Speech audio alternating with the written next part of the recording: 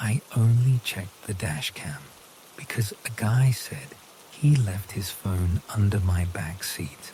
It was after 2 in the morning, the part of night when the city is too tired to pretend it is alive.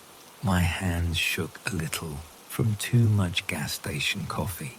I had just parked in my spot behind the building. The engine ticked as it cooled. The air smelled like rain that never came. I sat there with the phone in my lap, not ready to climb the stairs to my small place and the even smaller bed.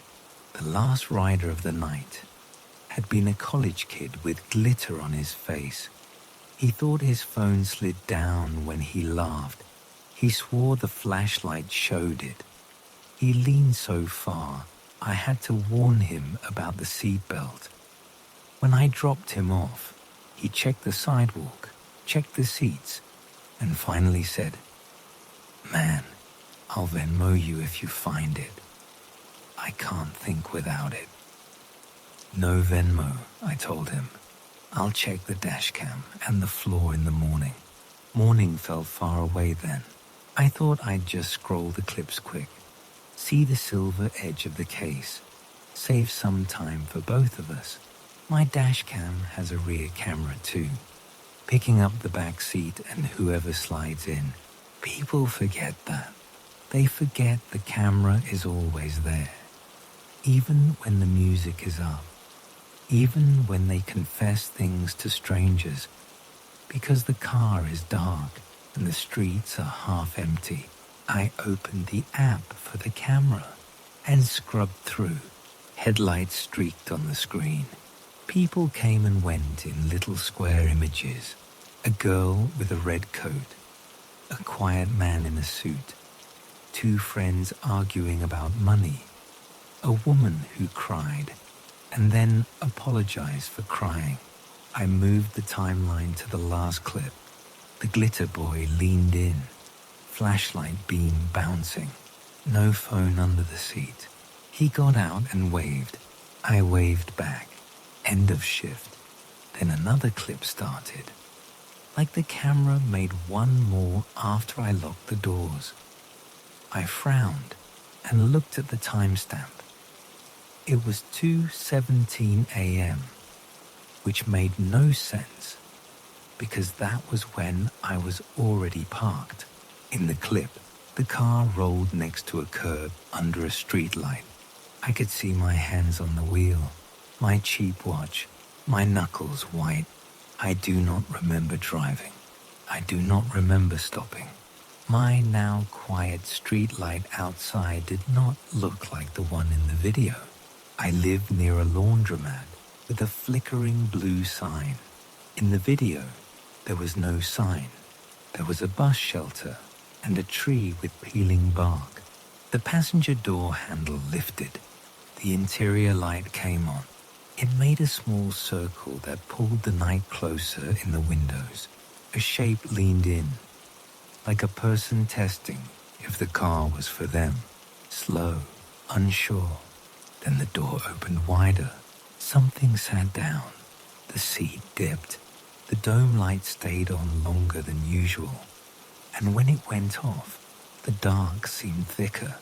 My hand reached to silence the seatbelt chime, the annoying ding when someone doesn't buckle. I reached to a person who wasn't there. I turned. In the back camera's view, my face was open and polite. The face I make when I say hello to strangers. My mouth moved. I could not hear myself because I had turned off the dash cam audio months ago after someone complained that I recorded them. I watched my own lips form the same words I always say on the first night ride. Words that came from a script I made for myself to make nights easier. Where to? The seat next to me looked empty.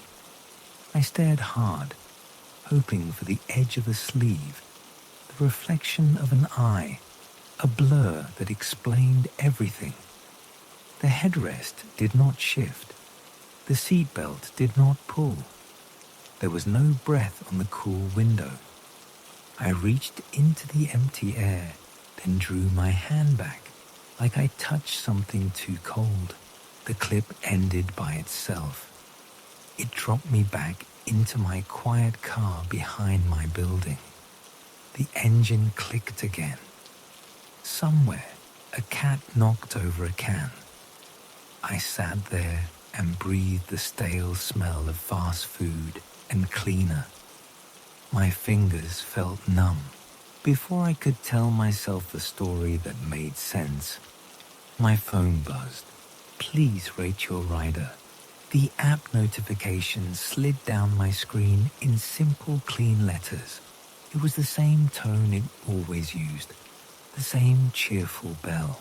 I opened it without thinking, because my thumb knows that shape and color better than my mind. A rating screen filled the phone. 5 empty stars. A gray silhouette picture where a face would be. No name. The pickup spot was on the map at the top. A little pin where the ride began. A thin blue line showed the route we took. I zoomed the map in. A bus shelter. A tree. I recognized neither. I backed out to the trips page. My last ride showed as the glitter boy dropped off near the bar. The ride after that, the one with no audio and no memory, did not exist in the history.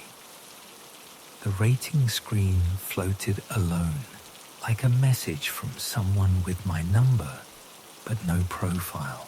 I pressed back, then back again. The rating screen blinked, vanished, and then returned on its own with the same 5 empty stars. My phone buzzed again, the same tone, as if it was a new thing, as if it needed my attention. Please rate your rider. I stared until the letters blurred. This was a glitch. Apps, hiccup. They show old things packed in the wrong order. They are made by people who push updates and fix them later. I told myself that, and I could not swallow it. Because when the map shrank to show my whole city, the pin for the pickup sat far across town in a neighborhood I avoid after midnight. The screen glowed with that pin, solid and patient.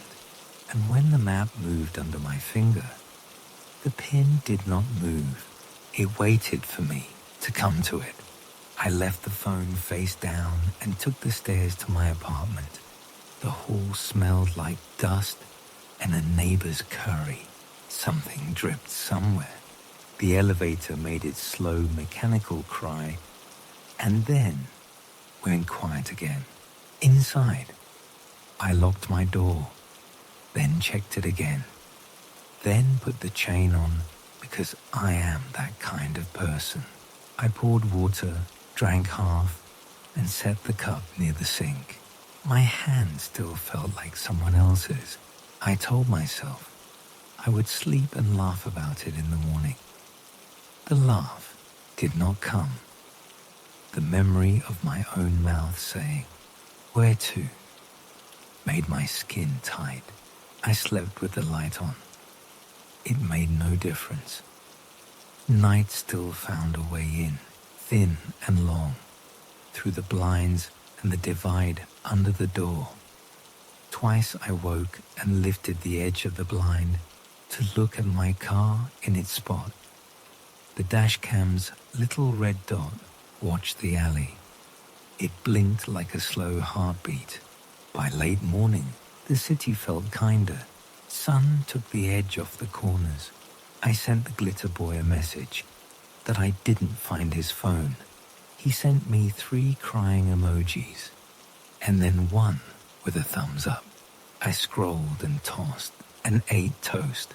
I told myself the dashcam file was bad, and I needed coffee. I put on clean clothes, which in my place only means something without a dark stain, and went down to the car.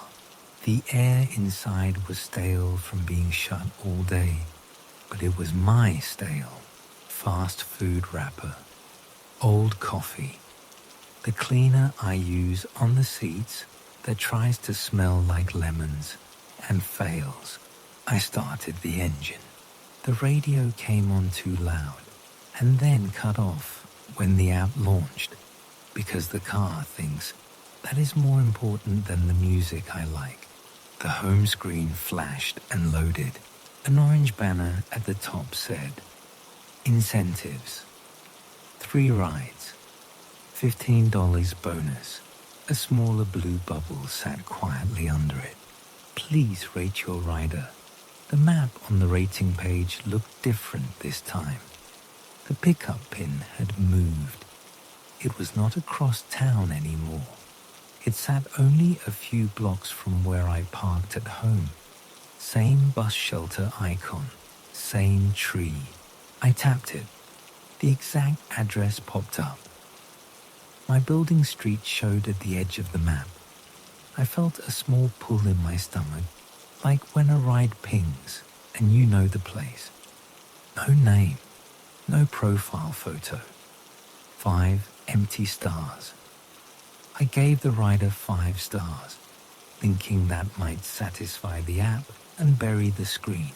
It briefly thanked me in the same clean letters, and then sent me to a tips page that spun and never loaded. I went back. The rating screen sat there again, blank, as if my choice fell through a hole before it counted. I gave 1 star, then 3, then 5 again. Nothing stuck. The small blue bubble returned to the home screen like a quiet cough. Support chat was its own special place. I typed "ghost ride" and deleted it. I typed "app shows rating for ride that isn't in history." The chatbot said it understood, and here were helpful steps, none of which fit exactly. It suggested update, log out Joanne, clear cache, reinstall. I did all of that, moving my thumb through muscle memory. The screen welcomed me like a new driver, made me agree to the same rules, showed me the same smiley faces, and then rolled the same blue bubble back into my life. "Please rate your rider." I drove anyway. It felt easier to be in motion than to sit and wait for pings and texts. The engine sound was a comfort I could control. I took the usual places, the stadium area, late lunch people, the mall, a mother with bags and a baby who stared at me like I was something on TV, the end of shift early ones, nurses and cooks, and a guy who carried a toolbox but slept the whole ride. I said the right things to each. "Hello. Hope your night is not too bad." "You got it. I can stop here." The words separated me from them. The words made me a wall they passed through. At 10, a teen boy got in and said, "You do nights? You seen weird stuff?" "Sometimes," I said. "Mostly, it's just tired." He laughed. "Nah, man, like the dead. My cousin said a guy picked up a straight-up ghost last year." "That sounds like a story," I said. "It's real. The ghost gave him 5 stars and said, 'Thank you for taking me home.' Then the dude died the next day." "Then how do you know he got 5 stars?" I said before I could stop myself. He got quiet. He scrolled his phone. "Everyone knows. It's on TikTok." I dropped him off. He forgot his baseball cap and then ran back for it, face bright with relief like I had saved him. Maybe that is all I'm supposed to be. A moving seat. A place where someone sits and goes from one point to another, and nothing stares too hard at anyone. At 1 a.m, the app directed me down long streets with broken lights. The map turned and turned. A ping came from near a park I do not like, because the trees crowd the path and the lamps are too far apart. I declined. Another ping came, a little farther away. I accepted, and the car filled with that small joy of knowing where to go. The rider stood under a bus shelter. Her profile showed only a grey circle, no face, and a name that wasn't a name. Unknown. People do that when they don't want to share, or when they have a new account, or when the app is simply lazy. I pulled up. The seat next to me felt strange, even before the door opened, like the air had gotten heavy. The passenger door handle lifted. The door did not open all the way. The dome light flickered like a breath. I said hello. My voice sounded flat. The seat dipped a fraction, like someone settled careful. The air turned cold enough to see my breath. The seatbelt chime started its slow accusation. I reached to silence it. My hand hovered, like I was afraid to touch something I couldn't see. I pressed the button on the console, and the chime died. The dome light went out. Dark folded over us. Where to? I said, because it is what my mouth says. It felt like a hand pressed the air between us, a palm-shaped weight that asked me to be quiet. I did not hear words. I heard the shape of words, the sound of clothing, maybe, the thick, soft sound when someone opens their mouth to talk and thinks once more before they do. My map updated by itself. The route line lit up to a destination that made my fingers numb on the wheel. Home. Not her home. Not an address across town. It pointed to my street. I laughed because I did not know what else to do. It came out wrong. No, I said to the empty seat, to the way the air pressed. No, that is mine. I can't take you there. The AC stuttered. The radio made a noise like a mouth opening. In the back seat, the camera's faint red dot blinked, and I felt it catch us both. I felt recorded. I felt pinned. The route line sat bright, patient. Okay, I said, and the word tasted like metal. I drove. I drove the route the app wanted. It was shorter than usual, like the lights fell in a nicer pattern for us. Every time I reached a corner, the map nudged me softly, as if it knew my mind was a little behind my hands. When the car hit a bump, I expected the empty seat to jolt, and it did not. When I took a smoother road, the air felt heavy in the same way. It was only my breath I heard too loud, and the small sound the dash cam makes when the card is full and it writes over something old. The map guided us behind my building, instead of to the front where I park.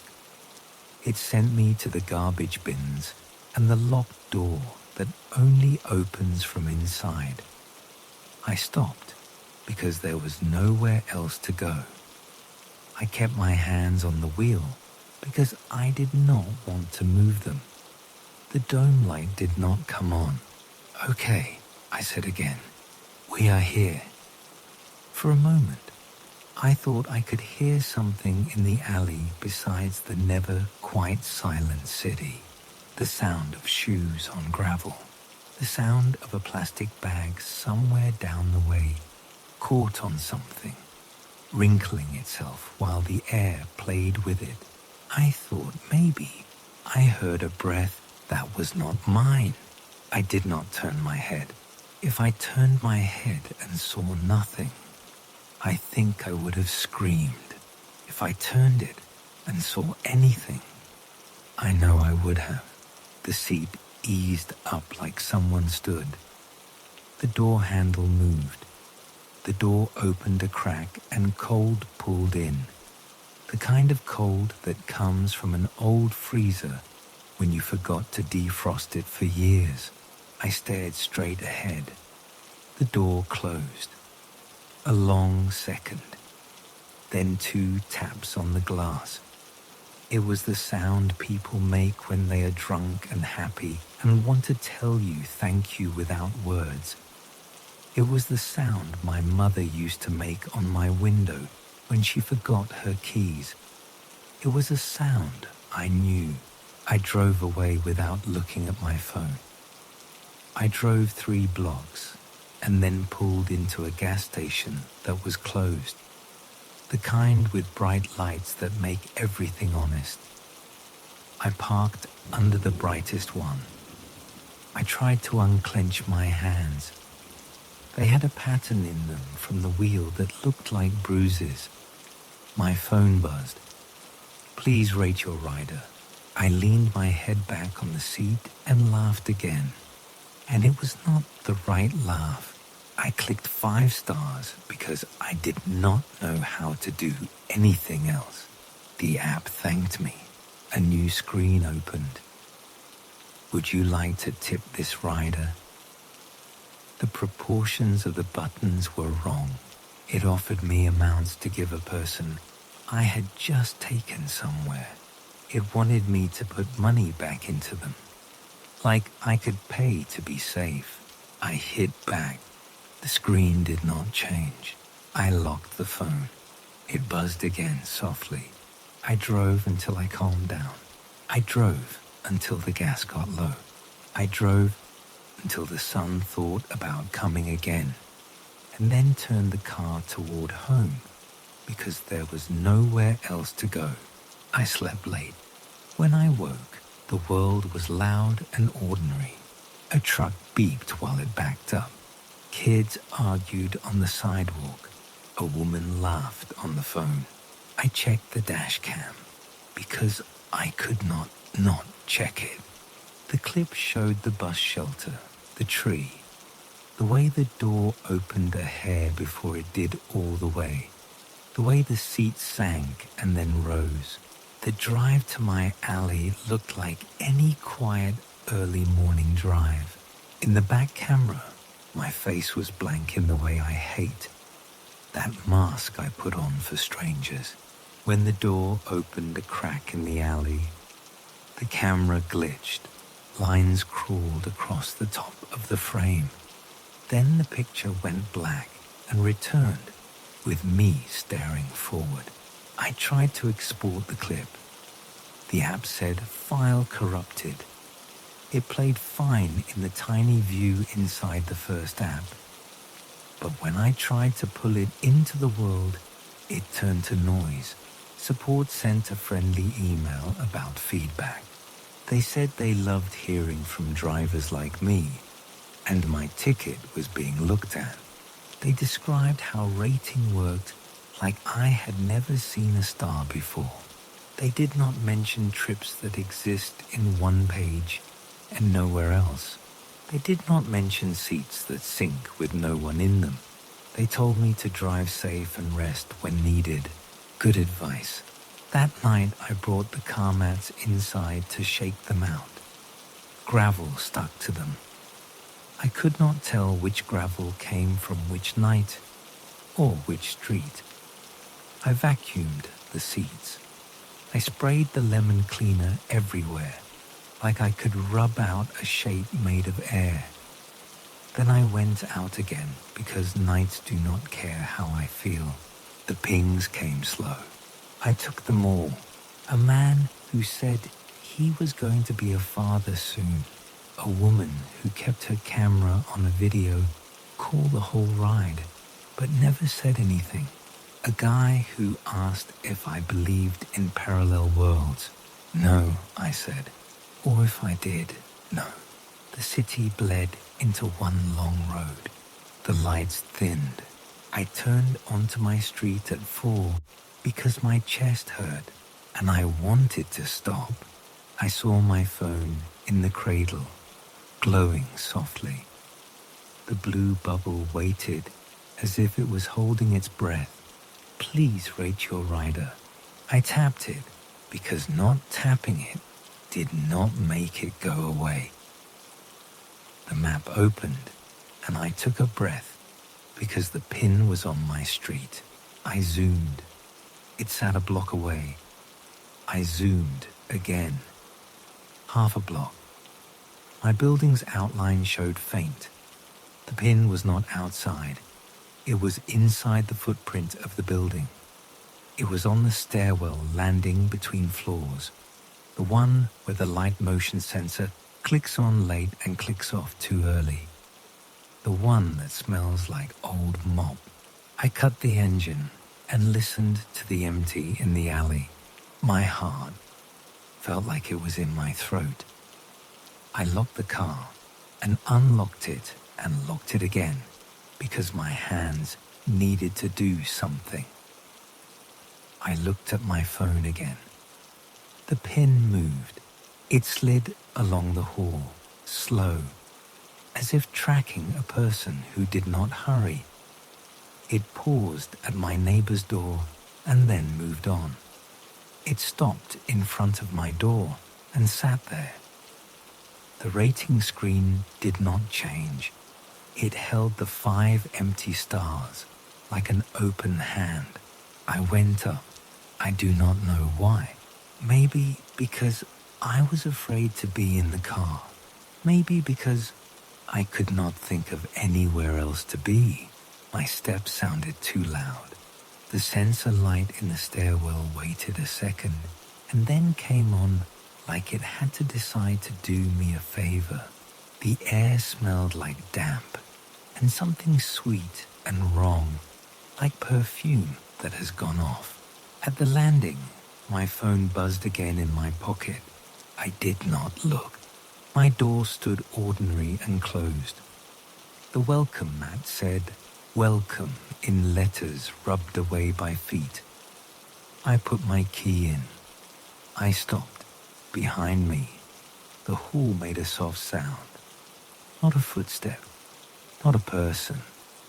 Something like the weight of a coat moving on air. The light blinked.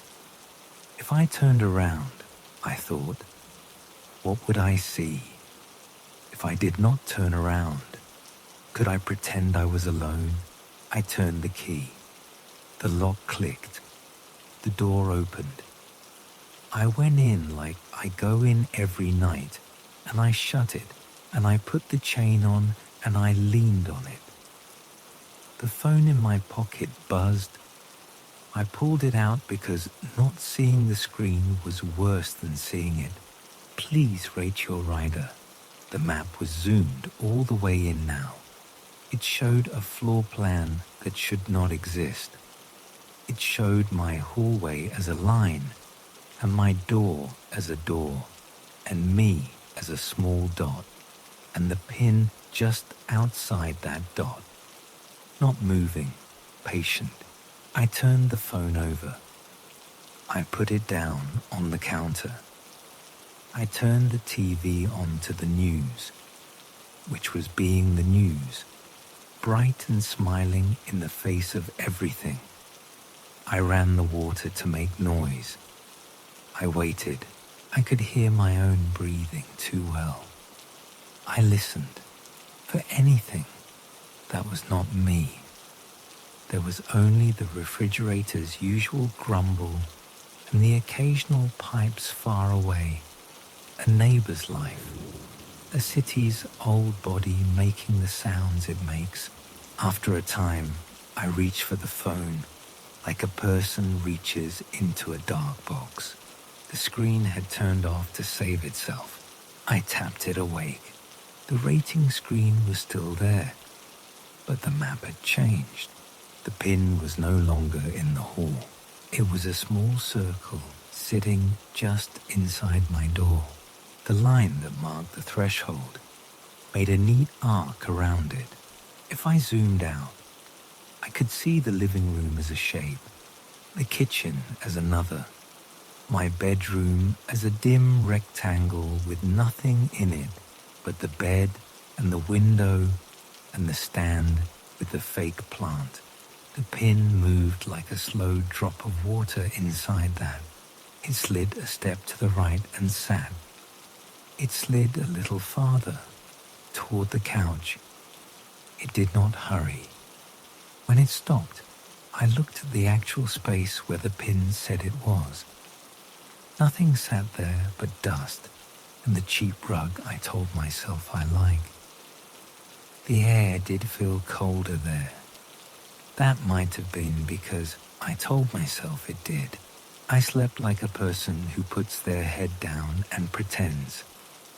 When I woke, sunlight made weak squares on the floor. I ate standing up because sitting felt stupid. Then I went to the car because I did not want to learn the inside of my place any more than it already knows me. On the way down, the stair light did not turn on. Halfway, I realized I could see well enough anyway because something glowed faintly at the bottom like a screen does. I could hear a sound I could not place. Not the building's usual noises. Something like a soft ring. The kind that new phones make when they want you to look. I turned the corner and saw it. My dash cam was on. You can tell because the small square glows in the window like a tiny TV. It usually sleeps when the car sleeps. It does not push out light, but now it glowed pale and steady, a little block of morning. I slowed because I did not want to see what it wanted to show me, and I could not look. In the screen, I saw the inside of my car like always, the back seat and the front, and the way the fabric never looks clean even when you clean it. I saw the passenger seat, and the way the headrest was always tilted the same, because my arms are stubborn. I also saw that I was in the picture, a reflection from the glass maybe. But no, it was not a reflection. It was me in the driver's seat, recorded, doing what I always do. My hand moved, my mouth opened. I watched myself say, "Where to?" with a mouth that made the shape of the words. The clip I had watched last night, stuck in the dash cam like it wanted to be watched again. Only this time, there was audio. "Where to?" I asked on the recording, my voice small and polite. I never think about how I sound when I am that person. It felt like watching footage of yourself walking when you forget walking is a thing you do. The answer that came was not a whisper. It was not a voice made from the radio or the wind. It sounded like someone at my shoulder leaning in, soft, close. The voice said my name. The name no one uses now. The name only my mother and some school friends used. The syllables shaved down by time but still mine. Then it said one word, easy and sure.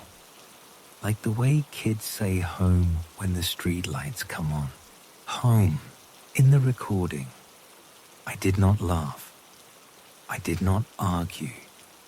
I nodded, like my body already knew the answer, and the rest of me had to catch up. I put the car in drive and did what I had done. I brought something to my door. I shut the dash cam off, like you swat a fly. It came back to life by itself and went to the same place on the same clip and froze on my own face when I said, "Where to?" On the app, the rating screen waited. It had one change. Under the grey circle and the empty stars, a small blue word had appeared. Evelyn. I do not know an Evelyn. I know many names. I keep them in my head like a song the car makes me sing. I tested the way this one felt in my mouth When you say it alone, it did not taste like anything. I typed the name into a search and found 1,000 faces and none and old news about a woman who went missing 10 streets from my building 8 years ago. Her picture was young and tired, like someone who wanted to sit down for a minute. The article said she left the bar and did not make it to the bus shelter. The comments were cruel in the way comments are. I dropped the phone and then picked it up and then dropped it again. I put the phone in the junk drawer under the batteries and the pens and closed it because I'm stupid that way. As if wood and cheap plastic can stop the world. Still, I heard the small buzz through the junk when the app wanted me to look. The tiny insect noise of a device asking for a human finger. I drove that night because I had to. I saw a woman on a corner who had lost her shoes and offered to drive her without charging her if she just wanted to be anywhere else. She said no, she was waiting for someone. I waited with her for 3 minutes, and then she said, "Okay," and got in. She smelled like water.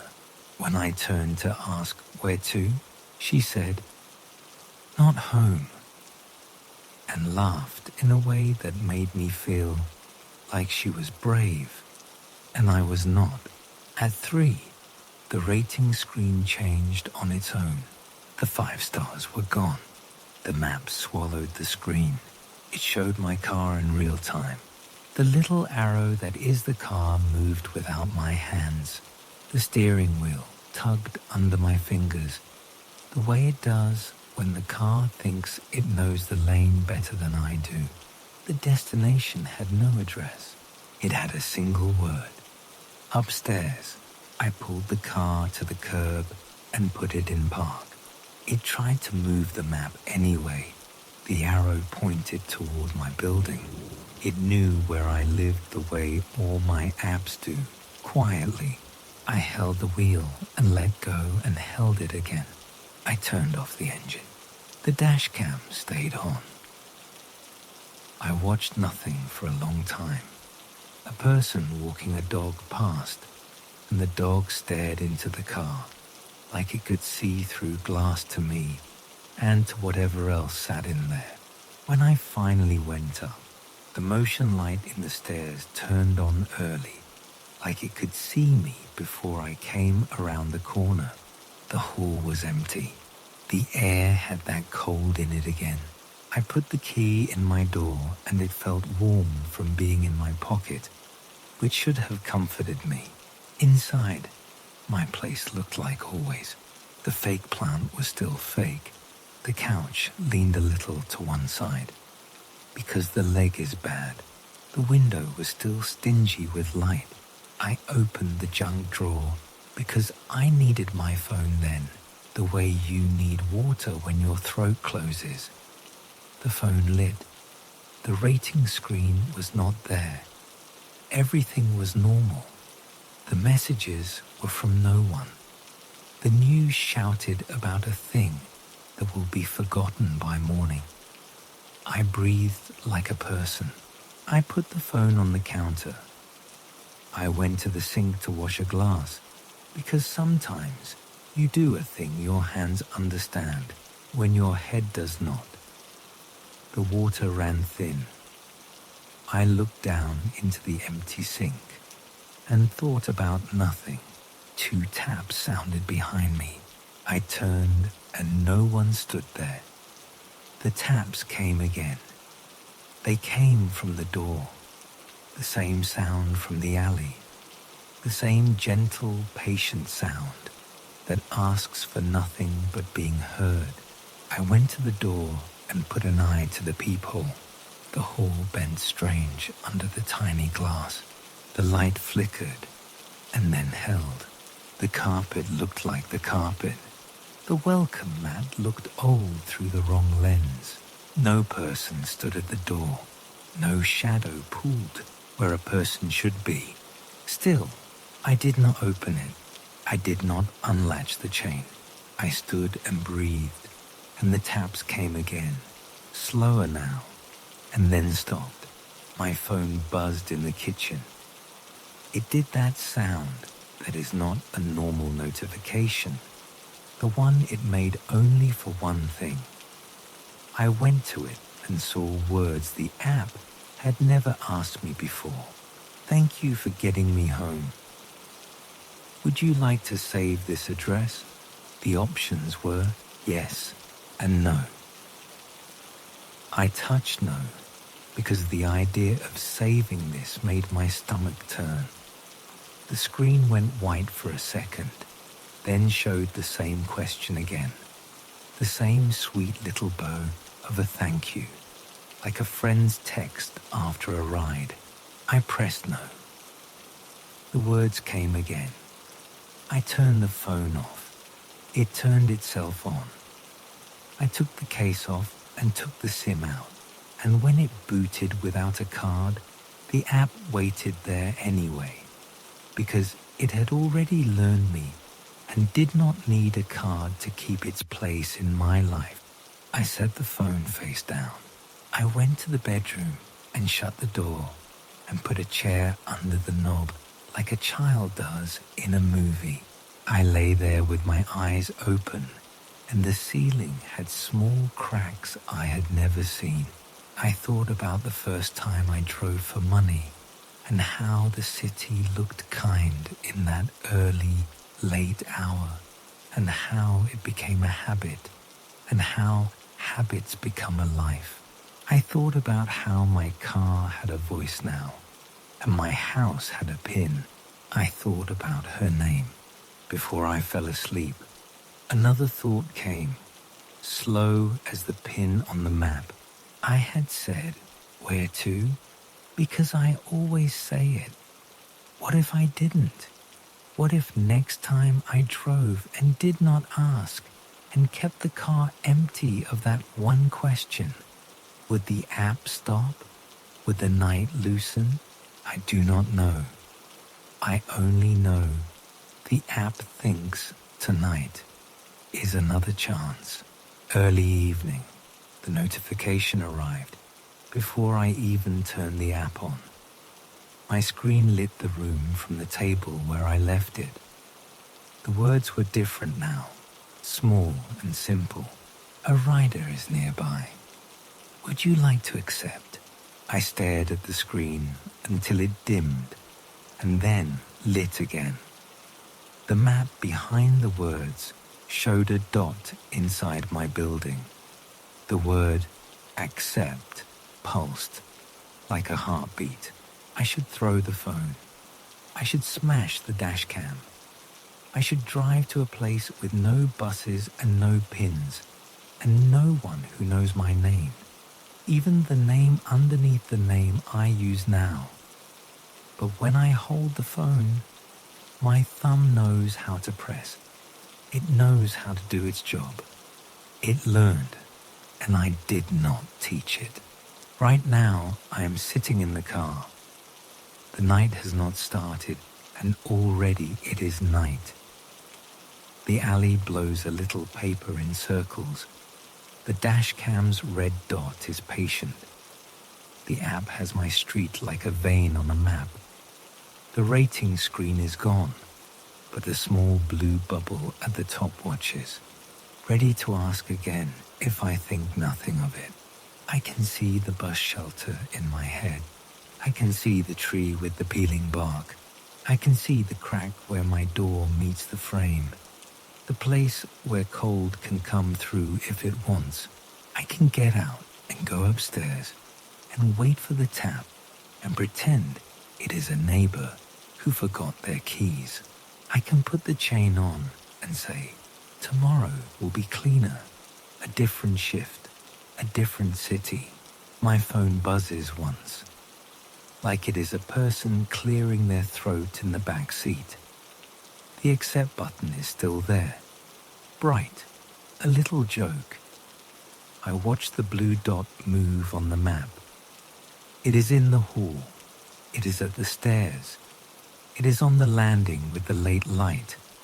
It is coming down. Please, rate your rider, the app says. When I touch the screen and there is nothing left to press, I look up into the mirror that shows the back seat. The seat looks empty. The air looks like air. I open my mouth and the words start to come the way they always do, where at 6:14 a.m. my phone woke me with a polite chime. Not an alarm, not a text. The HOA app, the one we all agreed to install when we signed the paperwork, the one with the soft green icon and the little shield. It said there was a notice on the neighborhood security feed. It said, unfamiliar face detected on your porch at 2:11 a.m. I lay there and stared at the ceiling for a second. The hour stuck in my head. 2:11. It felt too precise. The sun had only begun to push grey through the blinds. My room smelled like old coffee and laundry. I rubbed my eyes and reached for the phone. The still image loaded slow, like it was shy. The screen brightened. Then there it was. My front porch, the cheap outdoor rug, the small bench where I keep a dead plant I can't throw away. The porch light burned a dull cone. The camera looks straight down the steps to the street and catches anyone who comes up. I know that view. I know every chip in the paint. Someone stood 2 feet from the door, centered in the frame, close enough to fog the glass if they leaned. The face detector had boxed the head and put a red note underneath. Unfamiliar. The person looked at the lens like we were in a staring contest. It was me. It was me. But not me in bed at 6:14 without socks, hair stuck to one side. It was me shaved clean, hair neat, wearing the clothes I had folded on the chair for tomorrow. Not today. Tomorrow. Dark shirt with the thin white line at the collar. Grey jacket I only wear when I need to look like I belong. The stupid shoes that hurt until your feet give up complaining. In the picture, those shoes stood square. The jacket sat right on my shoulders. I had one hand at my side, like I was about to knock. My eyes were open wider than normal. The porch light made them look glassy. My stomach went cold. I don't mean fear like in a movie. I mean the simple, heavy drop your body does when it knows something is not right. I kept looking at the lines of the jacket and the white at the collar. That jacket was on the chair. That shirt was under it. The shoes were by the door, not on my feet. I hadn't planned to wear them until tomorrow afternoon, when I would sit in a boring room and try to sound interesting to a man who would pretend to listen. I scrolled up to the timestamp. 2:11 a.m. It put the seconds there too, like it wanted to be trusted. The clip said, still from motion event, night. There was no clip to play, just the frozen me, in future clothes, staring. The HOA app let me click a button that said, report if this person returned. It also had a button that said, identify known. I clicked known out of reflex and a little window popped up. Please name this visitor. I wrote, me. It sent a red error back. Face not recognized. Try again. My phone buzzed again. The group chat for our street was already alive with popcorn emojis and 2 friendly worry. The subject line said, visitor at 2:11. Someone wrote, looks like a ghost in a suit, LOL. Someone else, that's creepy. Whose place is this? Are the police called? Then Carol from the board wrote a calm parent-teacher voice. This is Unit 12's porch. I have messaged the resident. Please keep speculation to a minimum. I am Unit 12. I typed, it's me. False alarm. I deleted it. I typed, it's me. But I wasn't up at 2:11. Then I deleted that too.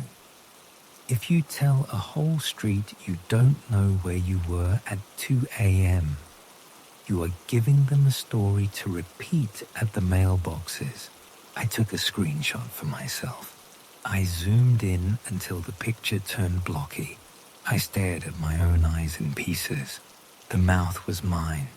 The little notch in my eyebrow from when I tried to jump a fence as a kid was in the right place. I checked the porch. The cheap rug was crooked in the same way it was now. My dead plant leaned the same way. I got out of bed and walked to the chair. The jacket, the shirt, they were warm from the morning light. I touched the shirt. The fabric ran smooth under my fingers. The shoes by the door stared up like they always do. I slid a finger inside one. It was cold. It felt like night. I went to the peephole and looked at my porch. Empty. The rug said, welcome, like it always does, in letters half rubbed off from shoes. My hand went to the lock and stopped. The chain was still set. I had locked the deadbolt and the knob. I always do. The habits are a fence. I made coffee I did not want and drank it hot. It scraped my tongue and didn't wake me. The house hummed in the way houses do. Pipes far away clicked. A truck up the street beeped. The sun slid higher and the morning looked ordinary, and I tried to make my mind follow. Work did not ask for much that day. Emails with short answers. My laptop throbbed with old heat. I kept thinking about how I had laid the outfit out last night. I had even placed the folded napkin with notes in the jacket pocket, like an old man. Did the camera see through the door? Did the app guess? Did I get up in my sleep dress and stand staring at myself like a man who wanted to be let in by his own life? I checked my smart lock app. It said the door opened last at 6:02 p.m. yesterday when I brought groceries in. It said closed since. No motion detected. But the HOA feed had its own mind. It had written me into a scene I did not remember. At noon, someone in the chat posted a zoomed picture with big red arrows and words like, look at the eyes and pixel artifact. Someone else wrote, that's just him. I swear it's him. I have seen him get packages. Then, please don't speculate. We are investigating. That was Carol. The word investigating made me feel like prey. I sent Carol a private message. I wrote, this is a glitch. That is me. I did not go on my porch at 2:11. Please flag as known. She sent 3 bubbles and then. The system compares faces with the homeowner's verified image. It did not match. Please don't worry. We're working with the vendor.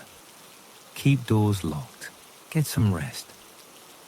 The vendor's name was in her message. They are based somewhere warm and call their product a community watch experience. Cameras on the fountains and on the corners. A shared feed for all of us. We pay extra so it can tell strangers from friends. I worked a little. I stared at walls. I avoided the chair with the jacket until afternoon. The jacket sat there, calm, as if it didn't know it had a twin that had gone for a walk at 2:11. By 5, I could not resist changing the plan. The shirt went back in the drawer. The jacket went into the closet, zippered into plastic like a fruit.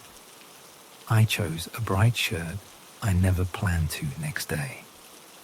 I placed it on the chair like a dare. I set a hat on top, a hat I never wear. You don't get to tell me what I'll wear, I told the empty room. And I hated how it sounded like I was scolding a child. At 10, I sat on the couch with a book I did not read. Every few minutes, I checked the door camera feed in the app. The live picture showed the same still porch. The porch light wrote a warm circle on the boards. A moth circled and hit the glass and circled again. My phone battery slid down. I plugged it in and kept the screen on like a nightlight. At 2:05, I made tea because my hands needed a job. My eyes felt gritty. The house felt too clean. I stood near the peephole and looked with one eye like an animal. Nothing. At 2:10, the house went quiet in the way it does when the refrigerator first stops. You hear the absence, the scroll of the air, the exact shape of your own breath. I closed my eyes and then I opened them, because when you open them, you see things that were always there. At 2:11, my phone chimed. Not the doorbell chime, the HOA chime. I felt the sound in my teeth like a coin. Unfamiliar face detected on your porch. 2:11 a.m. The still loaded faster this time. It looked the same as the first one until I saw the hat. I had put the hat on the chair for tomorrow to be stubborn. The person in the still wore that hat. It looked wrong on my head, like it always does. The shirt was my bright choice, not my normal. The face looked at the lens. The eyes were open a little too wide. I ran to the door. I pressed my eye to the peephole. The porch was empty. The moth did its slow circle. The light wrote the same. The welcome mat said it with the same half letters. I opened the app to the live feed. The live feed showed my empty porch in the present. The still showed it with me in it at 2:11. The two images did not fight. They sat side by side like two truths.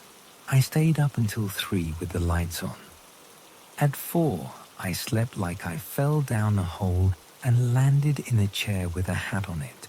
In the morning, I reached for the bright shirt. I put it on in anger. I wore the hat all day indoors to punish the world. Anyone who saw me probably thought I was making a statement. I drank coffee with too much sugar. I answered messages from friends about the boring room. It didn't matter. In the afternoon, I decided to beat it again. I would leave the house for the night. If the app wanted me on the porch, it could try at a hotel. I packed a bag with socks and my dying charger. I looked at the jacket in its plastic coat and left it. I told the lamp I'd be back, like the lamp could care. I locked the door. I checked it 4 times. I walked down the hall thinking about 2:11 and how small that time looked on a clock. I watched my hands. They looked like mine. The hotel was not far. A sad block of rooms with a blue sign that buzzed. The hallway smelled like old pool. The carpet was a pattern too busy to see. I put the bag on the bedspread that was clean in the way of public things and looked out the window at a parking lot. I sat in a room where no one knew me and waited for a thing I did not want. At 2:11, my phone chimed. Same sound, same soft green icon. A message at the top. Unfamiliar face detected on your porch. I slapped the bed once, angry at my own belief, and opened the app. The still was there. It showed my porch with me in a different shirt I had packed for this trip. A shirt that nobody else could guess. I was standing closer this time. So close the camera's wide lens bent my face. My eyes looked black. The porch light pooled on my shoulder. The welcome on the mat read, "Welk," because the rest was cut off by my shoes. I looked at the timestamp. 2:11. The room hummed. The hallway settled. A drunk laughed 2 doors down, and the sound broke into pieces and fell. At 2:12, a new notification arrived. Another unfamiliar face. Same location. New still. The frame was almost exactly the same, except my head tilted a little. As if I had moved, I had never seen the app do a second still after one. The little red box around the face had shifted a fraction. My eyes in the picture seemed to be looking at a spot to the left of the lens, like the look you give something that moved. My mouth felt dry. I scrolled down. There was no clip to play, only the stills, precise like stamps. The option identify, known, still would not take my name. I did not sleep. I watched the ceiling and it watched me. At 7, I drove back home with my bag heavy and my head light. In the daylight, the porch was just a porch again, slightly dirty, slightly kind. I stood where the me had stood in the still images. I looked up at the black glass bubble where the camera sits. I raised my hand the way it had.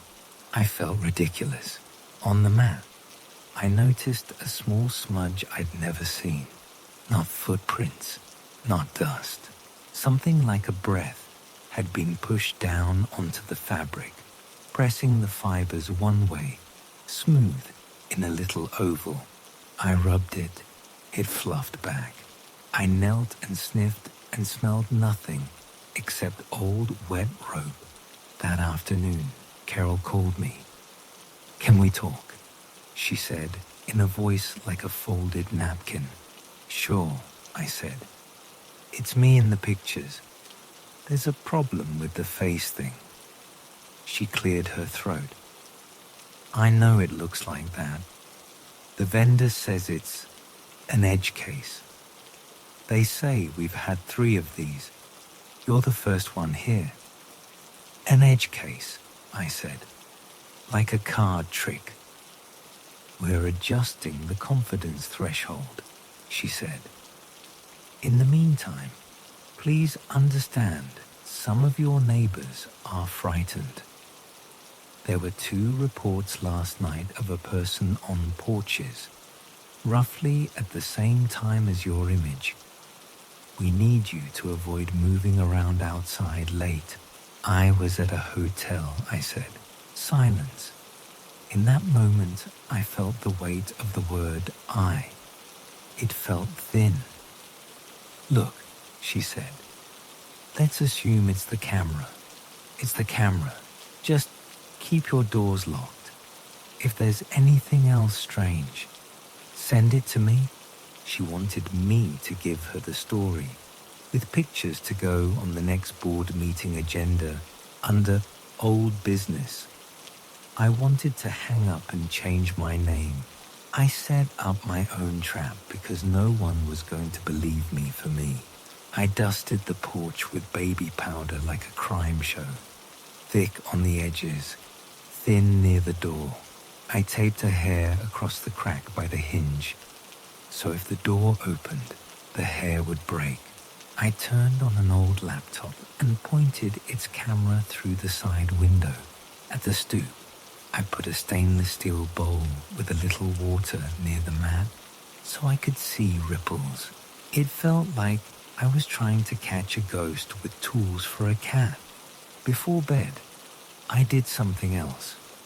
I wrote a note and left it outside under the doormat. The note said in big, simple letters, "Who are you?" At 2:09, the house sat calm. The laptop's little light glowed. The powder lay like fake snow. At 2:11, the chime came. I felt it before it sounded. The app delivered the still, proud of itself. The me on the porch wore a plain hoodie I had folded on the chair that morning for tomorrow, like I was training it. I had tried to be messy with color choices, but it didn't care. The face stared. The powder on the mat looked undisturbed under my feet. The bowl's water shone black in the porch light. A second later, my phone vibrated again. Second still. Head turned a fraction. The red box around the face slid a little higher, around the eyes. A third, still at 2:13. In that one, my mouth was open, as if I had started to say something. The powder still looked smooth. The hair at the door hinge lay unbroken. I opened the laptop's camera app and played the recording. It ran through that minute and showed nothing but my empty porch and a moth. The time in the laptop did not stutter. The recording did not glitch. The water in the bowl did not move. I unlocked the door and stepped out. The night air touched my teeth. The powder on the mat had one new mark. 2 small dots near the edge, like someone had stood right where the camera would crop and shifted their weight once and left just the suggestion of something soft. I lifted the mat. The note I had left under it was gone. I did not sleep. I let the morning happen, and I moved through it like a ghost.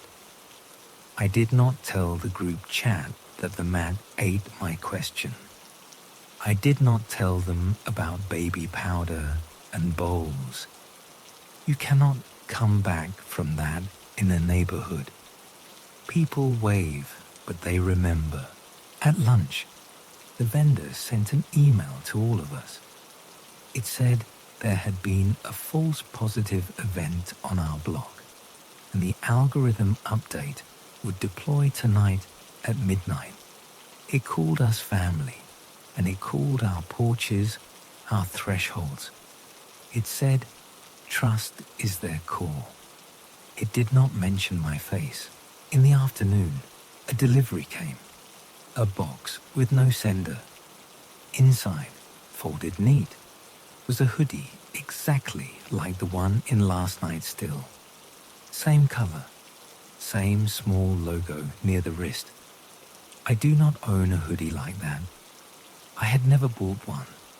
I had never once wanted one. The hoodie smelled like a store.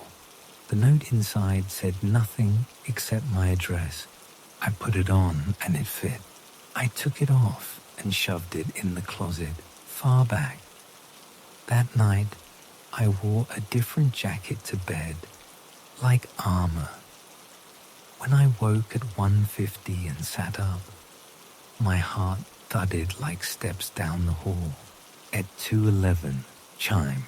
Still, me on the porch in the new hoodie I had not worn, the one in the closet, staring, hands at my sides. A second still. The head tilted, the mouth opened. A third one. The eyes seemed wet like I had been crying. The powder I had laid again looked smooth, except where the dots repeated in the same spot, like an old habit. Under the mat, I had left no note this time. When I lifted it in the morning, a piece of paper was there anyway. My own lined pad, my own handwriting. The words were thick and simple. Let me in. I went cold all the way through. My knees went soft. The air between me and the door felt like thick glass. I tried to swallow, and the swallow stopped in my throat and went back where it came from. I stayed inside all day. The world outside did its world thing without me. A neighbor knocked once, and I did not answer. The mail came. The sun moved. I went to the bathroom and washed my face slowly. I did not look into the mirror because mirrors tell the truth in a tone I did not want. At 5, my friend Maya texted me, "You okay?" I lied. Yes. The truth? No. At 7, she said, "I can come by." I said, "Please don't." Then I said, "Actually, yes. I'm being stupid." She answered, "Good. 10 minutes." I met her at the curb because I did not want her to be alone on my porch. She hugged me in the way of someone who smells like clean soap and carries sleep easily. "You look like a photo negative," she said. Then she laughed like she was sorry. I told her enough. I showed her the stills. Her face went younger in the way faces do when they are afraid and trying not to be. She looked at the hoodie. She touched its sleeve like she expected a hand inside it.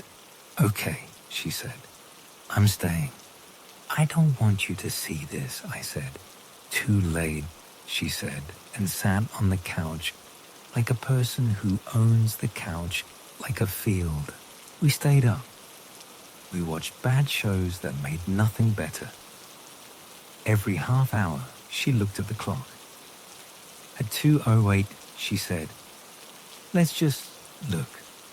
We'll look at the live feed." I put the HOA app on the screen and cast it to the TV. The porch appeared huge. The porch light made the boards look clean. The moth did nothing. The welcome mat read truth and lie at once. At 2:11, the chime sounded. We both flinched. The still popped up in the app's corner like a picture-in-picture, overlaying the live feed. The small still showed me 3 feet from the lens, eyes steady. Wearing a shirt I had packed in a drawer for tomorrow, in case tomorrow wanted a plan. On the big live feed, the porch stayed empty. "Oh," Maya said, small. Another still slid in at 2:12. In that, the head turned a few degrees. On the big feed, nothing. Then, without switching, the big live feed brightened once, as if the porch light had sighed, and for a fraction of a second, I saw my own shoulder fill the corner of the big picture, too close, too fast. It was like a reflection in glass at night when you stand too near. Then it was gone. The live feed went back to nothing. The TV's sound crackled and then settled in the throat of it into quiet. Maya said nothing for a long time. Her hand found my hand. We sat like children on a couch the world would not lift. "That was you," she said finally. "I know," I said. My mouth tasted like dust. We didn't sleep. We let morning burn the porch white. Maya left at 9 with a careful hug and a call me that meant, tell me you are alive again. Later today, at noon, I got a message from the HOA. We're having a special board meeting tonight, it said. Please attend. You may speak. It sounded like church.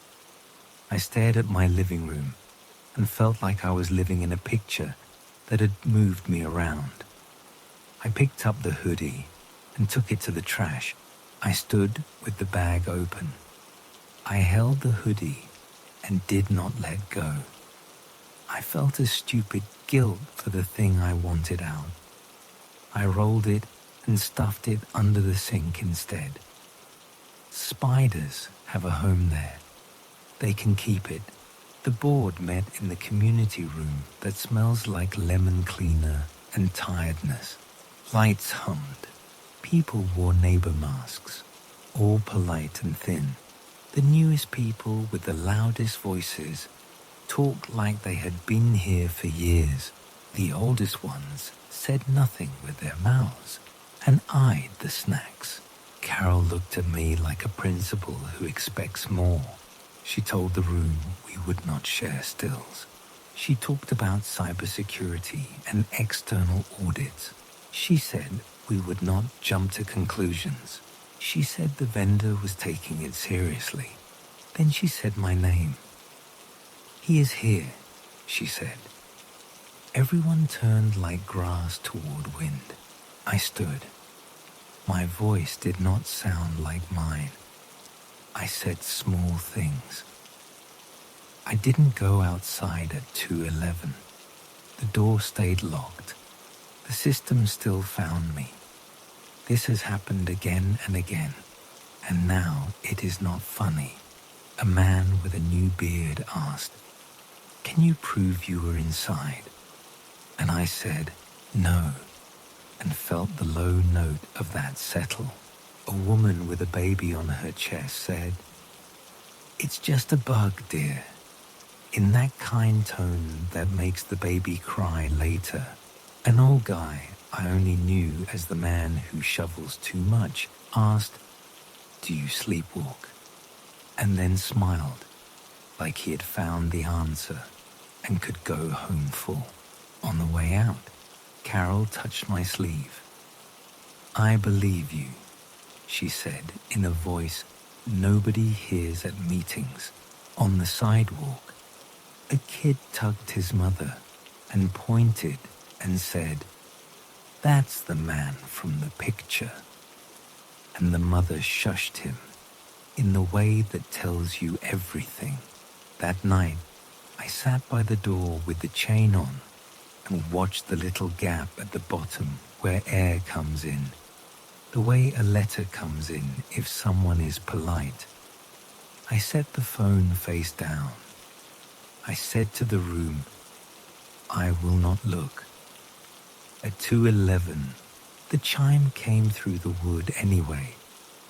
I did not look. I pressed my hands on my knees. I breathed like I had planned it. The chime came again at 2:12, twin. At 2:13, my mouth said a sound I did not like. In the morning, I opened the app with a sick calm. The stills were there. Me in a black jacket I had not thought about. Me closer. Me with my head tilted, like I was listening to something inside. A new type of message sat under them. This person was seen near other properties. A map with red dots lit with my face. Porches I knew. Streets I liked. It looked like someone had walked a slow circle at 2:11 and left me behind like a calling card. A neighbor on the chat posted grainy pictures with my face boxed and said, "Who is this?" And then, when someone else wrote, "It's him," they wrote, "No, it isn't. Look at the eyes. The eyes. Always the eyes." I put my phone down. and it vibrated across the counter and fell, and I watched it fall and did not try to catch it. It hit the floor and made a sound like a cup breaking in a dream. When I picked it up, the screen was fine, and a new alert shone. Indoor motion detected. Living room. I do not have an indoor camera. I clicked the alert.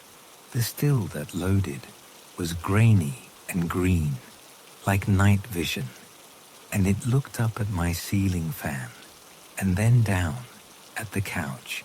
The angle was from the TV screen, as if the TV had an eye and had opened it. On the couch sat the shape of a person, not clear, a shadow colored by light. The red box found a face where there was only shape and labeled it unfamiliar.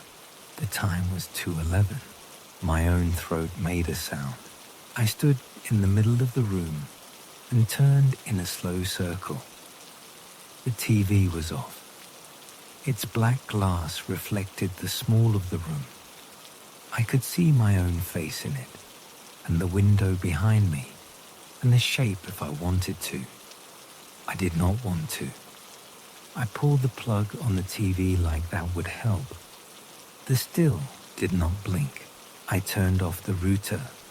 I turned off the phone.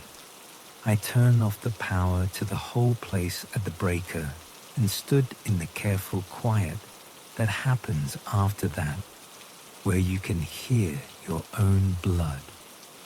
I sat until it was night and my eyes had learned the dark again. I turned the power back on hour by hour because the refrigerator was ticking at me like a pet. At 1, I put my keys in my pocket and decided to go for a walk. I told myself, if you are not there at 2:11, it cannot find you. Foolish child logic. It pleased me anyway. The street felt empty in the way of streets when no cars come. The trees had long shadows you could walk into and out of like doors.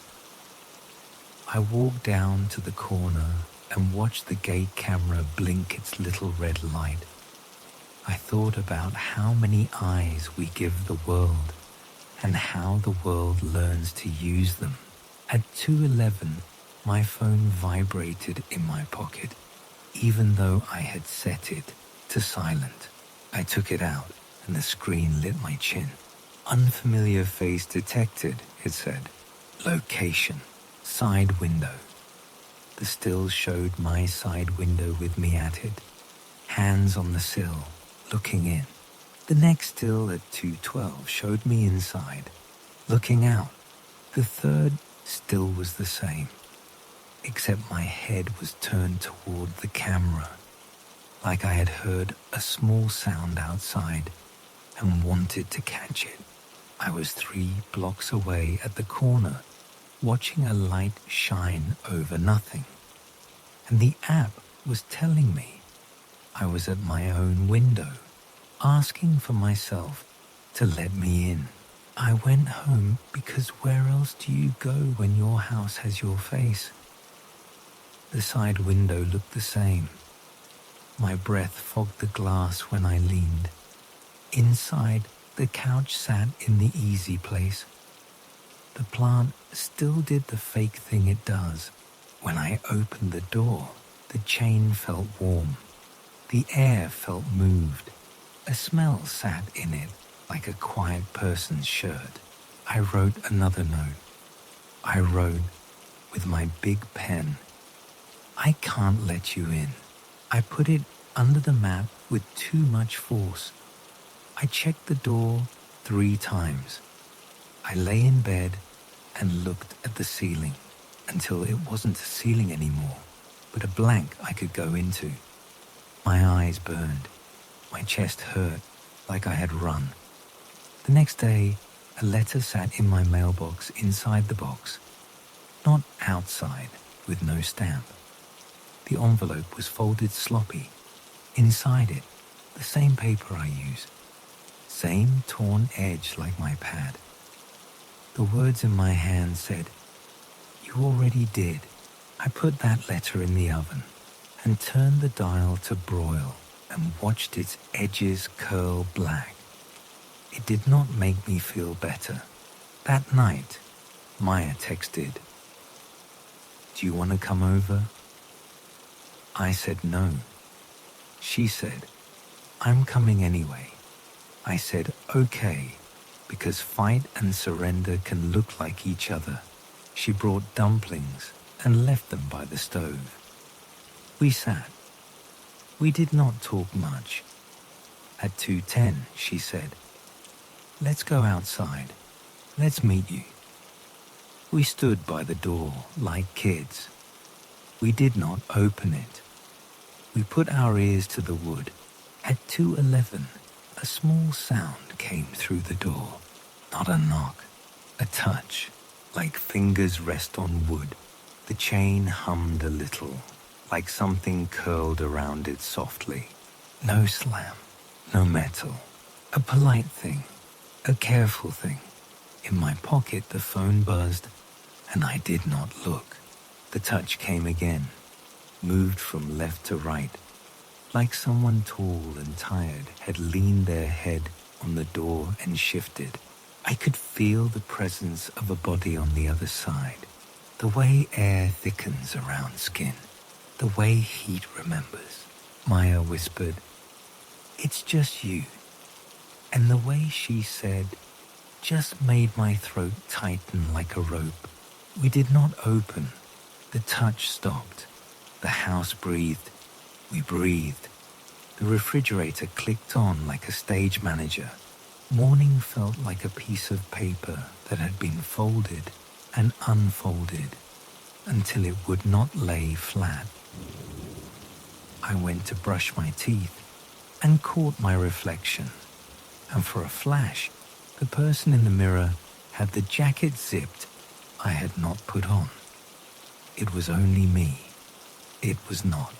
All day, the app was quiet. At 1 p.m., a new message appeared with bright happiness around it. "We've updated our system to improve detection."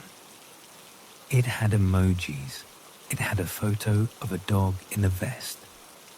The dog did not help. I tried to take a nap in the afternoon and dreamed of standing and being looked at. When I woke, the room smelled like the hoodie, like mall and stranger. I opened the cupboard under the sink and took it out. I drove across town and left it in a donation bin and drove home without looking in the mirror. At 2:11 that night, the chime did not come. I lay there in the dark and counted. 2 minutes. 5. Nothing. I slept then, quick and heavy. At 4:03, my phone made a noise I had never heard. A dull tone, like a key dropped on tile. The app said, "Unfamiliar face detected. Location, bedroom." I did not click. I stared at the ceiling, and the ceiling changed into something that reflected light. I clicked because, of course, I did. The still was black for a second, and then there I was, sleeping, mouth open, head tilted wrong. The grain looked like salt.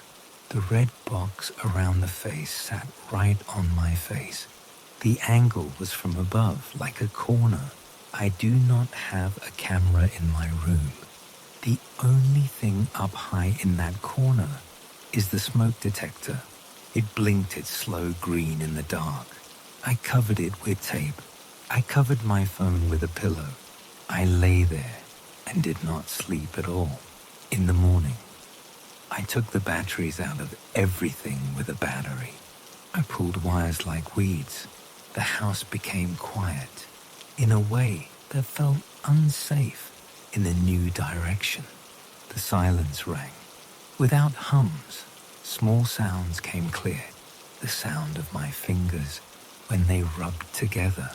The sound of the upstairs neighbors back and forth, the small wet click of the bathroom dripping. At noon, Carol texted, "We had 2 more reports. The police want to talk. Are you available?" I turned the phone face down and let it ring inside itself. I went to the park and sat on a bench that was too hot. I watched a kid ride a bike too fast and not fall. I watched a man throw a ball to a dog that missed, then looked back like it had a joke. I sat and waited until I felt like a person again. It took a long time. That evening, a storm built and then forgot to rain. The air tasted like a coin sucked too long. I showered like I couldn't be washed. I put on whatever was at hand. I didn't look at the chair because nothing on chairs is true anymore. At 2:08, the house closed up around me like a book. At 2:11, the chime came. Only not from the app this time. It came from the hallway, the little sound the motion light makes when it wakes. I went to the peephole and saw my own door from the outside, because that's what peepholes do. I tried to make a joke about it to myself in my head and failed. A shape stood there. For a split second, the glass bent everything wrong and then right. I could not say if it was me, because it had every part of me the camera had stolen and put back in new order. It was the right height. It was the right way of standing, slightly weight on one leg, like I had always favored that leg. It had the right habit of hand. It stood and breathed, and that breathed changed the air through the door a little. I could not hear it, but I could feel it. The chain went tight like a wire with a bird on it. I kept my eye to the hole, because if I didn't look, then I would have to open. And if I opened, I would change the story forever. The shape lifted a hand and tapped the door twice. The sound was the same gentle sound from the first night, the same memory, the same request. It did it again. Not begging, just a call and response the night expected. I looked down at my phone. The screen, asleep a second before, glowed with a new message. It said, "Identify. Is this you?" The options were yes and no. I stared at the options until they blurred. I pressed yes with a stubborn finger. The app thought for a breath and then wrote, "Face not recognized. Try again." Behind the door, the hand waited. The porch light clicked off and then on. The house held its breath with me. The street made a sound far away and then forgot. Another message slid up like a whisper under a door. Unfamiliar face detected. Location. Inside. I looked up from the phone to the mirror by the door without moving my head. In the mirror, a trick of glass. I could see the hall behind me and my own shoulder and a space that should be empty. In that space, for a small, precise moment, a shape stood that looked like me wearing tomorrow's clothes, the clothes I had not chosen. The jacket zipped halfway, the shoes tied with a loop. I always tie too big. The mouth tilted, like it had a question I knew the answer to years ago. The eyes were exactly the right eyes, open a little too wide from the light. I turned. The space was just air, and the air felt recently used. Behind me, the phone chimed again with a new still, and in the small picture was the entrance to my bedroom and my figure in the doorway, looking in clothes that did not exist in my house yet. I did not move. I watched the doorknob. It was my own doorknob. I watched it like a person who watches water boil to make sure it knows it's watched. The knob did not turn. The chain did not sing. The porch light hummed. My own breath went in and out like the sea finding the same line of shore again and again. I stood there and held the phone in my palm and watched the alert banner burn and die at the top and return like a tide. The options on the screen didn't help. They have never helped. I put the phone down on the table, and the table took it. I put my ear to the wood of the door. It was warm the way wood is when it knows someone touched it from the other side. Behind the warmth, a small sound came, like the softest whisper. Not words yet, only the shape of them. It made the old small hair on my arm stand. I could open the chain with one hand. I could put my palm on the knob and turn. I could end the waiting, and whatever the waiting is for, I keep standing, and the house keeps standing with me. The phone lights up again, and the app tells me, in its clean voice that has never once raised, that an unfamiliar face is on my porch at 2:11 a.m. It is kind enough to include a small picture. And in the picture, I am looking into the lens as if I could see right through it and into my own eyes on this side of the door. I think about tomorrow's clothes and the clothes after that. I think about the hoodie under someone else's sink. I think about the powder on the mat and the two quiet dots. I think about my note and my own hand writing back. I press my forehead against the door and my skin cools the wood a little. The night waits polite. The chain rests on its little screw, patient as a hand on a knee. I can hear the small, familiar tap start again. I keep my eyes on the peephole and wait for myself to blink first. The lock is the first thing I check every morning, before coffee, before emails. The app comes up with the same soft colors and clean rows. Date, time, locked, unlocked, auto lock engaged. That list lets me think the place is simple. A door opens, a door closes. Numbers stay in order. It makes me feel like the apartment is a machine that obeys. I run a small short-term rental on the 3rd floor of an old building. The unit is plain. One room, a small kitchen that always smells like toast, no matter what you cook, and a bathroom with tile that never looks clean. Across the hall is the stairwell. The hall light is on a motion sensor that wakes when anyone steps out of the elevator or opens a door. The sensor is tied to another app. The HOA likes it because they can say, "We are watching." The short-term platform likes it because they can say, "We care." The smart lock on my door is set to make a new code for every guest. A guest books. The system generates a code that starts working at 3 p.m. that day, and then it dies at 11 a.m.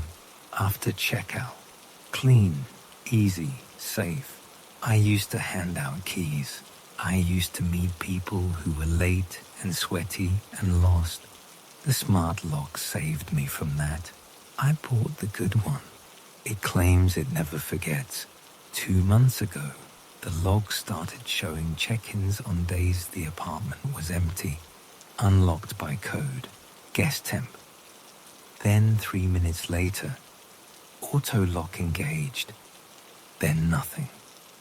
The door never opened again that day.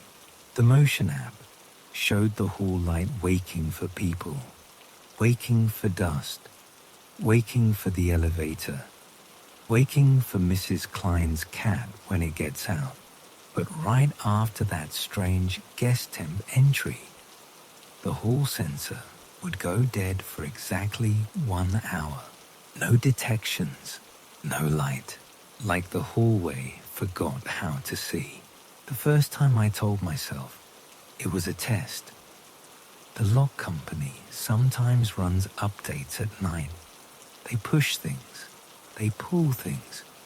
The app gets a new shade of blue. The second time, I said, maybe the cleaner stopped by, tried a code, and left. I asked him, and he said no. His texts are always sharp and short. No one. Thurs only. The third time, the line in the lock app looked wrong in a way I can't explain. The time alone made me cold. It happened at 2:44 in the afternoon. Exactly 3 minutes from unlock to lock, and the hall motion graph went flat from 2:44 to 3:44 like a winter lake. After that, life went on. People came back from work. The elevator did its tired sound. The hall caught them all. I checked my calendar. No guest that week. No maintenance scheduled. No deliveries. The platform showed my listing as paused those 3 days because I had blocked it to repaint a wall that never looks right. No one had a code. I called the lock company. A young voice read a script. Are you sure you didn't enable a one-time visitor code? No. Any chance you gave out a permanent code to a contractor? No. We see one event flagged as guest temp. That's our system's way of assigning a fallback if the device detects an unlock while impairing. I said I had not paired anything. He said he would have someone reach out. No one did. I watched the logs the next day with the kind of attention you give a sick pet. At exactly 2:44 p.m., the line popped up again, unlocked by code. Guest temp. 3 minutes later, auto lock engaged.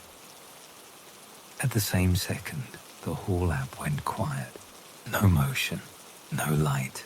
At 3:44, like a timer, the sensor woke as if nothing happened. A neighbor walked by, and the hall lit bright. I sat in the unit that day to look with my own eyes. I brought a folding chair and a notebook, like a detective. I turned the radio on low to keep the silence from getting loud. I put my phone on the counter with both apps open. The window was open a crack so the paint smell would leave. The air felt sticky even though the day was cool. At 2:43, the building made that soft hum buildings make when they shift a little. The refrigerator clicked. A car passed outside and dragged its sound like a coat on the street. The hall light came on when the upstairs neighbor went by. It clicked off again after he turned the corner. The sensors, graphic, blipped. Motion. Yes. Motion. No. At 2:44, the lock beeped one short note, the one that says code accepted. The deadbolt twisted in with a smooth sound like a knife in butter. The knob turned an inch, then two. The door pushed inward against the small wedge I had placed on the floor. The wedge held. The air at the threshold turned cold and still. It felt like someone put their hand across the crack under the door and waited. The hall light did not come on. It stayed dark. The motion app drew a line as flat as my breath. The lock's log pinged. Unlocked by code. Guest temp. A timer started on the screen, counting seconds since unlock. I looked at the little line of numbers like a man looking at a beeping heart monitor. 00.05, 00026, 0132. I thought about yelling. I thought about saying, "Hello, who is it?" But my throat did not want to let sound out. The building listened with me, my ears filled with that ocean cave noise of blood. A minute passed, and nothing moved but air I could not feel. In the second minute, the smell found me. It was faint, metal and damp, like coins in a pocket, like the smell of a hallway after an old pipe bursts behind a wall. My hands went cold. The little timer ticked with small numbers that felt too bright. 02 font, 0259, Etso 3 loud. The bolt made that same smooth sound in reverse. The door pulled itself shut. The wedge rolled and thumped. The deadbolt shot out into place with a click that sounded like finality. The log wrote, "Auto lock engaged." At the exact same second, the hall lamp still showed nothing. It did not wake for the door. It did not wake for me when I stood up, opened the door, and looked into the hallway. Dark. The sensor slept. It should not sleep. I waved my arms like an idiot. Nothing. The little red eye on the detector stared at me and did not see. It is a cheap eye, but it usually tries. I could see the outline of the elevator in the dark and the faint, sick light from the stairwell window at the end.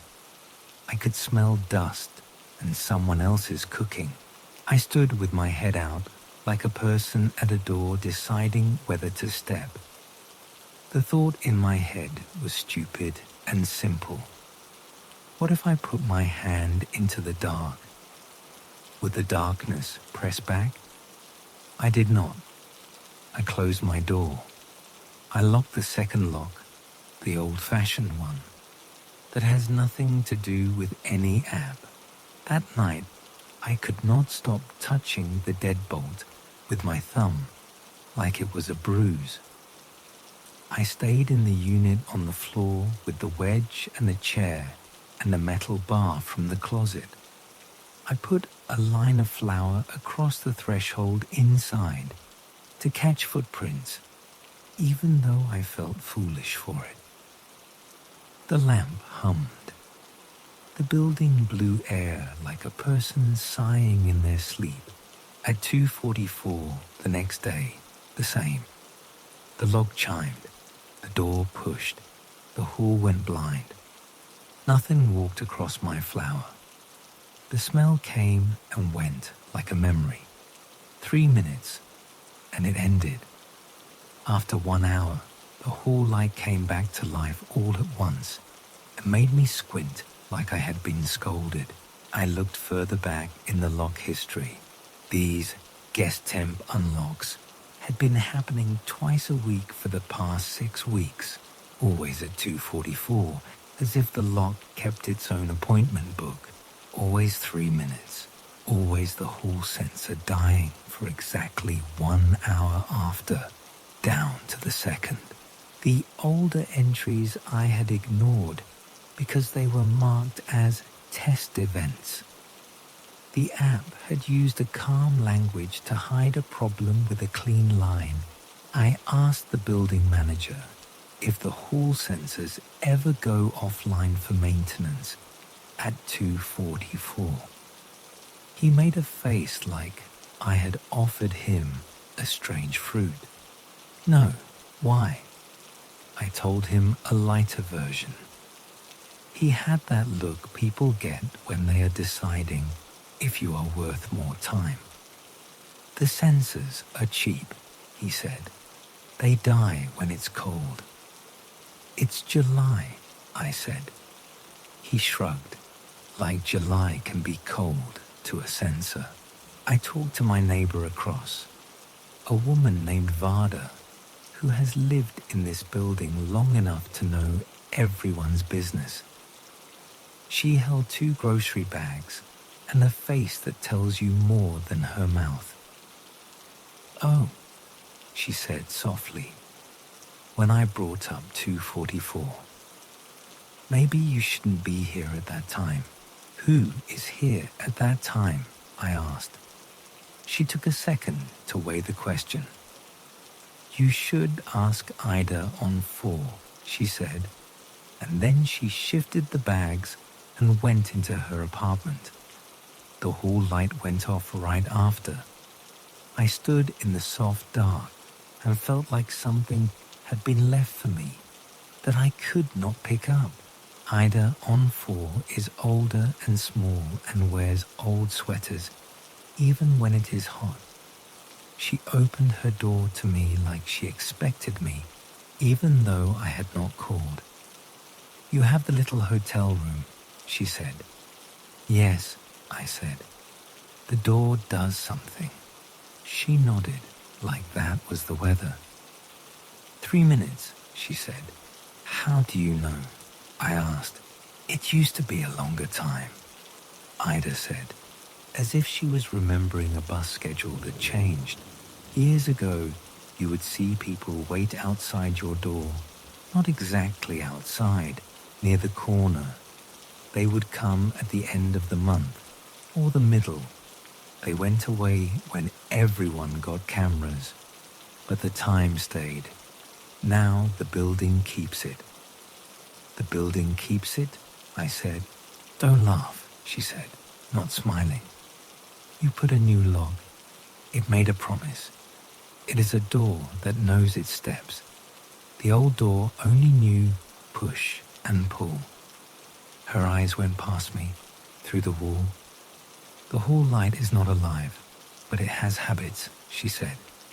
At 2:44, it decides to rest. When the light is down, you do not see who uses it. That sounds like you were telling me a story, I said. It is a story, she said. It is the only way I can say what a hallway does.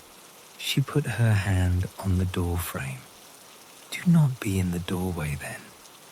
I laughed without wanting to. What if I need to cross? I asked. She looked at my shoes. Walk fast, she said. I set a new trap. If the hall was blind, I could still mark the world. I taped a piece of thin thread across the outside of my door, from jamb to jamb, at ankle height. It was almost invisible. I sprinkled a light dusting of black pepper outside, a line as thin as a sentence. I placed a small metal cup just inside the door, filled to the rim with water. If the door moved, we would see it. If air changed, we would see it. I set my phone to record the lock screen with a second phone propped on a shelf, so the lock app's timer would be in the shot. At 2:44, beep, the deadbolt retracted. The door pushed, stopped at the wedge. The air went cold and still, like when you open a freezer and the frost condition without frost. The Hall Motion Sensors app showed a straight line. 1 minute, 2, I heard nothing. I smelled that wet coin smell, persistent and far. I stared at the cup of water inside the door. The surface did not ripple. The pepper line outside was a thin road where nothing walked. The thread held. 2:59. 3 swings. The bolt slid in. The timer on the lock app blinked to 0. The hall app stayed flat. After 1 hour, the hall woke and flooded the door with weak yellow light, as if to say, I was never asleep. I watched the recordings. My second phone captured the lock app's little timer marching. The main phone caught the top of the door and the tiny sliver of light under it. When the lock retracted, the light under the door darkened a shade, like something stood too close on the other side. For 3 minutes, the thin line under the door was not the same. At 3:01, it brightened again, back to a thinner shade. That was all. No steps, no voices, no knock, just the room changing shape in small ways, and my own breath sounding like a metronome for fear. On the platform I use for bookings, a message came from a new account with no photo. Is unit available for a quick check-in? Only 3 minutes. No sleep. We will not disturb. The dates were the next day. Check-in at 2:44 p.m. Check-out 2:47 p.m. 3 minutes. I stared at it. The request broke the site's rules and didn't all at once. The platform allowed hourly in some cities, not here. The message used words like a person with a second language and a script. We will not disturb. I did not accept. I did not decline. I wrote, not available. The account wrote back, already arranged. See you. Then it cancelled itself, which I have never seen. The system wrote, guest cancelled with full refund. The guest left no name. The reservation left a ghost in my calendar, a faint stripe that started at 2:44 and ended 3 minutes later. I called platform support and listened to hold music that tried to reassure me with sunshine noises. A man came on and said his name and thanked me for being a superhost with a smile I could hear. I told him the thing. He said I could turn on enhanced security, which requires ID and shows faces. I said the request came and went and left time behind. He told me not to accept short stays for my peace of mind. He read a bullet list from a screen. Our team is here for you, he said. After, I received a survey asking if I felt supported. I slept in the unit that night again. If you can call what I did sleep. I sat. I listened. I went to the door and put my ear against it and felt nothing but wood that holds stories now. At 2:44 in the day, it happened. At 2:44 in the night, nothing. The pattern was the afternoon, always. No reason. The sun came in the west window at that hour and made a bar of light on the rug. In that light, the door would try to open every other day. After, the hall would be blind for an hour while life went on behind its back. I thought, what if I am in the hall when it happens? The next day, I set myself outside before 2:44 with the excuse of cleaning the door frame. I had a cloth in my hand and a heart in my throat. The elevator smelled like old hands when it opened. The hall felt empty. The motion light snapped on when I stepped out, then timed out and went dark, and I stood in the shadow of my own door. I looked at the sensor. His little red LED glowed steady. The app on my phone showed little spikes. Motion, yes. Motion, no. It felt like standing on train tracks before the train, waiting for the first breath of wind. At 2:44, the hall light did not turn on.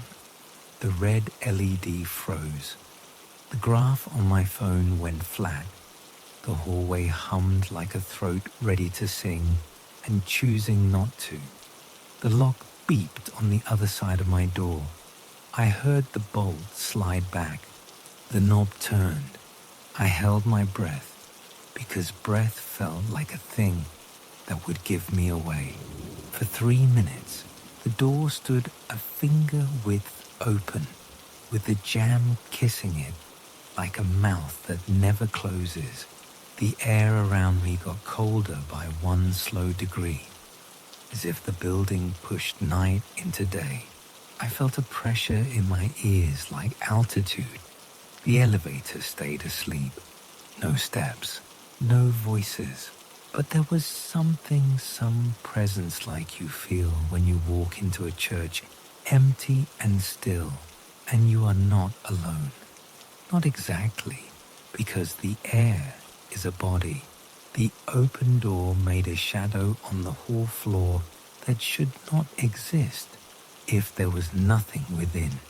If I reached and pushed the door, I could have opened it proper, but my hand did not belong to me then.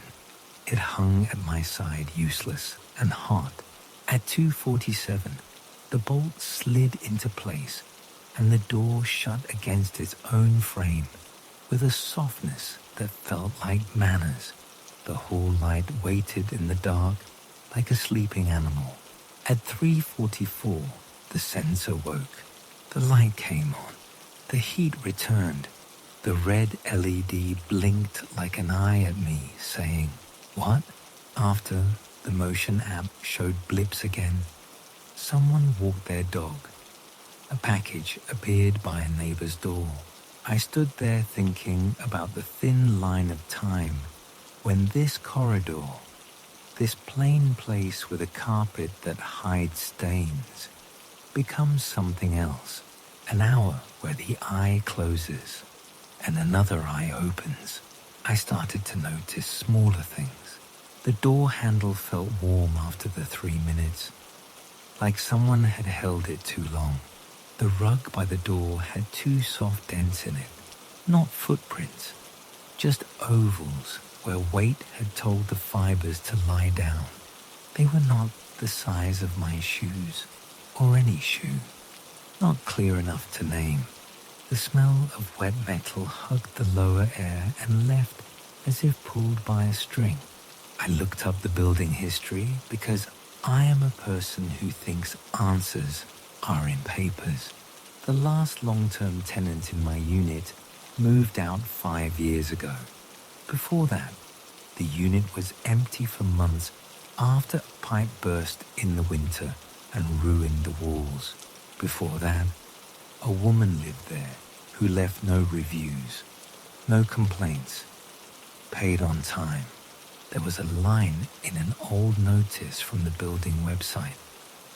We will be conducting a security audit of common doors. Please avoid halls during 2 to 4 p.m. as motion sensors will be offline. The date of that notice matched no dates that mattered, and yet it felt like a cousin to my days. I asked Ida again. "Why 3 minutes?" I said. "Why an hour blind after?" "It is enough time," she said, "for a hello, for a goodbye." "Hello to who?"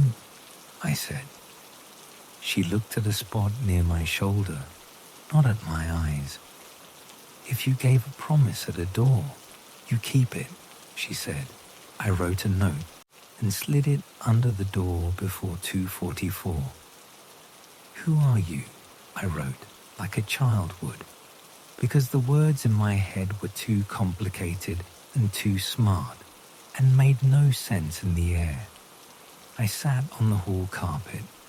People have sat on worse. The hall light clicked off. The world narrowed. When the 3 minutes ended and the light came back, I lifted the mat and found my note. New words were under mine in a hand that looked like my own when I was a teenager, sharp and unsure. "Just checking in," it said. My hand shook. I put the note in my pocket like it could burn the lining. I wrote again the next day and left it. Why here? The answer came back after the hour like a tide into a small bay. Booked long ago. The app gave me a new alert then. New message from guest. Night audit.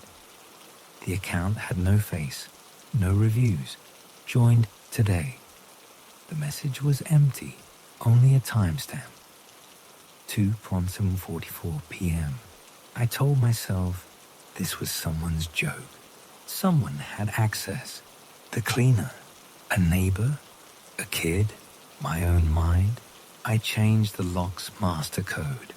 I removed all old codes. I factory reset the lock. The instructions said, press 2 buttons, hold a pin. I did it. It chirped like a bird and went stupid. I added it back to the app. I set up a fresh integration with the platform. I made a new Wi-Fi name for it. I named it something I would not use. I updated the Hall app. I power cycled the sensor. Then I waited. At 2:44, the lock beeped its clean little beep. The bolt moved even though I had told it to forget. The hall light went dark, even though I had begged it to remember. 3 minutes, then 1 hour of blind. The app wrote, unlocked by code, guest temp. As if it had never known me, I began to feel watched, not only at 2:44. In the morning when I made the bed, I felt something in the corner by the closet give me space politely.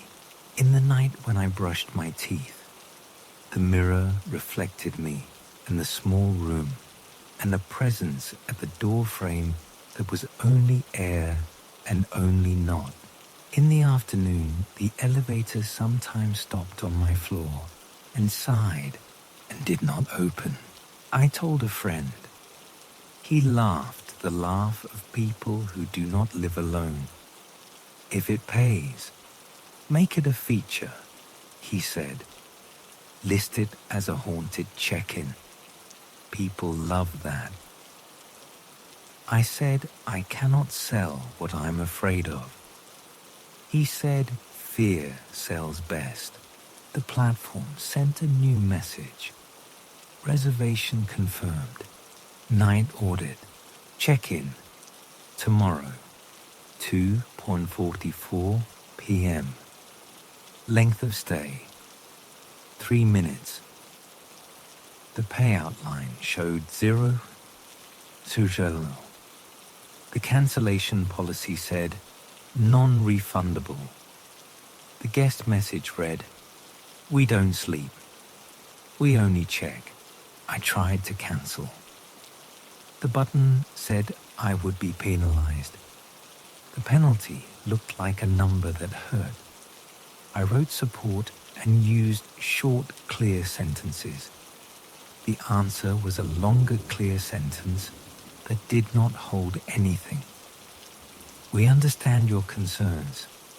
This guest is part of our trust and safety audit. No action is required on your part. Please ensure the door can open. So it was the platform, I told myself. It was a program that checks locks and calls itself a guest, and the whole thing is numbers. Calm came for a second, like a cool hand, and then left. Because why the hall? Why the hour blind? Why my note under the mat?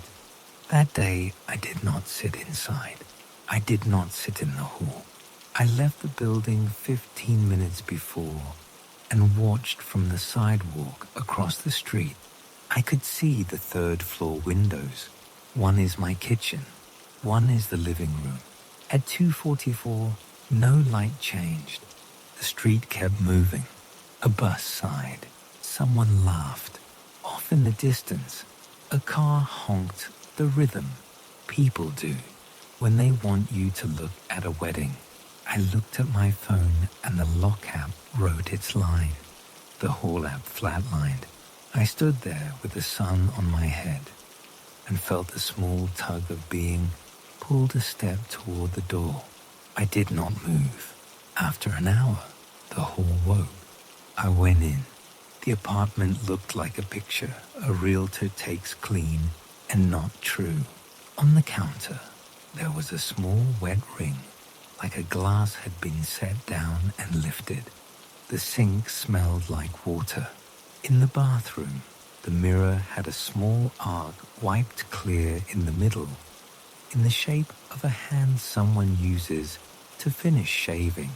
The rug had two soft ovals by the bed. The bedspread lay smooth.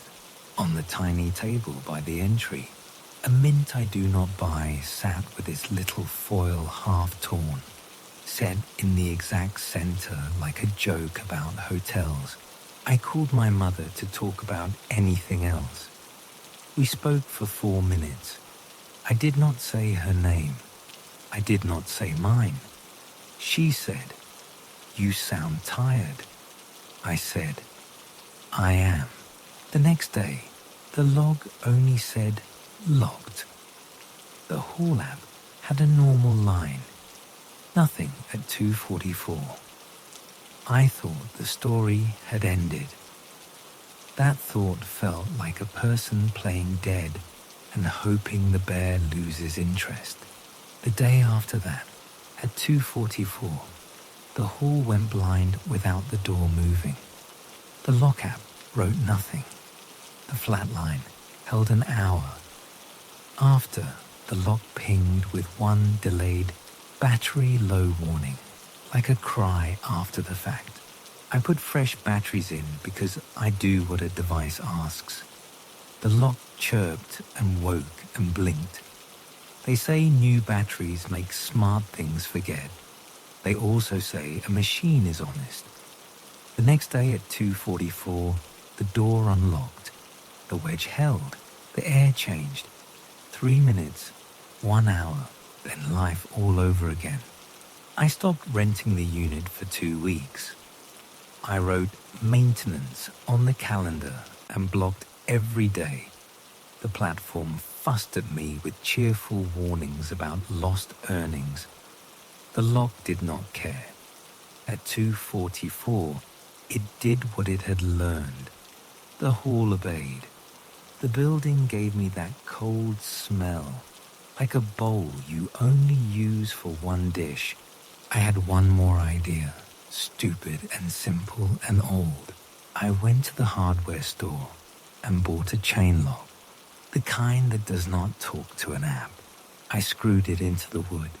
I felt like I was putting a tooth back into a mouth by hand. At 2:44, I stood inside with the chain across. The smart lock beeped and turned. The door pushed an inch and hit the chain. The chain took the weight. It did not clatter. It held like a good friend. The air cooled. The chain made a small sound, like a metal breath. The 3 minutes felt longer than any I have had. At the end, the door eased back, and I felt the pull on the chain melt away like a hand leaving my wrist. The hall stayed blind for the same hour anyway, as if the sensor had a schedule written in. The next day, I came home and the chain lay on the floor. The screws were out, straight, not bent, not torn. The holes were clean. The chain had been lifted off like a necklace by a hand that had more time than me. The lock app showed nothing new. The hall app showed the same flat hour. The chair under the knob I sometimes set as a joke sat gentle aside, not knocked, not scraped. Something had opened my door and not moved my things. Like a guest who knows not to touch. The last week has been like this. Every other day at the same minute. 3 minutes of something I do not see. Then an hour of a hallway that chooses not to see. The smell sometimes. The mint sometimes. A door that sometimes warms. sometimes chills, notes that answer in a hand that is mine when I was someone else. The platform sent me a badge that says, Trusted by Night Audit. It sits under my listing with the other hearts and stars. Today, the app showed a new entry. It did not say guest temp. It did not say night audit. It said unlocked by code. Owner. The time was 2:44. The duration was 3 minutes. The hall sensor went dead as usual. At 3 sound, the lock wrote, Manual lock engaged.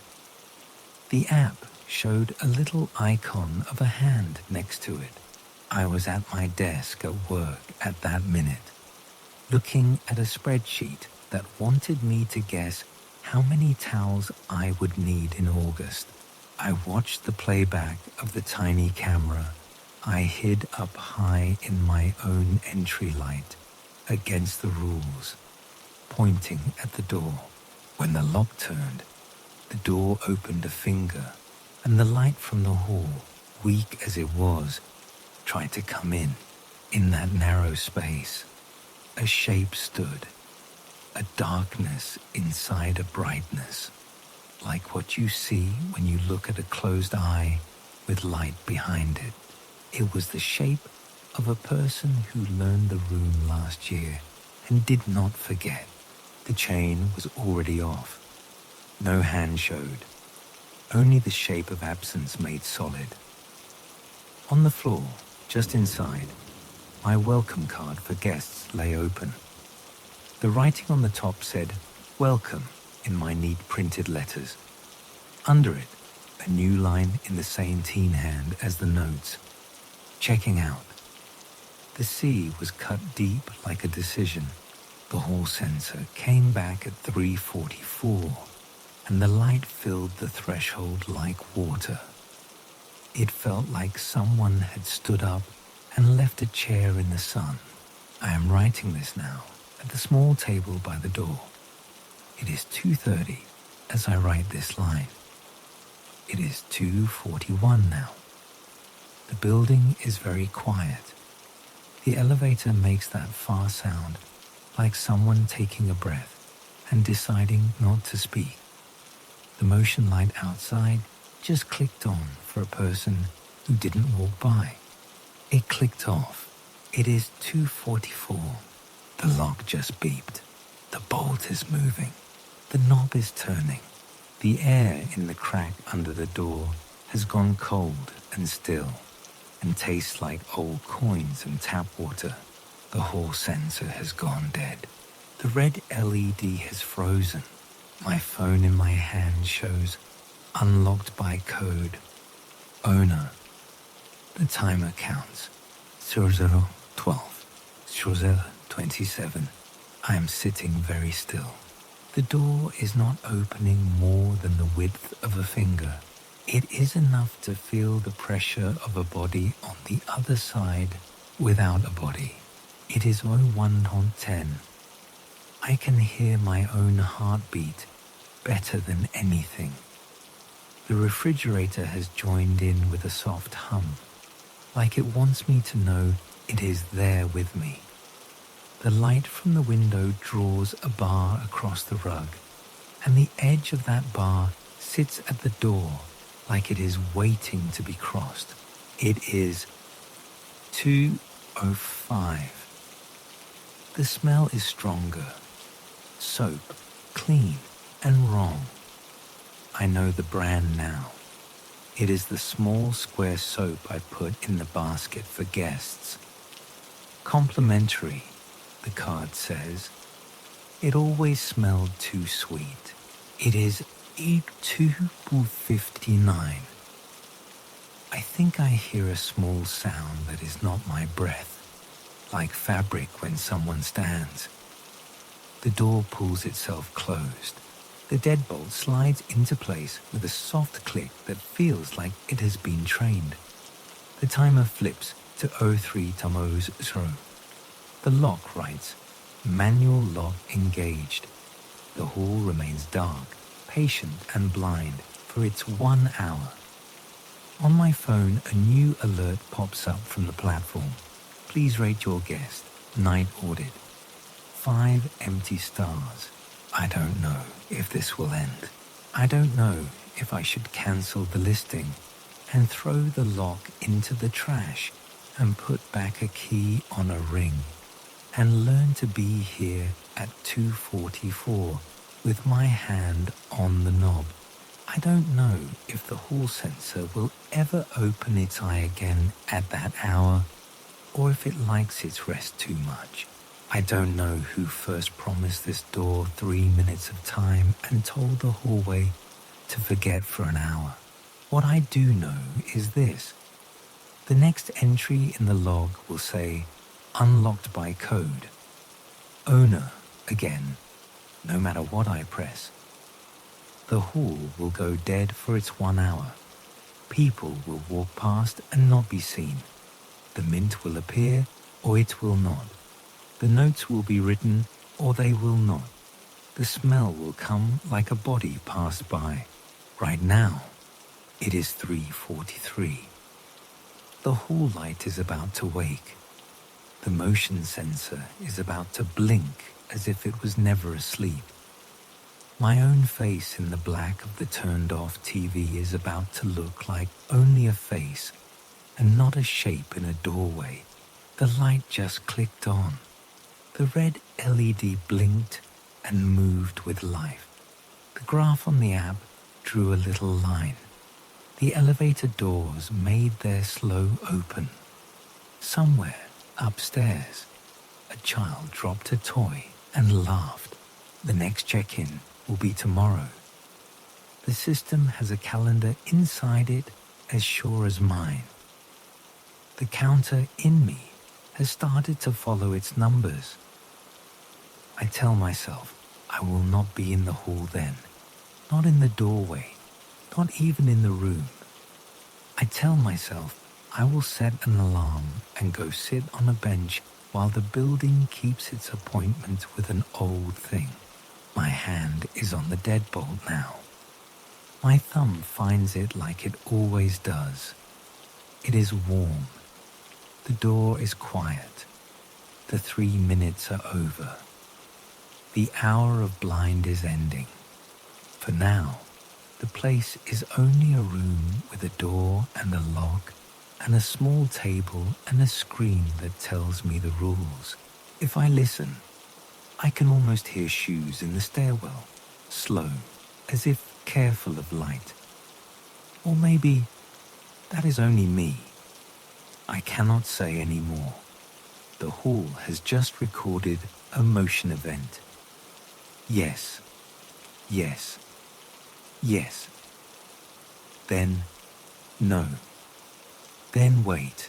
It came as a tidy email with a boring subject line. Access summary for badge 17204.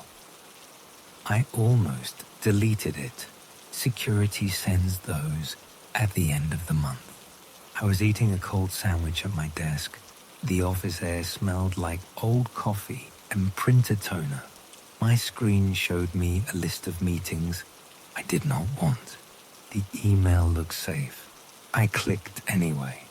The summary was simple. A table. Date. Time. Door. Result. Green check marks where my badge opened a turnstile or a door. Red X's where it didn't. I scrolled without reading and then saw a line that made my skin go tight. Floor 18. Data room. Access granted. 02 Pullman 13 a.m. I have never been to floor 18. I do not have clearance for the data room. I sleep at 2 a.m. or I try. My name sat next to the log. My badge number sat under it. I swallowed the dry piece of bread in my mouth and it scratched my throat. I scrolled more. Other lines. B2. Mechanical. 0301 a.m. Access granted. Floor 23. Archive. 01:44 a.m. Access granted. A pattern. Late night. Places I do not visit. My badge got in. I called security. The desk phone rang, and then a man picked up. I knew his voice. Lionel. He has been here longer than anyone. He sits in the lobby under a camera and watches people who don't look back. Security, he said. Lionel, it's me, I said. I just got an access summary. It shows my badge opening doors at night. I wasn't here. He blew out air like he wanted to be kind. Calm down, he said. I'll print it. I took the elevator from 12 to 1. The lights in the car hummed. The carpet in there always smells like wet wool. The doors opened to the lobby, and that cold air hit my face.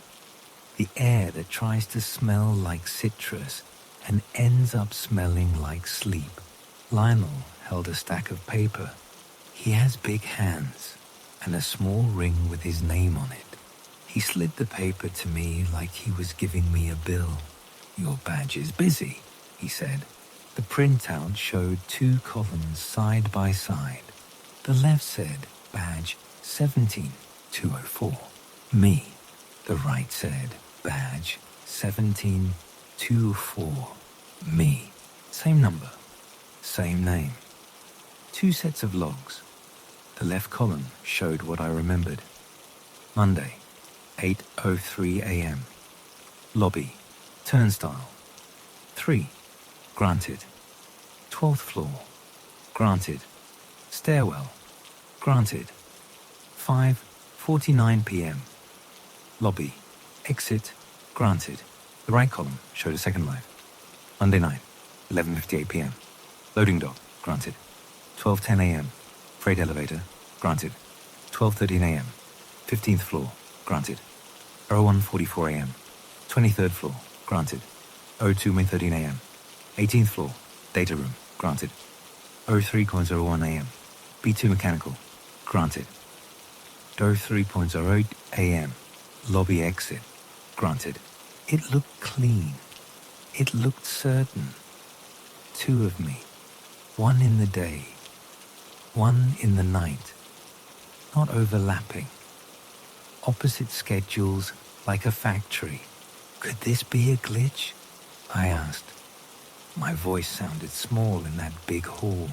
Lionel lifted a shoulder. The system does not dupe numbers, he said. 2 badges can't share an ID. Anti-passback would lock both out. But here we are. Anti-what? Anti-passback. The rule that says you can't badge in twice without badging out stops people from passing a badge to a friend. The logs show you badged in from the street, then into the building, then out at the end, both of you. That shouldn't happen either.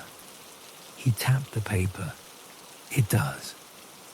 Can someone clone a card? I said, like with a phone. I read that. He smiled without joy.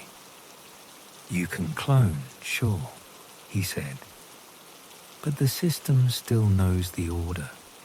If I try to walk in with your clone when you are in, it screams at me, unless the system thinks you're out. But this says you were in and out, day and night. I wasn't here, I said. At night.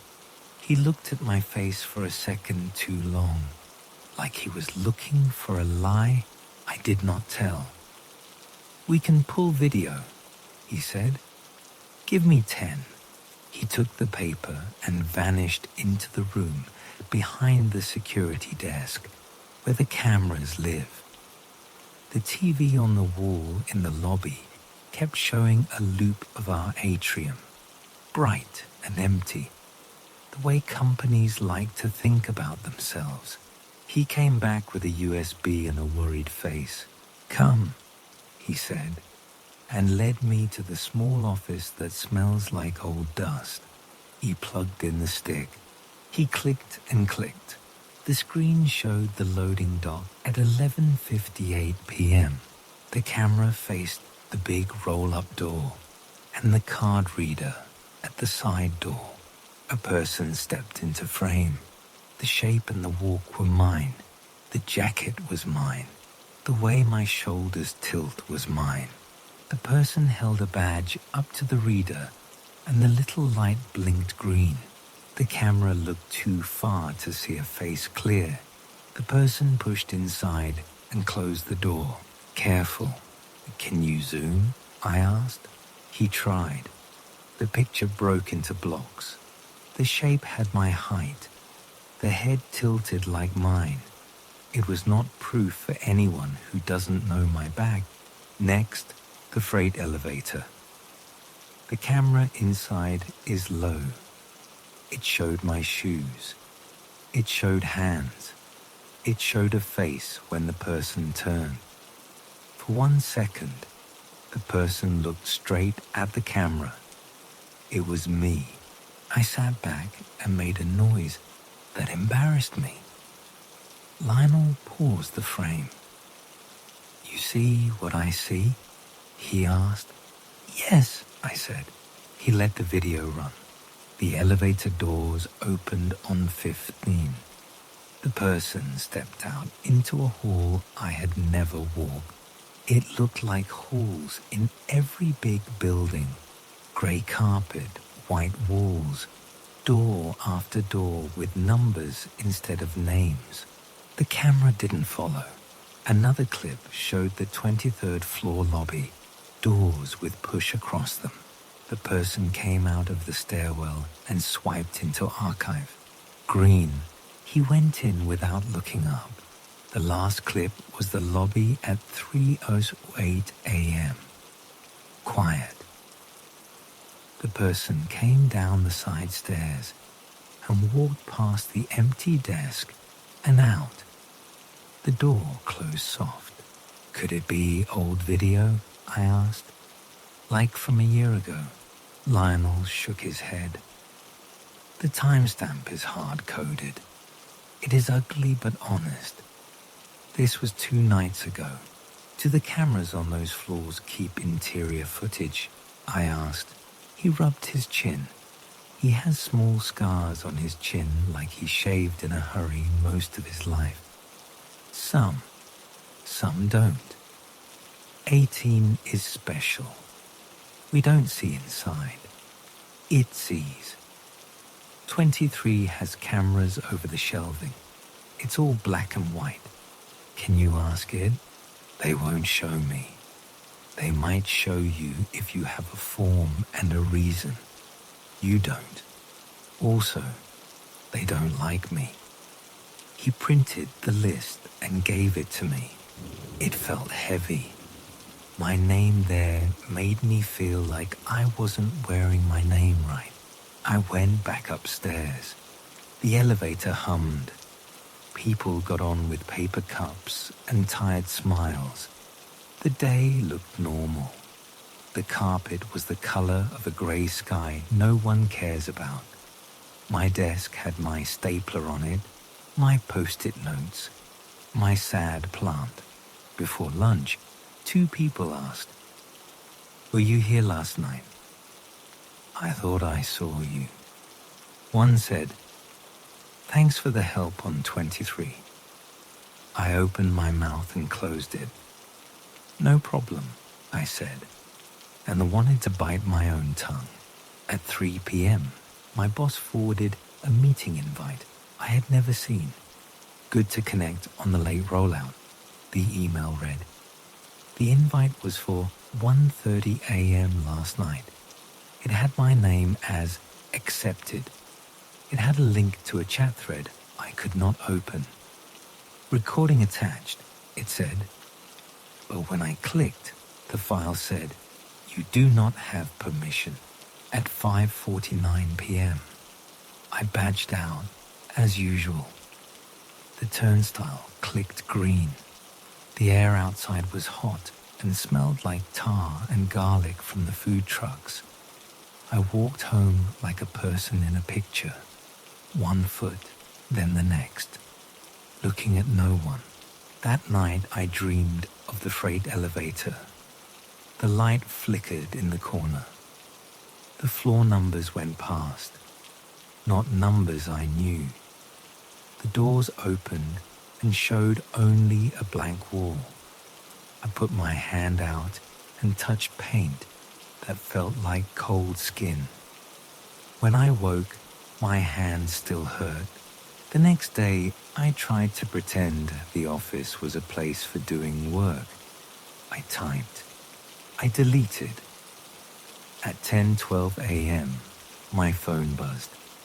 It was Lionel. "Come down," he said. "Bring your badge."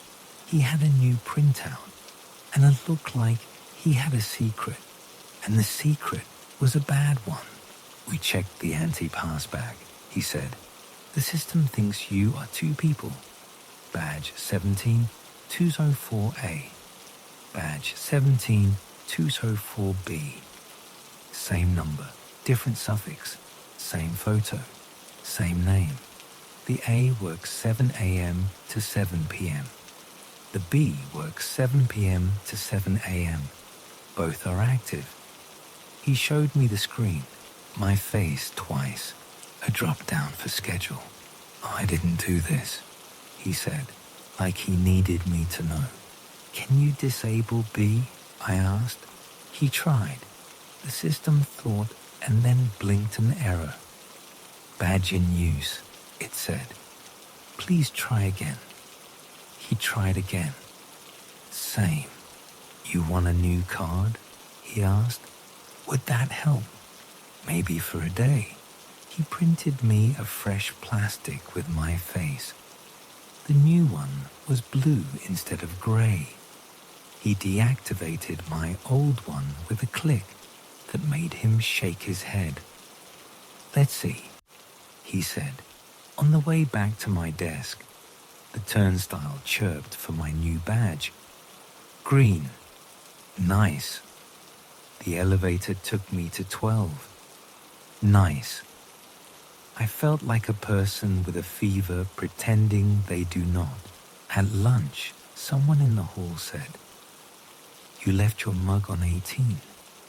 I said, "I don't go to 18. They laughed. "You're funny," they said, and kept walking. At 4, I opened the stair door to clear my head. The stairwell is a cold place that smells like wet paint and shoes. It has that echo that makes you hear someone coming, even when no one is coming. I put my hand on the handrail and felt a quiet stickiness. I wiped it on my pants without looking. I went down 2 flights and up 3 and leaned on the landing between 13 and 14, the place where the light is always late to wake. I stood there until it woke. I listened. My own breath sounded like a stranger's. At 6:30 p.m., I stayed late. I was tired of being surprised. The office emptied in a wave that starts at 5 and is almost done by 6. The air gets cooler. The sounds get small. The cleaning crew's carts whisper on carpet. I stood by the elevator and watched the numbers come and go. I waited until 7. At 7:02, my new blue badge stopped working. The turnstile beeped red. A small message on the reader screen said, "Schedule." A security camera above the lobby rotated 1 click toward me, like an eye turning. I went to Lionel. "It died," I said, holding up the blue. He typed my name. He frowned. "Blue is day shift," he said. "Night person has gray." "I became a person," I said softly. He did not laugh. "Go home," he said. "Please, I want to see who badged in with my name, I said, at night. He tapped his keyboard and did something he probably should not. He brought up a building map. Little dots moved slow on the floors, labeled with badge numbers. Down in the loading dock, a dot blinked and then glowed green. 17 2 host 4B. He's in, Lionel said. The freight elevator number rose. B to 1 to 2 to 3. The dot moved with it. The camera in the elevator showed feet. The shoes looked like mine. They were mine. There is a nick on the left toe where I hit a curb in spring. The elevator reached 12. The doors opened to my floor. The camera looked out into the lobby. No one. The light flickered. It looked like the lights in my dream. Then the doors closed, and the elevator continued up as if it had no reason to stop. Why did he press 12? I asked. Lionel did not answer. His mouth pressed thin. The elevator stopped at 18. The camera in the hall showed that empty white space. The person stepped out of the stair door instead of the elevator, smooth, as if he owned the stairs. The reader to the data room blinked once, as if it wanted to be asked. The person swiped. Green. He went in. The door closed and showed me nothing. I want to go up, I said. No, Lionel said, with a voice I had not heard from him, one he saves for people who are about to run into the street. You do not want to go where the night person goes. I'm the night person, I said, and felt my face heat up with fear I did not want. He is me. Lionel stared at the screen. If he is you, he said, then he knows you're watching. I rode the elevator anyway. The car hummed.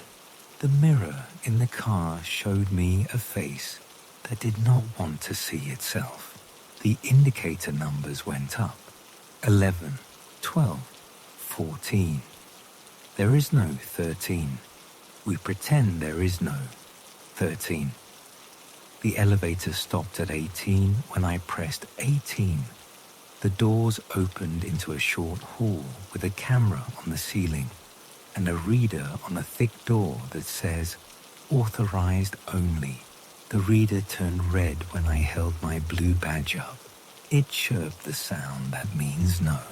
I stood there breathing and felt the cool air come under the door, like the air from a freezer. I pressed my ear to the scene. I heard a hum like a white ocean, the sound of server fans if servers live there. Under it, a small rhythm, steps, the kind of steps a person makes when they do not want sound and can't help making some. They got closer to the door and then moved away. The hum covered them. My hand shook where it touched the metal. It felt like touching a cold animal. I took the stairs down to 17 and then to 12. The stairwell echoed and told me someone was below or above. The echo lied the way echo does. At 12, the door opened too easily. The hall was quiet.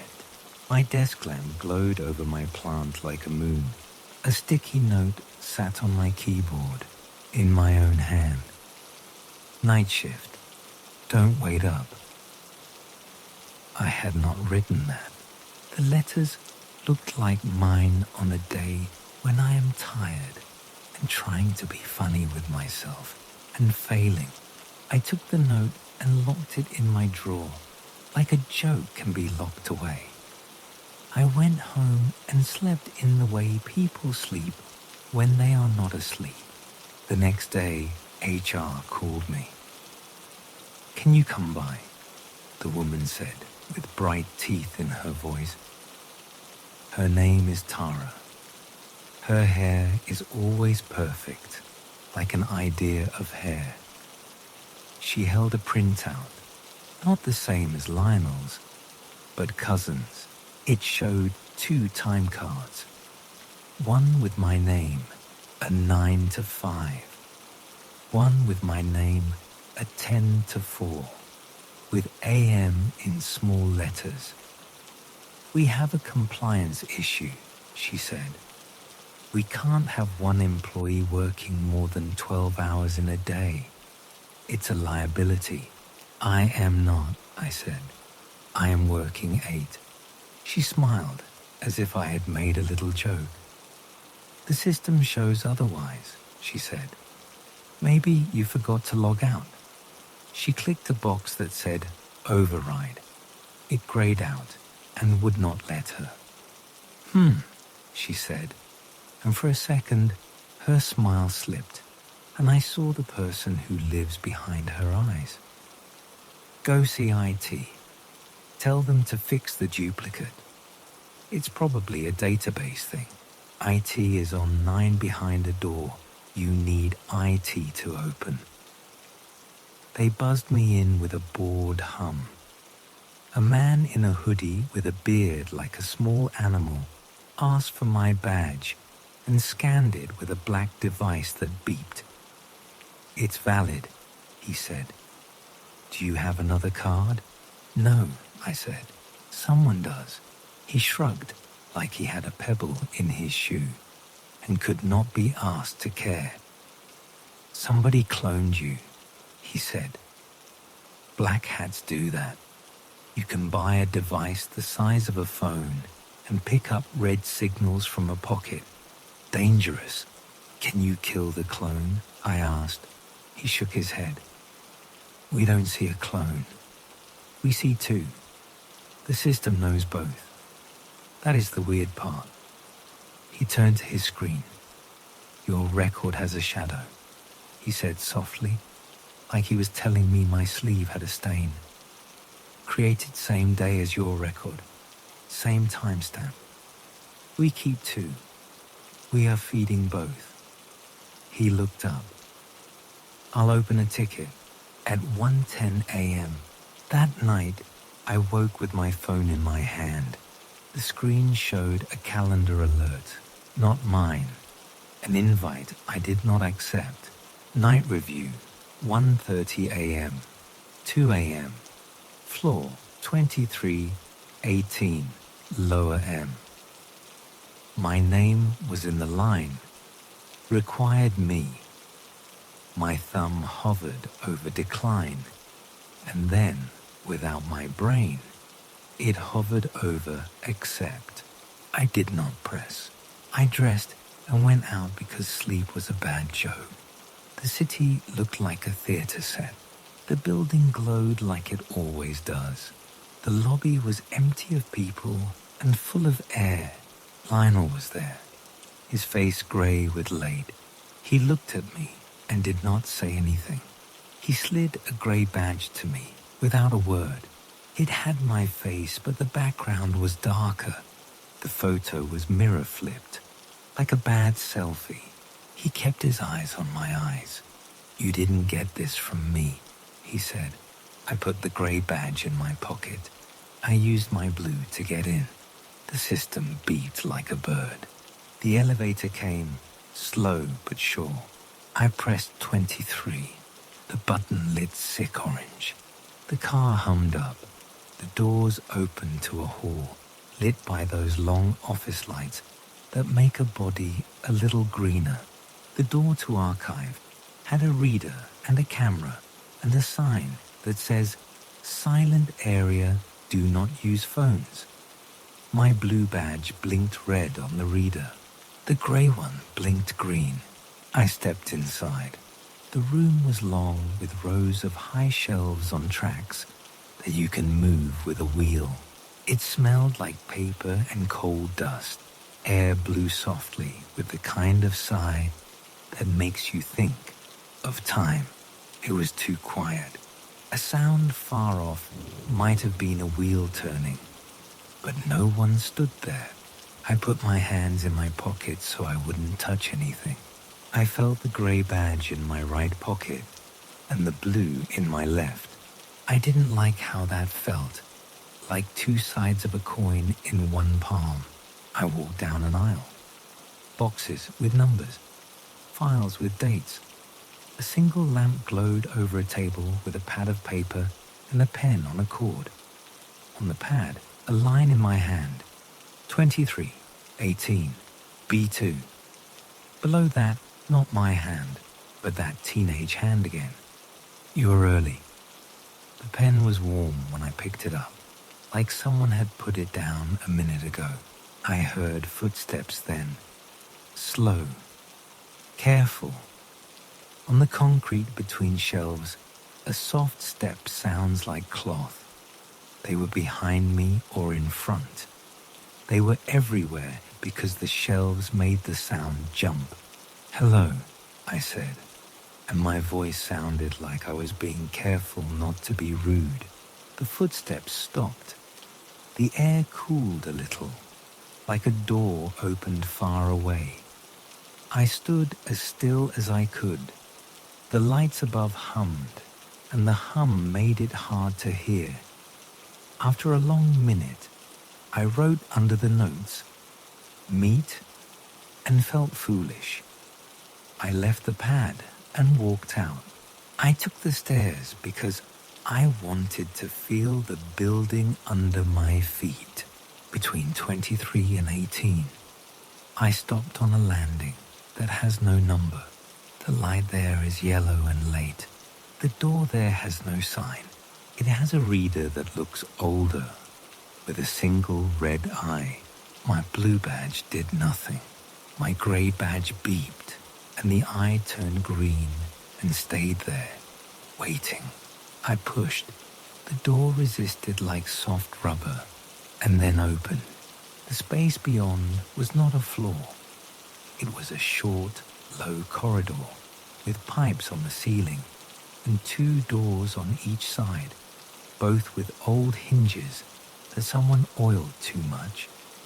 It smelled like static and a shirt that dried in a warm room. The walls were painted a grey that had once been white. No cameras. The sound of the building came in a gentle growl.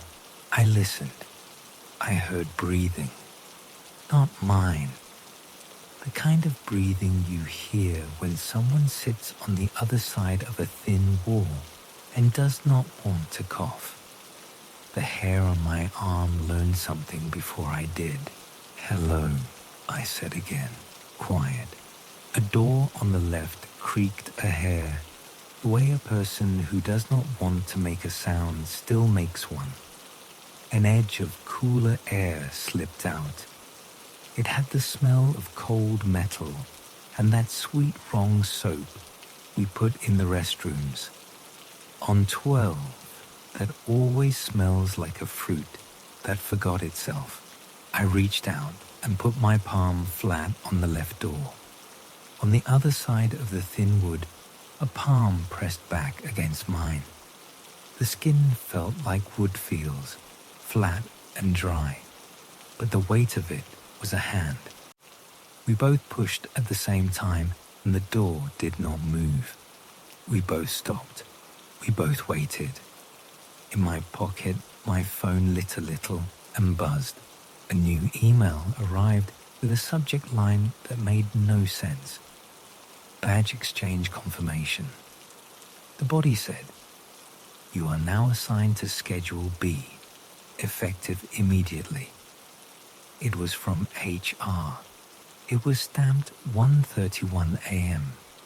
It was the kind of email you write after a meeting I did not attend. "Is that you?" I asked the door, like you ask a shadow its name.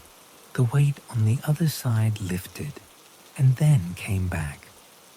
A slow tap, too, on wood. The same way a person taps when they are sorry to knock.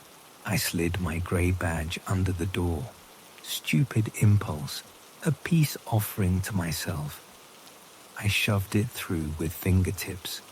Fingers touched mine for a second.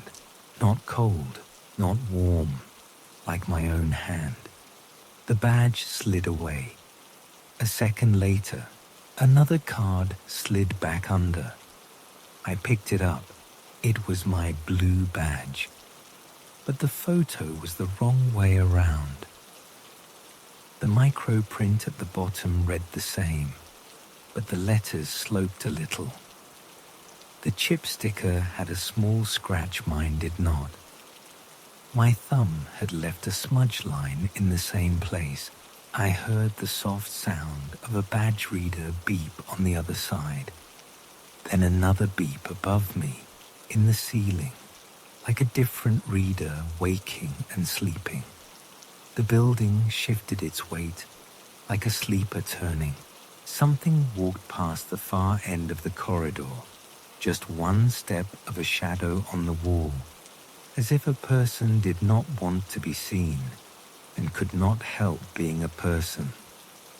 I saw the shape of my shoulder. "I don't want to do nights," I said without meaning to. It sounded like a child.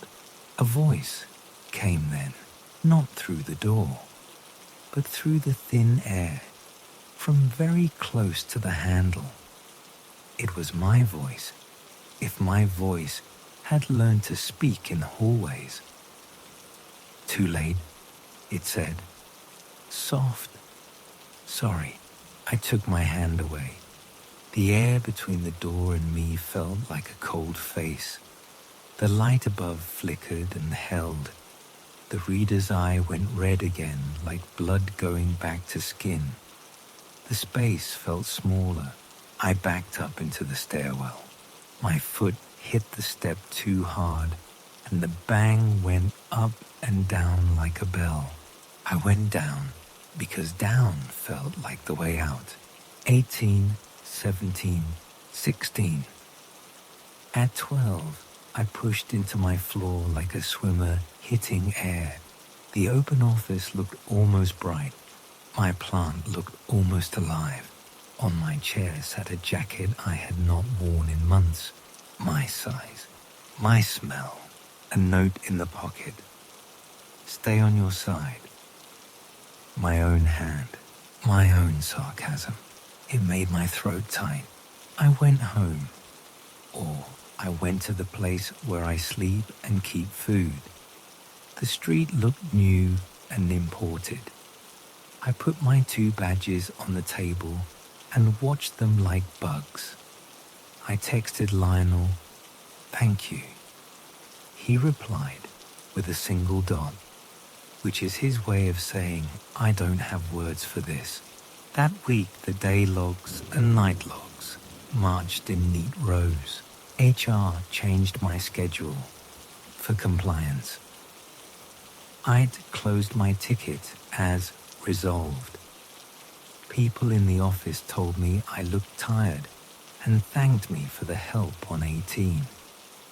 I walked past doors that had always been red for me, and they blinked green when I held up the grey. When I tried the blue, they blinked red. The building taught me how to be split. On Friday, the elevator took me to a landing I had never seen. The panel inside blinked LL, like lower lobby.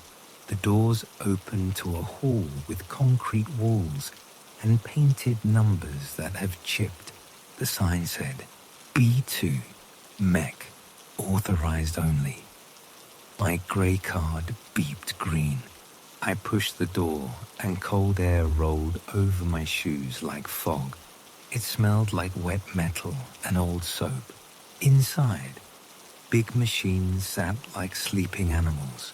Pipes clanked in the slow way of things that used to complain and now accept. The lights buzzed and made shadows that moved when they should not. Between 2 blue tanks, I saw a table with a log book, old paper, lines with dates and names. I turned pages. I found lines with my name in that teenage hand, years back.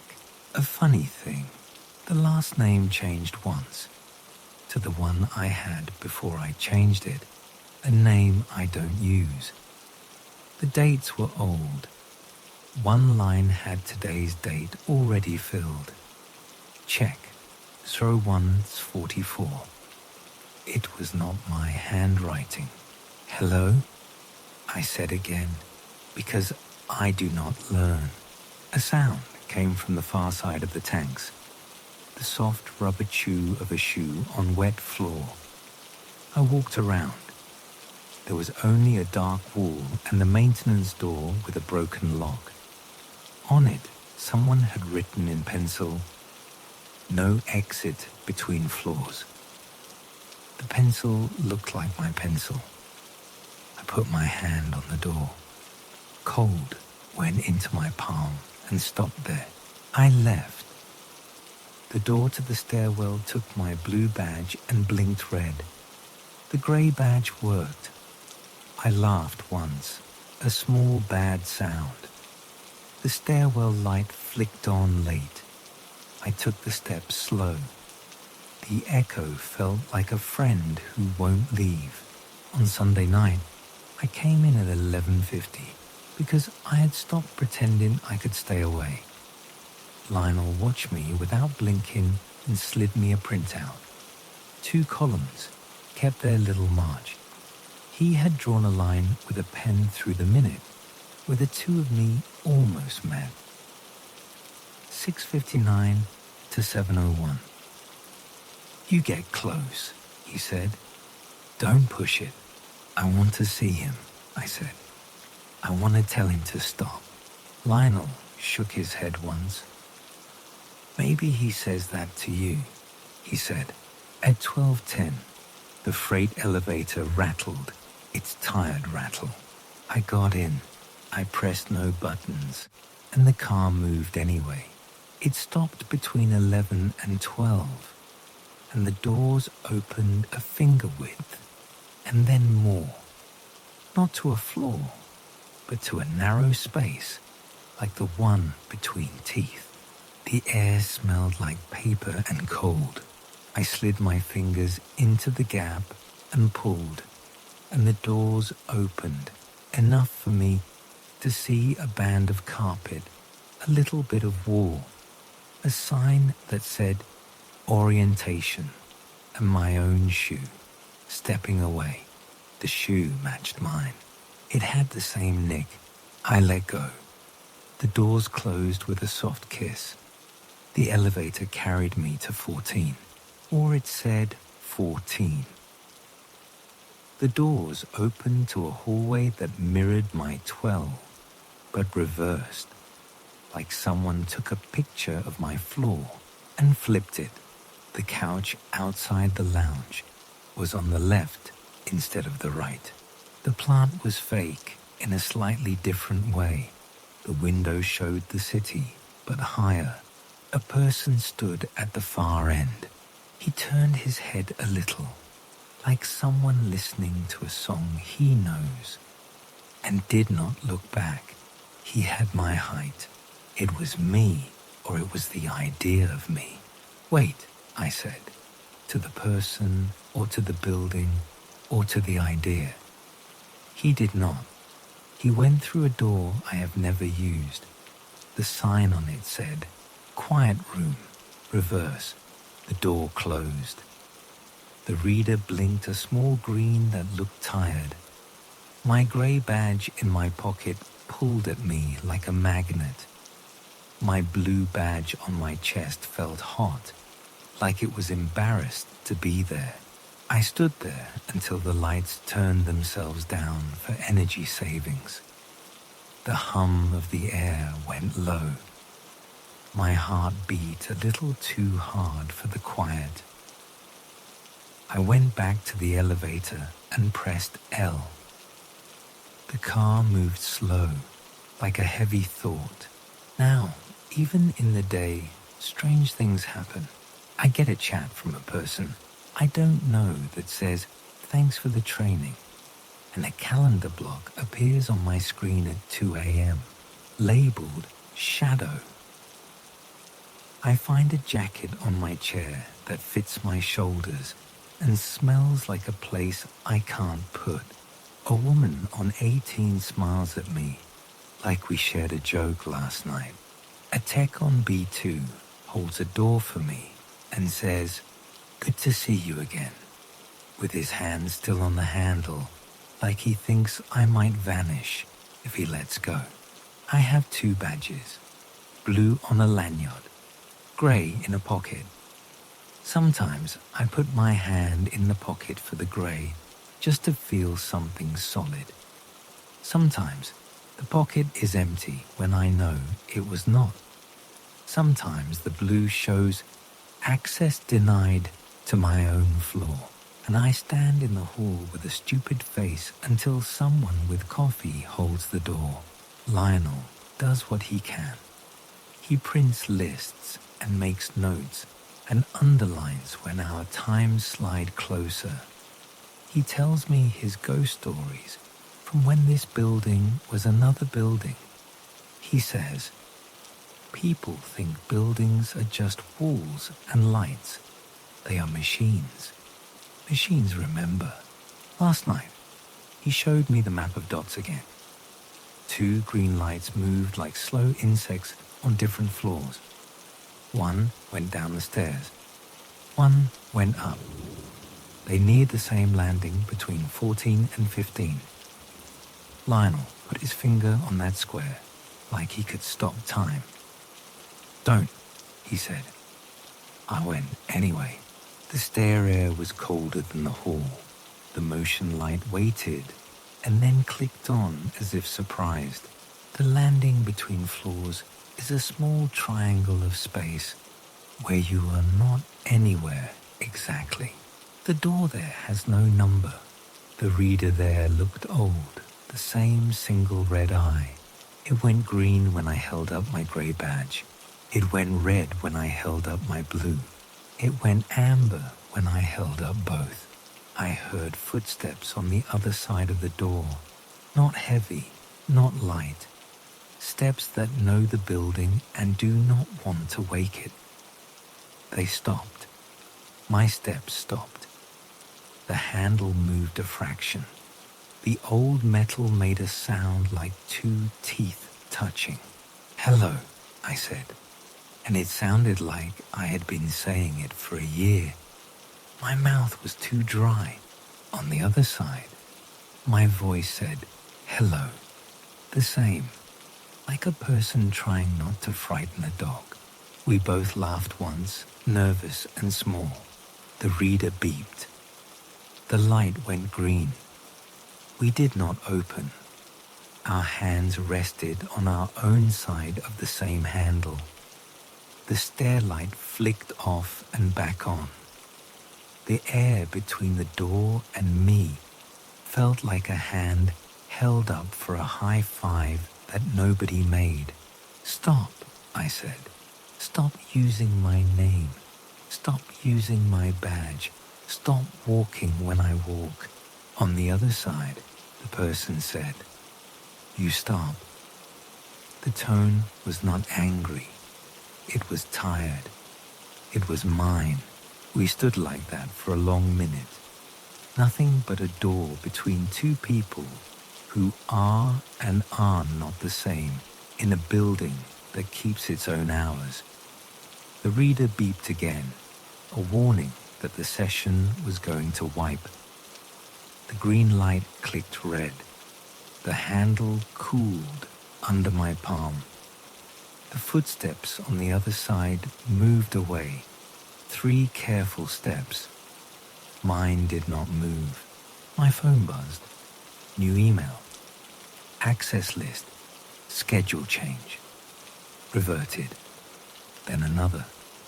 Access list. Schedule change applied. Then another.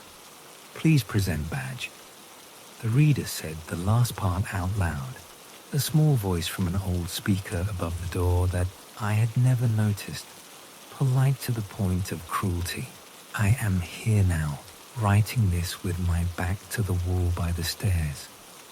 The door between 14 and 15 is quiet. My blue badge is warm on my chest. My grey badge is cold in my hand. Lionel is on the radio, saying my name like he wants to tie me to something. If I wait until exactly 7, the two of me will arrive and leave on opposite schedules again. The logs will print themselves clean and lie and tell the truth at the same time. The map will show 2 dots. The cameras will catch the back of a head and say, "It is mine." HR will send emails with polite words that always say no. It will click tickets closed and call the problem resolved. The building will know the steps better than I do. The handle turned just now on the other side. Slow, only a whisper of a turn. Like a person testing a door in a house that is not theirs, even if it is. "Please present badge," the little speaker says in a flat voice that keeps not caring. I look at the light. It stays red. I look at my hand. It stays there, ready. I hear footsteps coming up, or down, or both. The kind of small sound a person makes when they try to be nothing and cannot. I take a breath that I hope sounds normal and pause with it held. The reader chirps. The light flickers. The door waits in the same polite way the night waits. My hand moves without asking me, and I lift the grey badge toward the eye as the handle on the other side moves toward me. At 11:42 a.m., my phone buzzed with the building chat. It was the kind of buzz I know even half asleep. We all use the same app in our building. Lost packages, parking fights, bake sale for the tenants' kids. I picked it up and saw the banner. Siren test at noon. No action needed. The words sat there in calm blue. A little bell emoji. Then the message detail. Short tone only. This is a routine test of the emergency system. No action needed. I made a face and put the phone down. I turned the kettle on. The window was open a crack, and spring air came in with the smell of diesel.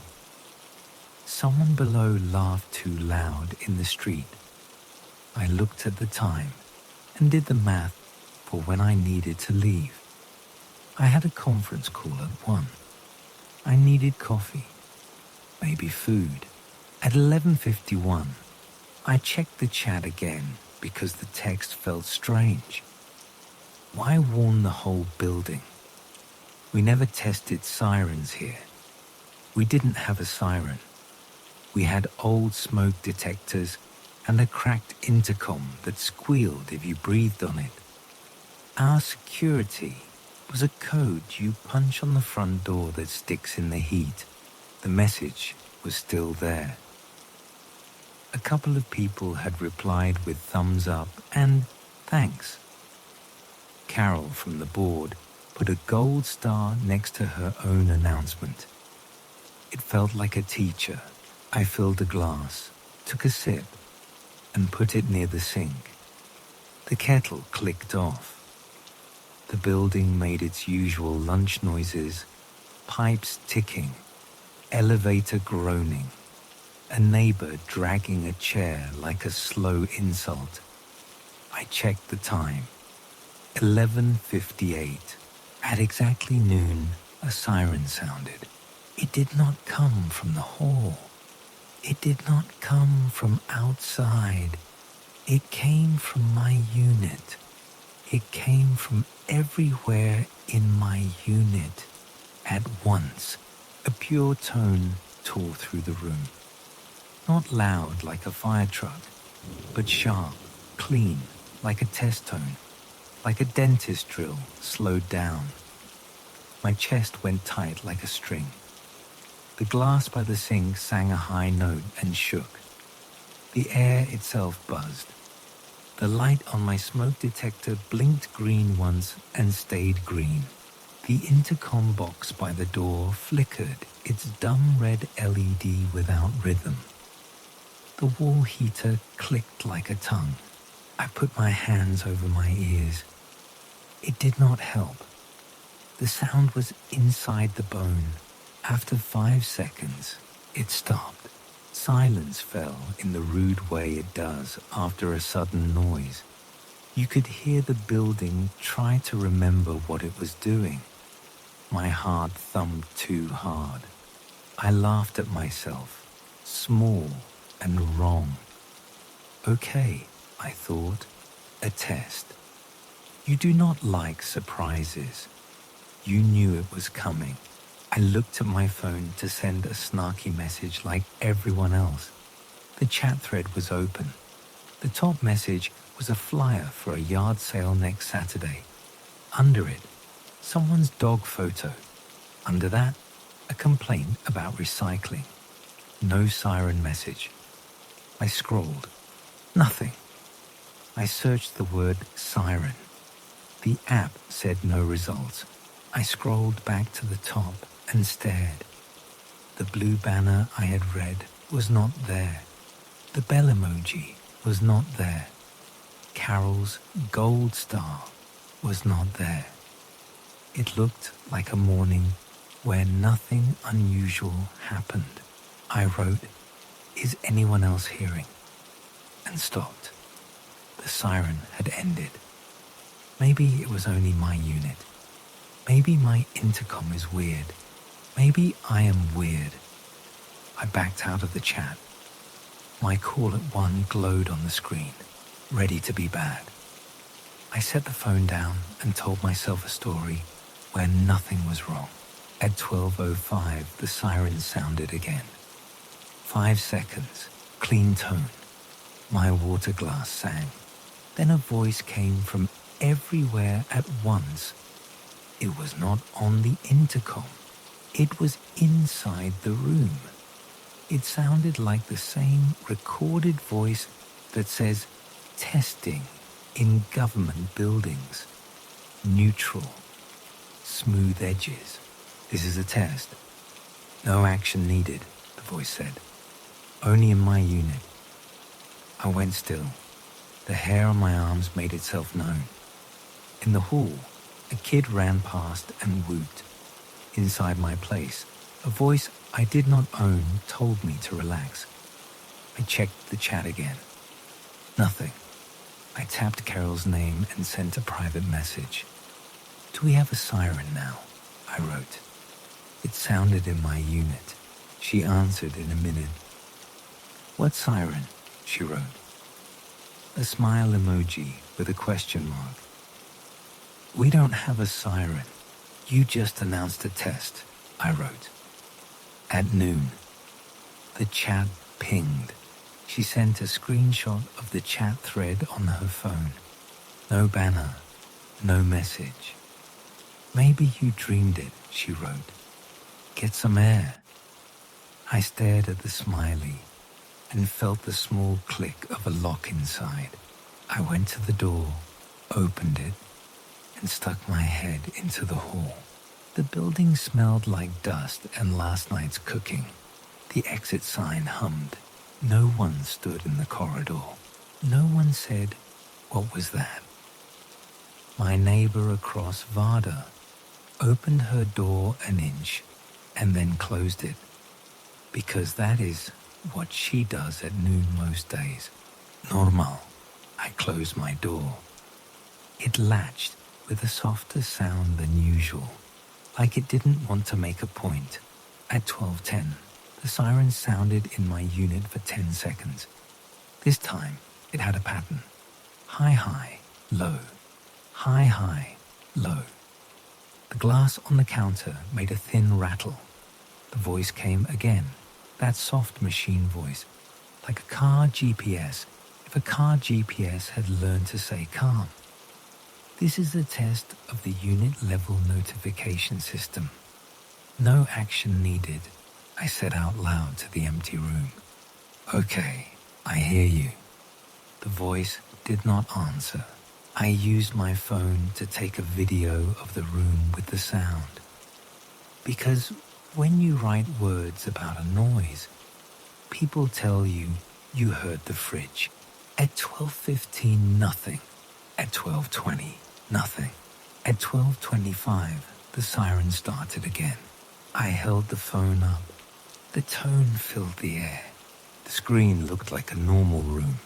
The video captured my face and my hand and my water glass. It did not capture the tone. On playback, it recorded only my own breathing and the small sound of water in the tap. The siren did not exist in the clip. I tried again with a different angle. I recorded the smoke detector.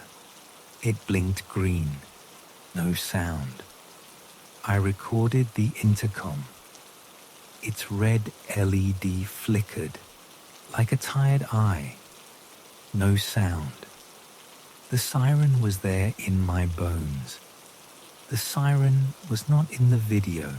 At 12:30, my neighbor banged his door, probably for a delivery. In my unit, the siren said, "This is a test," and told me to do nothing. I typed a message into the chat. Anyone else hearing a siren in unit? I hit send. The spinning circle spun. The message appeared on my screen. Then I watched it vanish. It peeled away like a sticker. And then it was simply not there. The thread jumped up a line as if a line had been cut. The top item again was free couch. Take it, please. I licked my lips. They tasted like metal. I called the building office. The manager's assistant picked up. "Office," she said in her voice that makes everyone feel like a problem that can be solved by a form. "Hi," I said. "Is there a siren test today? My unit is sounding a siren." She paused long enough to make me feel the difference between a human and a machine. "We don't have a siren system," she said. "Do you mean the fire alarm? There's no test today." "It's not the fire alarm," I said. "It's a pure tone and a voice that says, no action needed. It is only in my unit." "Only in your unit," she said, with a pen scratch I could hear. "What unit?" I told her. She put me on hold, which meant I got the music from a cheap box in a still room. When she came back, her voice felt different. "Maintenance can come at 2, she said. "Please don't leave." "I have a call at 1, I said. "Please don't leave," she said again, like someone reading from something new. "It's important." When she said important, my shoulders pulled up. I told her fine and hung up and looked at the ceiling like it was a face. At 12:35, the siren sounded again. 5 seconds. Then nothing. Then my phone made a sound that was not my phone. The chat banner dropped. Siren test complete. Thank you. It was that same calm blue. I tapped it. It took me to a blank page. When I went back, the banner was gone. Only the yard sale and the dog. At 12:41, my doorbell rang. No one ever uses it. The sound is a thin gnat. I looked out the peephole. The hall bent like it always does through the fisheye. No one stood there. The little light next to my door, the one that goes on when you move, stayed asleep. I opened the door and looked down. A slip of paper lay centered on the welcome mat. A 1/2-inch wide strip, cleanly cut. On it, in small printed letters, no action needed. The font looked like a label maker. The sticky edge had collected a thread of dust. I picked it up and felt my fingers go wrong.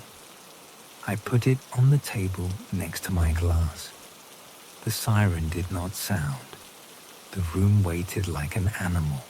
At 1, I dialed into my call with the siren on my mind, while someone talked in a cheerful way about metrics. I muted and used my other hand to DM the only neighbor I trust, Maya on 5. "Are you hearing a siren?" I wrote. "Check the chat." She wrote back in a minute. "What?" "No siren. Chat has free couch, dog, recycling fight. Are you okay?" "I'll call you later," I typed. "Something weird." "Always," she wrote. "Don't marry your phone." At 1:43, maintenance knocked. I let the man in. His name is Julio. He wears a calm like a sweater. He touched the intercom and it clicked. He looked at the smoke detector. He pressed the test button and it screamed the smoke sound, which is a different scream. He nodded. He checked the ceiling vents. He opened one and peered into dust with his small flashlight. He sniffed the air like a dog. Polite. "I heard a siren at noon," I said. "In here." It said, "No action needed." The chat announced a test. Then it disappeared. He smiled in a shy way. Not friendly, not unkind. "Sometimes the wires make a tone," he said. "Old buildings sing." He said it like he had heard that once and liked how it sounded in his mouth. He tapped the wall.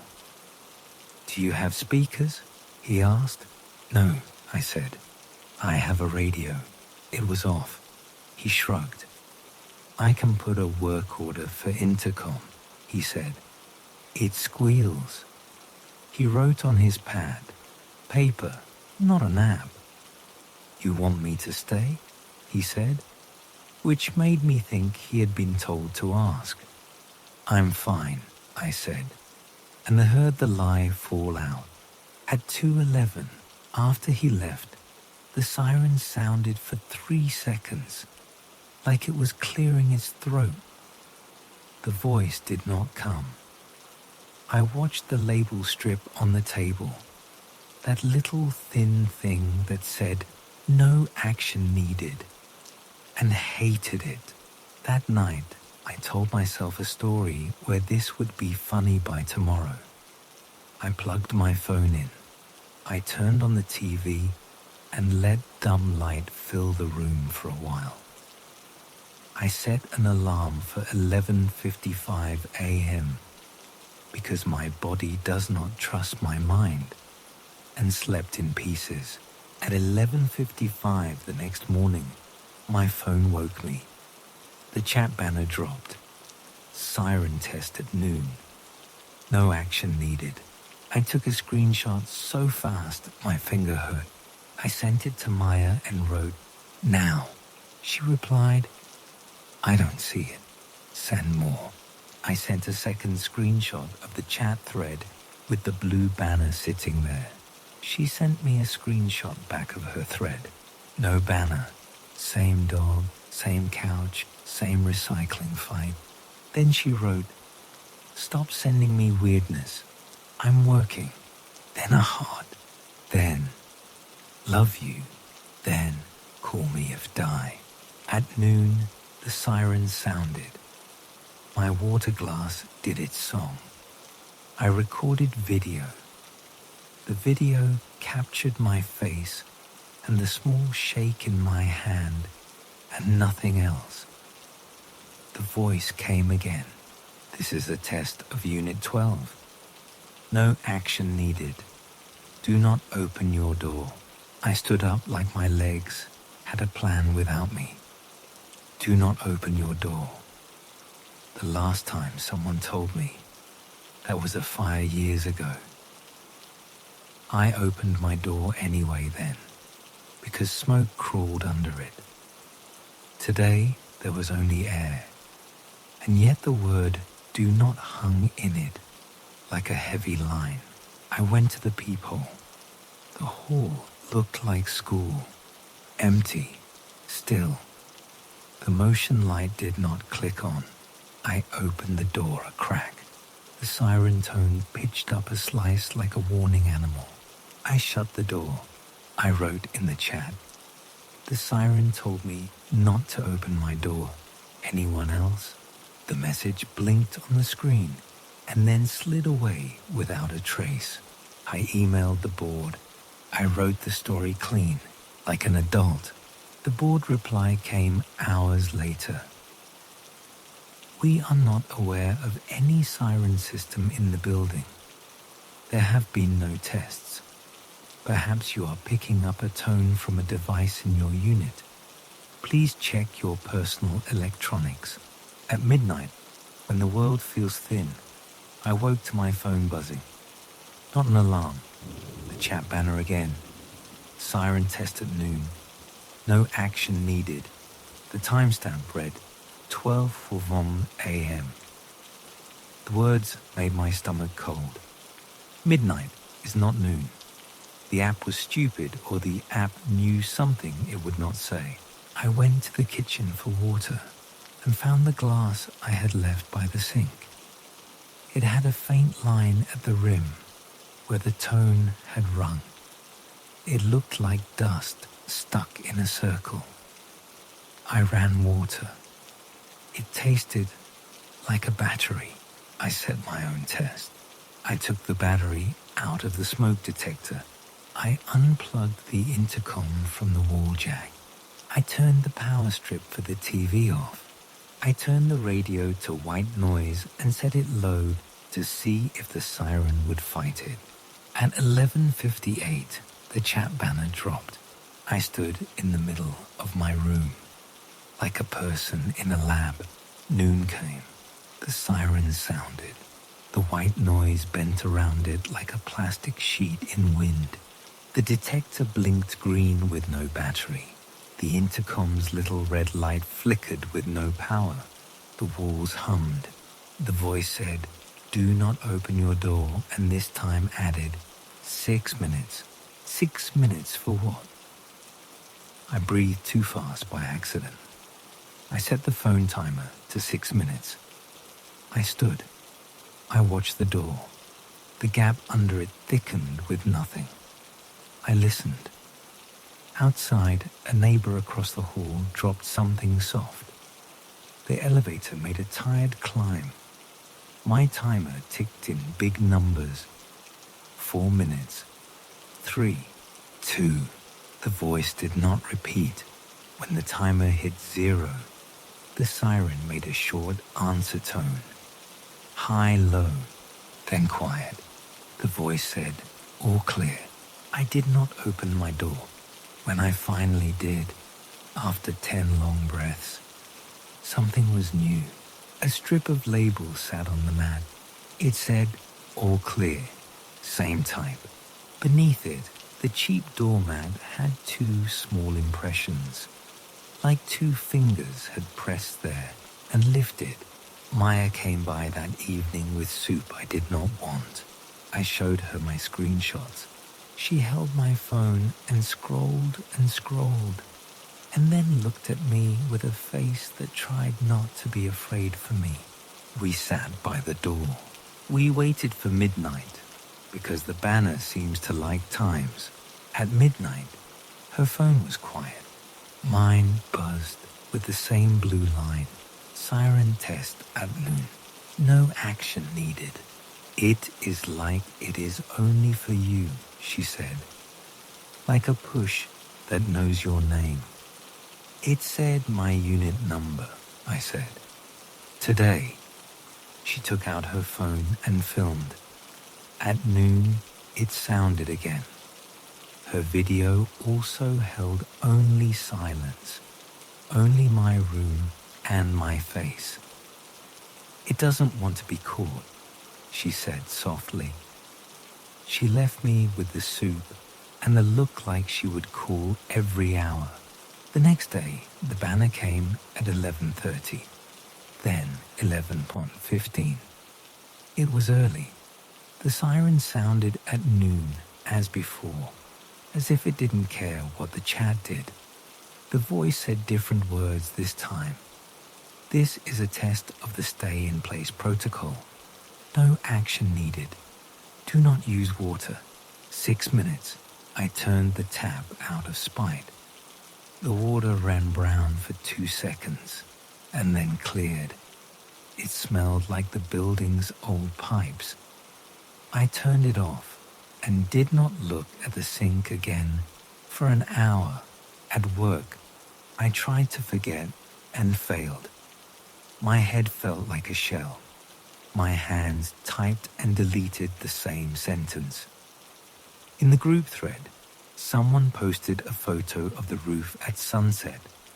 Someone asked if anyone had jumper cables. No one mentioned sirens.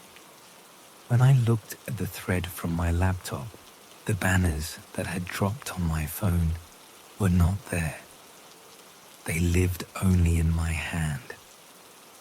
I asked the manager again. "We don't have a siren," she said. "Please do not call again about this without proof." Proof was a video that did not hold noise.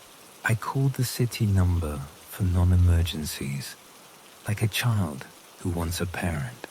The line was polite. "We test the all-city sirens first Wednesday of the month at noon," the woman said. "We do not have individual unit sirens." When I told her the voice said my unit number, she paused. "That sounds like a prank," she said, "or a malfunction. You could call an electrician." The electrician came and sniffed and tapped. He took out the cover from a little plate near the ceiling I had never noticed. It had a wire that went nowhere. "Maybe an old intercom," he said. Sometimes they left the boxes and closed them with paint. He pointed to a corner where the paint made a small raised square. "You want me to open it?" he asked. I told him yes. He scored the paint with a razor. He pried with a thin bar. The square came away and we both froze. Inside the wall was a small metal horn the size of a hand, the kind you see in old schools. Wires led to it from inside the wall. They went up into the space. The horn was clean, no dust. It had a tag with letters, Unit 12. Under that, a plain stamped word, Test. He leaned in and whistled, like a person who sees an old coin. "This is not on any plan," he said. "This is not legal. This is not connected to your power. Maybe it is tied to the building." He touched one wire with his gloved finger and pulled back. "Cold," he said. "Weird." We put the plate back because I could not look at the metal eye. That night I dreamed of the horn in the wall. In the dream it blinked. At noon the next day, the siren sounded the same. The voice did not say my unit number this time. It said, "Pilot test complete. Thank you." It sounded polite and pleased. Then silence. For 3 days, nothing came. The chat thread was normal. The yard sale sold. The dog got a sweater. I let myself think it was done. I let my mind lie. On the 4th day, at 11:59, the banner dropped in a new color, yellow. Shelter test at noon. No action needed.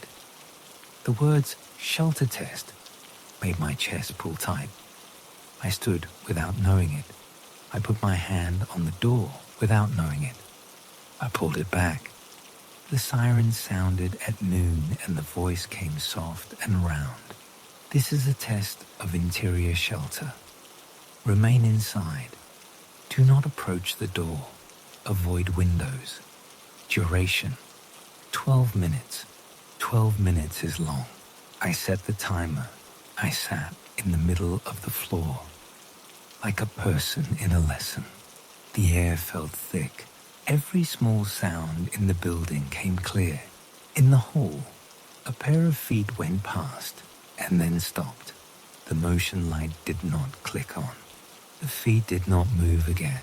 I could hear a breath that was not mine. It came through the door, soft, like someone leaned on it. I looked at the window. Outside, the sky was bright and rude. A pigeon walked the ledge with too much confidence. The window had a stain in the corner I had never seen, shaped like a wet handprint that had dried years ago.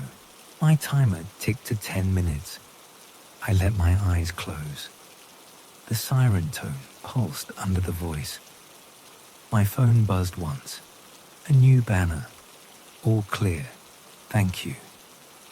The timer still had 2 minutes left. The siren stopped anyway. The breath at the door went away. The hall motion light clicked on with a late kindness. After that, the banners came not only at noon. At 3:01 a.m., blue on black, siren test at noon. No action needed. At 7:12 a.m., yellow, shelter test at noon. Do not approach the door. At 11:58, a new color red. Evacuation test at noon. No action needed. Evacuation test felt like a dare. At noon, the siren sounded. The voice said, "This is a test of the evacuation signal. In an actual event, proceed to exit and wait for instructions." Duration: 3 minutes. It paused. Then, Unit 12. Disregard. Disregard. Like a word from an adult to a child. Disregard. I opened the door then because I am not good at being told twice. The hall was empty in the way rooms are when no one was ever meant to be in them. The exit light hummed. The air did not move. I stepped out and closed the door soft behind me and felt the siren tone die behind the wood.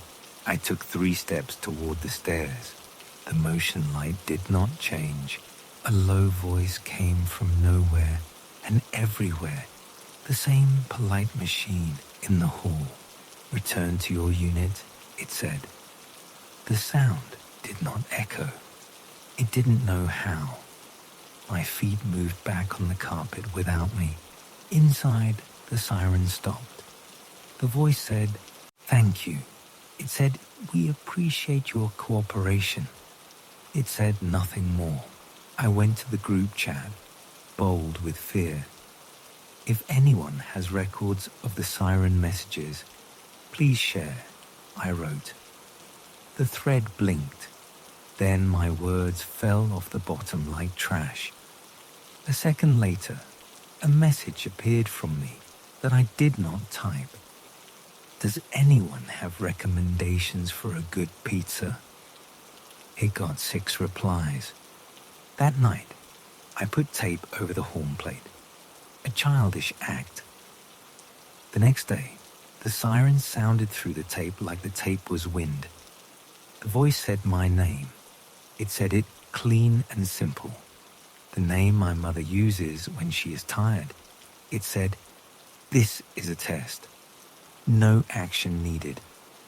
We know you can hear us. Thank you." After that, the voice sometimes said things I did not understand. It said zone. It said phase. It said drill. It said all clear, and sometimes said stand by. The banners came early and late, on my phone and only mine. When I asked Maya to come at noon, it stayed quiet. When she left, it came. On a Monday, I woke at dawn to a message not from the chat, but from my lock screen. Siren test at noon. No action needed. Do not open your door. Duration, 60 minutes. I laughed in a way that did not sound like me. 60 minutes. I rode to work and said I was ill. I sat on the floor with a blanket like a dog in storm season. At noon, the tone filled the room. It stayed and stayed. The voice said, 3 minutes elapsed. The voice said, 10 minutes elapsed. It counted like a mother on a long car ride. I learned the shape of each minute by how my shoulders felt. I learned the room's corners like faces. At 40 minutes, the sound stopped for a breath, and I made the mistake of standing. The voice said, remain. The tone came back with a pressure that made me sit again. I thought of the horn in the wall, small and clean, and the wires that do not take my power and use it anyway. At 50 minutes, someone slid a strip of label under my door. It read, almost done. The letters looked lighter, as if pressed with a kinder hand. At 60, the voice said, all clear. Thank you for your patience. It said, we appreciate your cooperation. It said, we are adjusting thresholds. The next day, the chat was quiet as snow. For a week, nothing. I wanted to call it over. I wanted a scar to point at and say, here. But the quiet felt like a room, holding its breath. At 2:11 a.m. on a Tuesday, my phone lit the room. Siren test at noon. No action needed. The message came with a small blue dot next to it, labeled Live. I tapped it with clumsy fingers. It opened the camera view for the building entry. The image was black. The word Live pulsed. At noon, the siren sounded again, softer like a whistle. The voice named me and said, last test. It said, do not open your door after the all clear. It said it twice. It said, we will bring you instructions. The tone ran for 9 minutes. It stopped. The voice said, all clear. Thank you. It said, wait. I waited. I sat with my back to the door. I heard the elevator make its slow descent. I heard soft steps stop on my floor. The motion light did not click on. I felt a pressure on the other side of the door, like a back rested on it. A paper slid through the crack at the bottom with a little whisper. I picked it up. It was a strip of label, like the others. It said, open now. I looked through the peephole. The hall looked like a hall. The exit sign hummed its small green hum. No one stood there. I opened the door, a finger. Cool air slipped in with the smell of something clean and wrong, like the small square soap we put in the lobby bathroom. A voice spoke very close to the crack. Not the building's machine. A voice like breath, soft, human maybe.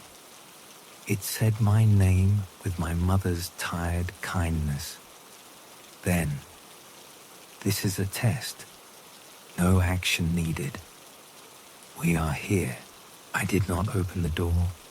I did not close it. I held the knob and let the air touch my fingers. On the chat, a message from me appeared, and I had not typed it. Siren test at noon, it said. No action needed. It got 6 thumbs up and a heart from Carol. Under it, people posted pizza recommendations and photos of dogs in sweaters. When I went to show Maya, the message was gone from her phone. It is quiet now. The horn behind the plate sleeps. The labels on my table make a neat stack. No action. All clear. Almost done. Open now. Like a set of simple instructions for a thing no one understands. My phone sits face down. If I turn it over, there might be a banner. If I don't, the room knows anyway. It is 11:59. The building leans into noon like a habit. The light moves across the floor to the door. The gap under the door looks a little wider today, or my eyes are tired. At noon, I expect the tone. I expect the voice. I expect the words that say do nothing and the words that say everything. The kettle clicks. The glass waits. The air sits like a coin on my tongue. My phone buzzes once in the new way, a sound I have learned these weeks inside my bones. The banner appears in clean blue and then folds itself up before I can touch it. The siren begins, not loud, not long, pure. The voice says my name and the unit number. Patient, kind, no action needed, it says. And that feels like a trick now. I keep my hand on the knob and wait to see which instruction I believe. The hall on the other side is a mouth with teeth I cannot see. The motion light does not click. The labels on the table watch me with their quiet, thin words. The voice repeats, softer. No action needed.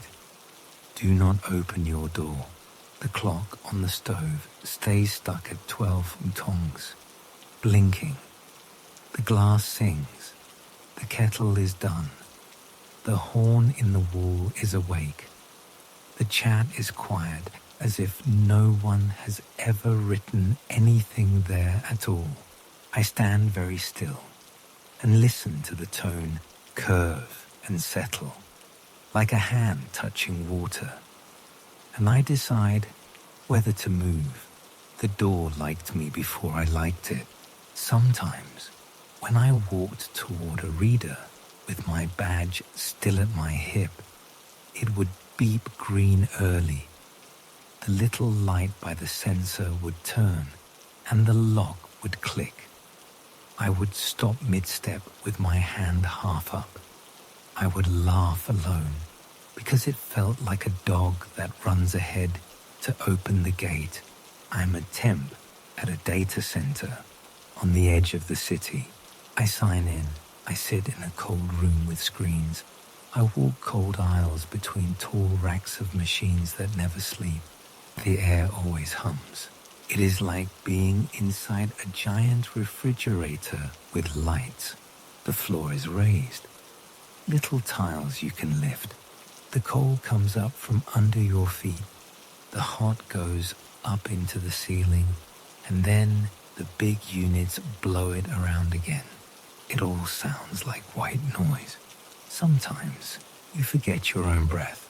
I started 3 weeks ago. Nights and odd hours. I scan tools in and out. I check that lights are green. I open cages for vendors who forget codes. I tell people to wear shoe covers. I stand in the man trap and let one door close before the other opens. The man trap is a little glass box that makes you feel like a fish. The rules say no tailgating, no piggybacking, no letting someone slide in behind you. I follow rules. I am new. On my second week, I got my first access report. Security sends these to vendors who borrow badges. It tells you where your badge went. It lists every beep. It is a neat list with lines and times. Main gate, 0759. Granted. Mantrap Outer, 08.02, granted. Cage Isle, 08.11, granted. Halfway down the page, a line did not make sense. Room K0, 0403, granted. I stared at those 5 characters like they were a code. I should know. K0. I did not know a K0. Our rooms have names like MMR, Meet Me Room, and BMS. There's a K row of cages, but no room. And 0403 is when I am home asleep, or I am on break with my head on my arms in the break room, staring at my phone and the vending machine that eats money. I scroll down. Room K0. Exit. 4.07. Granted. 4 minutes. In and out. In a place I have never seen. I went to the lobby. The guard at night is a woman named Dara. She is soft-spoken. Her eyes are sharp, like she is always counting things. She sits with a big screen of cameras and a binder and a mug that says, "Stay calm." She looks at everyone like she is checking if they are on a list in her head. "Hey," I said, holding up my phone. My report shows a room I don't know. K0. At 4:03, she pulled her chair closer to the desk and tapped keys. "Badge?" she said. I gave her the number. She squinted at the screen. She nodded like a bird. K0, she read. 4:03 to 4:07. "What is K0? I asked. Her mouth made a small line. "Not on the map," she said. "Let me pull a clip." She clicked. The big screen changed from 9 small squares to 1. The camera feed switched to a corridor I know. The side hall by the K cages where the lights are a little sick. On the left, there is a blank wall panel with a sensor that does nothing for me. On the right, a heavy door to mechanical. At 04:02 in 56, nothing. At 04, 03, 01, the little light by the blank panel turned green. There was no hand, no badge in frame. The panel shifted and became a door. A person walked into frame from the edge on the left, like he had been standing where the camera cannot see. He looked like me. He moved like me, the way the shoulders leaned, the small stiffness in one knee. Dara hit pause. "That you," she said, a test in the question. "I was not here," I said. "I went home at 1. I could see my own jacket on him. It was the same jacket I own. I was wearing it then. It is the kind you buy at a store near a bus stop. It never looks clean even after laundry." She pressed play. The man pushed through the new door and did not look up. The camera had no angle inside. The door closed. For 4 minutes, the hall was empty. The light stayed green. At 04, 7, 10, the door opened again. He came out. He turned and said something to the blank panel, like he was talking to someone at a bus window. The audio picked up nothing. He walked away on soft shoes. He did not look at the camera. Dara clicked another clip. The clip was from the Mantrap at 03:59. The outer door went green as if for someone coming in. No person showed. The inner door went green. The turnstile to the side corridor clicked. No person. She hit play on one more. The loading bay. The badge reader clicked green with my number. The camera showed air. "Maybe a card clone," I said, my voice thin. Someone copied my badge. I looked down at my badge on my belt. as if it could look back. She shook her head. She scrolled and showed me a line. Biometric, pass, it said in the code font. The man-trap has a hand scanner. You press your hand and it counts lines and heat. I had enrolled my hand on my first day. It was a joke at the time. Now you belong to us, the tech had said, tapping my palm with the scanner like a priest. Biometric passed, Dara said. It doesn't pass for a clone. My hand, I said, and my hand went cold. She rewound the K corridor and turned the audio up. We both leaned in. There was only the white hum of the air. But then, when the door opened for him on the way out, a small sound floated in. Not loud, not clear. It was a voice. It came from behind the camera, nearer to the entrance desk down the hall. It said, calm and a little tired. Morning, sir. It was the way Dara says sir to the real big customers when they get VIP tours. She turned her head as if she had not meant to say it. That your voice? I asked. She pressed pause. She looked at the screen like it was a mirror she did not like. Yes, she said. You called him sir. I call everyone sir at that hour, she said. It is habit. She looked at my face again, like she was trying to remember it from another angle. I don't remember him, she added. I don't remember you at 4, because it was not me, I said. The next night, the doors liked me more. I walked toward the man-trap, with my badge still tucked in my pocket. The outer door unlocked before I lifted my hand. The inner door unlatched before the outer closed. That is not how the man-trap is supposed to behave. It is supposed to hold one door shut until the other is sealed. It is supposed to be careful. It let me move fast, like someone had clicked a special setting. I turned back and stood outside the inner door without lifting my hand. It beeped green again by itself. The light looked eager. On the camera by the desk, I saw my own face, making a shape I do not like. Dara looked up and blinked, like she had lost time. She put her finger to her lips, like we were in a library. I nodded without meaning to. In the cage aisles, the ceiling lights that usually sleep woke before the motion sensor should have seen me. They lit in a line like they were waiting.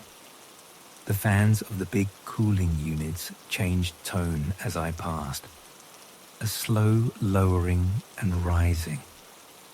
When I put my glove on the server, the hum felt under my hand like a living thing.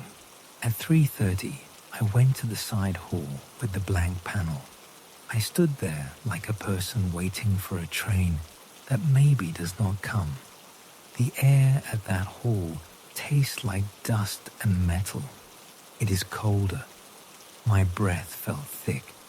The light by the blank panel was red. The reader is a small square of glass. It did not show a hand. It did not blink. At 4 SARS, something in the building shifted. It was small.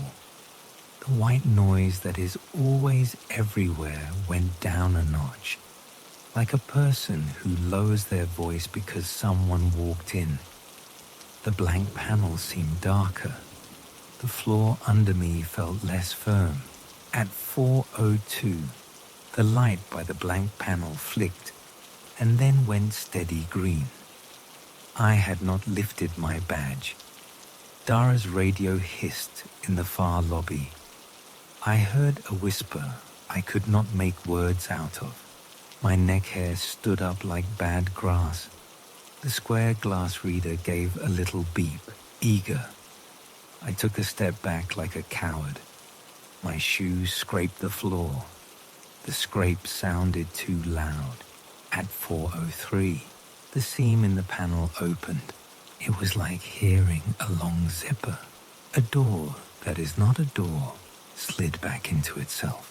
Cold air breathed out, sharp and sweet, like when you open a freezer that has lived too long.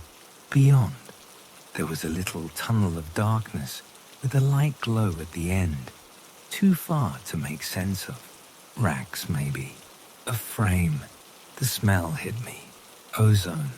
Copper. Old water. A little bit of the soap from the bathroom on the first floor.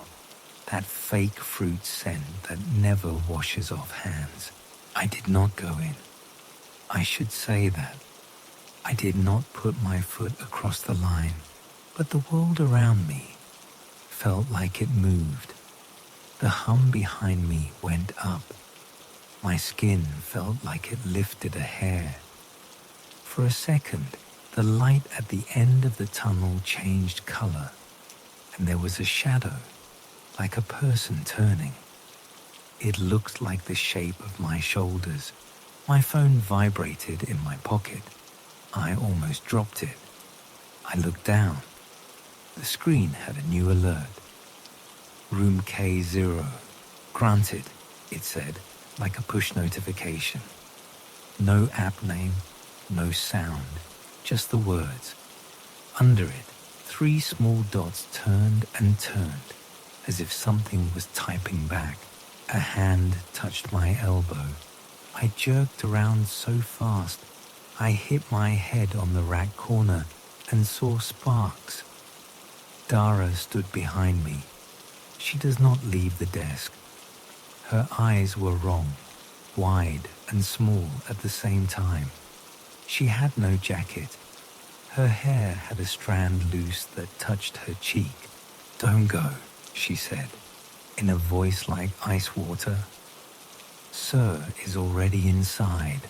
She looked at me when she said "sir." She looked at my mouth like she was waiting for me to say something she had heard before. My own mouth went dry. "He is me," I said, quiet like it was a prayer. She shook her head once like a reluctant teacher. "We don't say that," she said. The door in the panel closed. There was no seam again. My phone buzzed and the alert cleared itself. The little dots disappeared. The light went red. On my report the next day, room K0, exit 0407. I have tried tricks. I have wrapped my badge in foil so it cannot read. The door still goes green sometimes when I am near. I have left my badge on the desk by the break room and walked to a reader with empty hands. It goes green anyway. When I go back to the desk, my badge is warm like someone has been holding it. I asked the day supervisor about K0. He is pale and professional and uses long words like posture. He said there is no K0. He said our maps do not hide flaws. He said please focus on your tasks. He sent me an email after that with a PDF of an official map. There is a blank space where the corridor is. If you look too long at it, your eyes want to fill it in. Once, a vendor on the midnight shift looked at my badge and said, "Casual. Are you the one with back-of-house access?" He had tired eyes and a good coat. "No," I said. He nodded, like a person who gives up asking. "Okay, sorry sir," he said anyway. The playback from the second week has sound again. Dara pulled it for me because she is brave, or because she thought it would help me be less afraid. It did not help. In the clip, when the door opens for him, You can hear a small extra tone under the hum. Not the reader tone, not my phone. It is like a singing from far away, a pure note. It holds for 4 seconds, then dies. When he comes out, the guard at the desk says, "Morning, sir." Again, my voice speaks in return, low. It says, "No escort. I know the way." That is me. That is not how I say things. I started to find small things. In my locker, a paper folded like a square. Not my fold. Inside, the words, K0 at 4003. No escort. No cameras. The letters are mine, from another time when I wrote faster. The paper smells like cool metal. On the shelf by my station, a key ring that is not ours. One old key, one brass tag with a 0. It is too warm when I touch it. My hand feels like it knows where to put the key. There is nowhere to put it on our side. On my sleeve, a thin black line on the cuff, like grease from under a raised floor tile. The K-row tiles are clean. The only grease under there is in mechanical. The line smells like old rubber. I dream more. I dream I'm in a long, narrow room where the fans are loud, but I hear a whisper anyway. It is my name in a soft voice. I wake with my cheek cold, like I pressed it against metal. I tell myself I can stop. I can give back the badge and leave. It is a temp job. It is not my life. But the city feels too warm after being in that cold hum. The noise outside feels messy. The clean noise of the center gets in your ears. It makes you want to go back. One night, I put a small strip of blue tape across the panel seam at K. I drew a tiny line on the tape with a pen. If the panel opened, the tape would tear. If the line broke, I would see it. I stood across the hall where the camera cannot see, and I waited for 4:03. At 4:01, the tape looked normal. At 4:02, the air got that coin taste. At 4:03, I blinked. You know that feeling when you blink and lose your place in a book? I blinked, and the tape line had torn and then pressed itself back together. Not quite right. The pen line no longer matched. A small smear where fingers with a glove touched, then smoothed. I touched the place. The tape was cold. The wall around it was warm. After that, I started to be early. I would walk that corridor at 3:50. The readers would blink to greet me. Sometimes they would stay red like a sulk. I would stand with my hands in my pockets. The big white hum would drop in small dips, like something breathing. The lights over K flicked, and then came back like eyelids. Dara would talk to herself on the radio, in that tone guards used to stay awake. She would say nothing and everything. "Copy," she would say into the air, standing by. "Copy." At 4 Ks on a Tuesday, I stood closer than before, close enough to feel the seam in the cold panel with my fingers, close enough that when the door slid, it brushed my knuckle and a hair on my hand moved. It opened a little and then stopped, like a person changed their mind. A smell came out. I could name it then. Wet cardboard, hot dust, old coins. I said to the empty space, I don't want to go because my mouth is a fool. The small extra tone held for 3 seconds, high and thin. It sounded like holding your mouth in a smile too long. Then the tone died. The door shut. My badge in my pocket warmed in a small wave, like a living thing had leaned against it. Dara said on the radio to no one, "Copy, sir." She said it flat. She meant it. The next day, my access report had a new strange line. K0, denied 0403. The reason code said gate hold. The gate held for me. That made me feel better and worse. On Friday, the head of the security team came down in a suit. His name is on a plaque. He has a voice like a dry leaf. He wanted to talk about an incident, he said. He showed me a still frame of the side hall. It was a blurry picture of my back. The suit said, "At 0358, why were you in an area you do not need to be?" I said, "I was walking to J Row." He looked at me like a person looks at a child who lies about homework.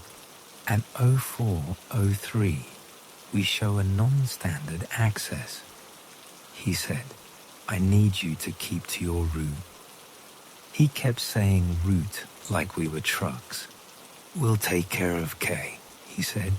"You keep to your route." I said, "There is no K." He smiled with his teeth and not his eyes. "Exactly," he said.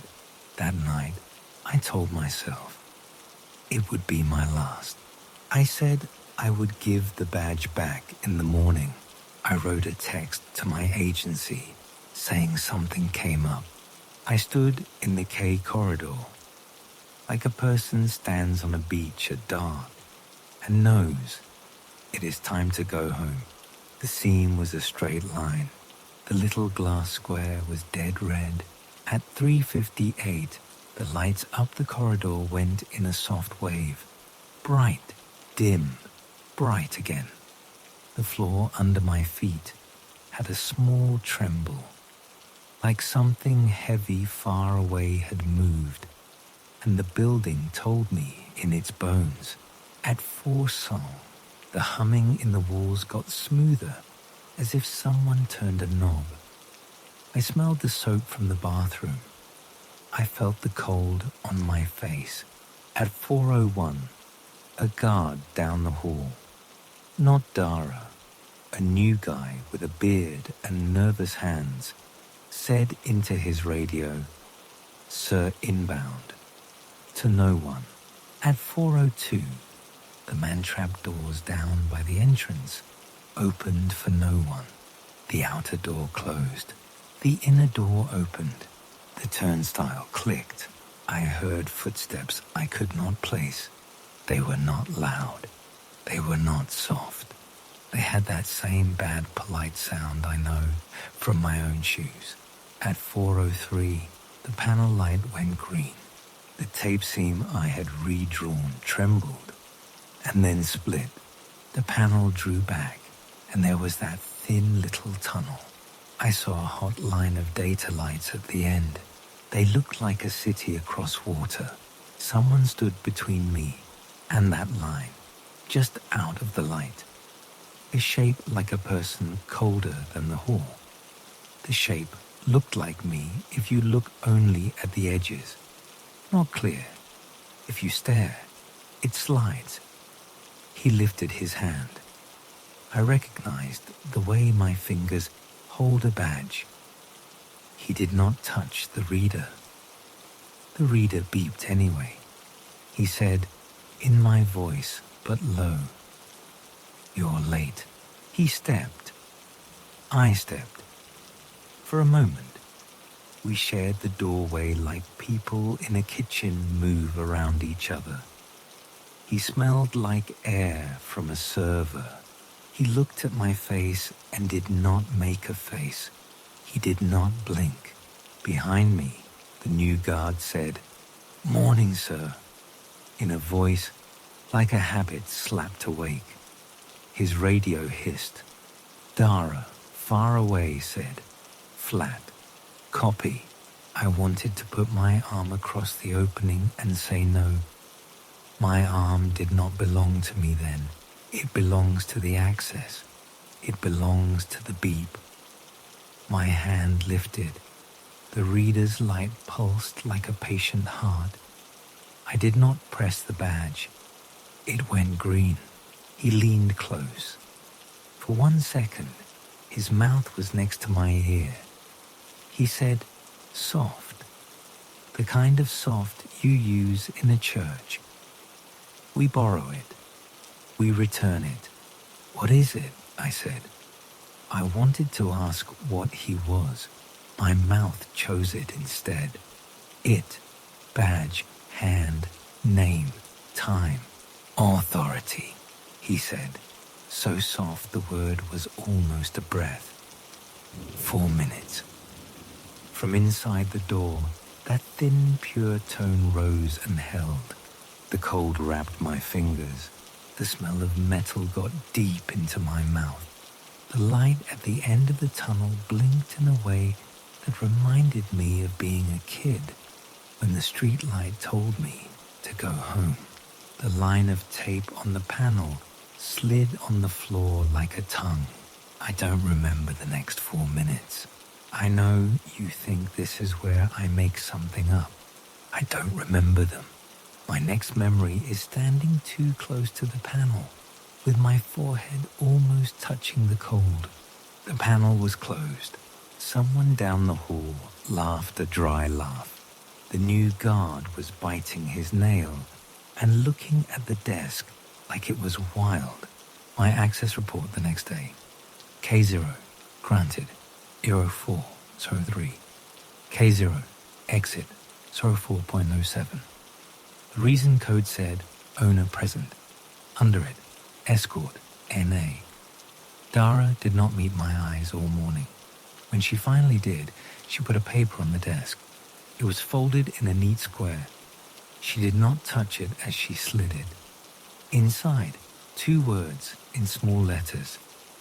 Stay away. On my sleeve, a new black line. On my palm, a smell like the bottom of a toolbox. In my pocket, a brass tag with a 0 that I do not remember taking and cannot give back to anyone who will sign for it.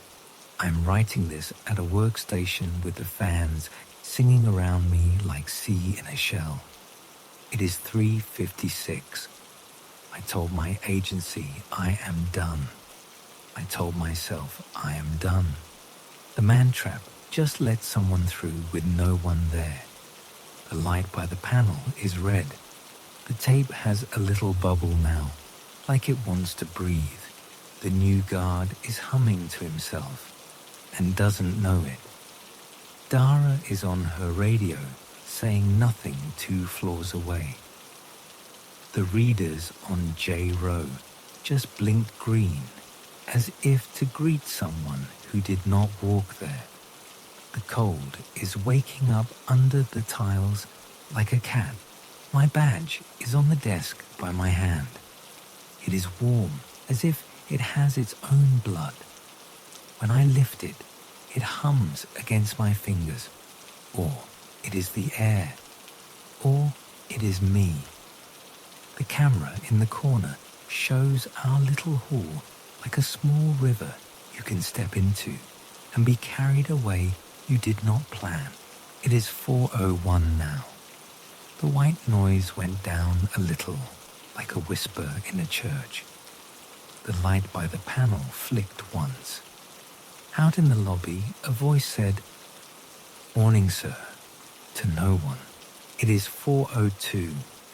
The reader by the panel beeped green even though my badge is flat on the desk and my hand is not moving. The scene went from perfect to alive. The floor under my shoes is colder. The smell is here already. Coins and dust and that old sweet soap. It is 4:03. Someone who stands where I stand says, low. You're late. And the little glass square blinks like a small eye, and my fingers rise even though I'm telling them not to, and the door is opening. The same door that is not there in daylight, and the guard behind me, who does not know my name, says, "Sir," like he has said it 1,000 times, and the tone inside the dark rises like a line on a screen that never stops. It wasn't smart, but I turned in anyway. Hail like white marbles hit the hood, fast and mean. The noise was a hard rain made of bones. The sky had that iron color you see before a storm does something new. My wipers had given up. They jumped and skipped. The strip mall lot was a shining sheet. On the far end, the small car wash bay had its doors half down, like tired eyelids. A closed sign hung crooked. The little payment kiosk was dark. I could see the soft blue of a soda machine at the gas station next door. But I couldn't see the lane in front of me.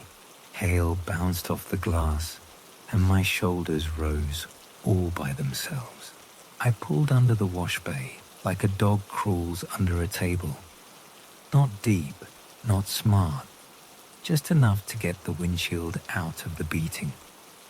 The storm sounded different inside, like hands full of gravel thrown at a wall. The air had a cold metal taste. The bay smelled like coins and the cheap soap they all use. A wet wind pushed leaf confetti into the corners. The signs on the walls were bright even in the dull light. Stay in vehicle, car in neutral. Doors close automatically. No attendant on duty after 9 p.m. The clock on my dash said 9:43. The bay floor was wet, shining, with a little river of water always running toward the drains. The drains made a thin gurgle like someone trying not to cough. I told myself I would wait 2 minutes. That's all. Let the sky calm. Watch for a break. Maybe back out and go home with little dents and a story for no one. The bay lights came on by themselves, one by one. The long bulbs overhead warmed from dead to low to bright. The little green eye on the payment kiosk woke like it had been waiting for a face. The red closed words rolled to open in a slow flip. I didn't touch anything. No car was behind me. The outer door rolled down the last half foot with a rubber sigh. The inner door, two clear panels, came down smooth and sealed me in with a gentle thump that I felt in my chest. "Welcome," the display said. "Please proceed." A small bell chimed twice, the kind that tries to be friendly. The robot arm in the ceiling clicked toward life. The big blowers at the top were still, quiet as big sleeping things. The long brushes on the sides hung like wet ribbon. "I didn't pay," I said to the empty bay. My voice sounded wrong in there. The kiosk made a little beep anyway. A blue rectangle glowed on its dead screen. Complimentary. I should have backed up hard and hit the door with my bumper if I had to. I should have honked and flashed the lights and called the number on the sticker that said "questions" with a smile. Instead, I put the car in neutral like a good person. Old habits. Signs tell you what to do, and you do it. The floor jerked a fraction, like the belt had woken and remembered its job. The light went from red to green. The speaker above me crackled and spoke with that fake soft voice they use for everything now. "Please remain in vehicle," it said. Hands inside, windows up. I know, I said to a machine that didn't know me. The first spray should have been clear water. It wasn't. It was thick. A fan of red hit the hood and ran up the windshield in one heavy wave. Not paint, not soap, mud, red clay. It had the deep iron smell of a garden cut open. It rolled in sheets. My wipers jumped and smeared it thin and then thick. The heater made it smell warm and raw inside the car. My mouth filled with a metallic taste. I thought of pennies. I thought of old blood without wanting to. The big side brushes spun up and dragged their wet weight across the car with a low moan. The sound felt wrong, not the soft slap of foam, a slow pull. The strands scraped like rope. It left streaks of red across the glass in long fingers. I sat very still. The belt pulled me forward a foot at a time. The speaker said neutral, please, in a voice that had a small delay. Like a person on a bad call, I looked for control.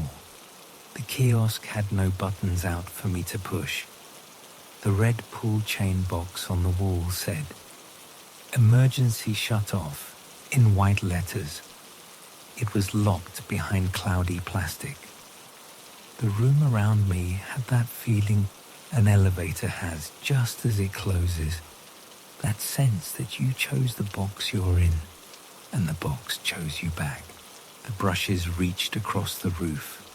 The sound came through the metal like a slow hand. The thick red smear made the world a wall. The lights overhead were hazy red circles, like fruit.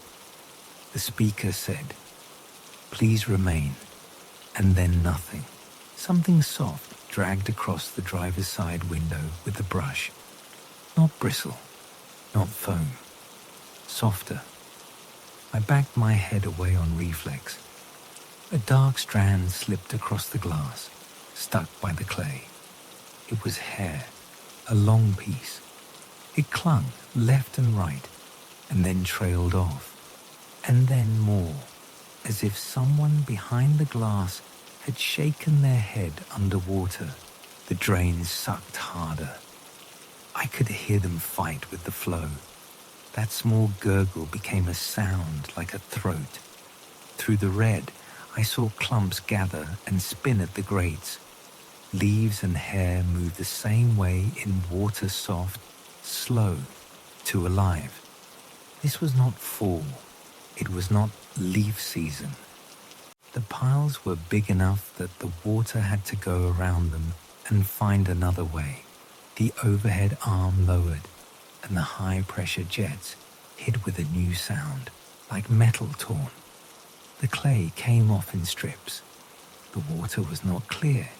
It was pink, then pale, then clear. The wipers tried and gave up. Through the smear, the world had shapes. The speaker said something I did not hear. Above the buzz, I thought I heard another sound. Not a machine, a step. It came from above, on the roof of the car, on the track, a weight where no weight should be. A small shape passed over my head, as if a person had walked the length of the roof with careful feet. The brush arm paused, like it was listening. My breath sounded huge. Outside, the hail slapped the outer door in bursts, then rolled around the building like 1,000 small hands. The belt moved me forward again. The colored foam sprayers came on, and instead of the candy blues and greens you see in ads, a soft white fell like milk.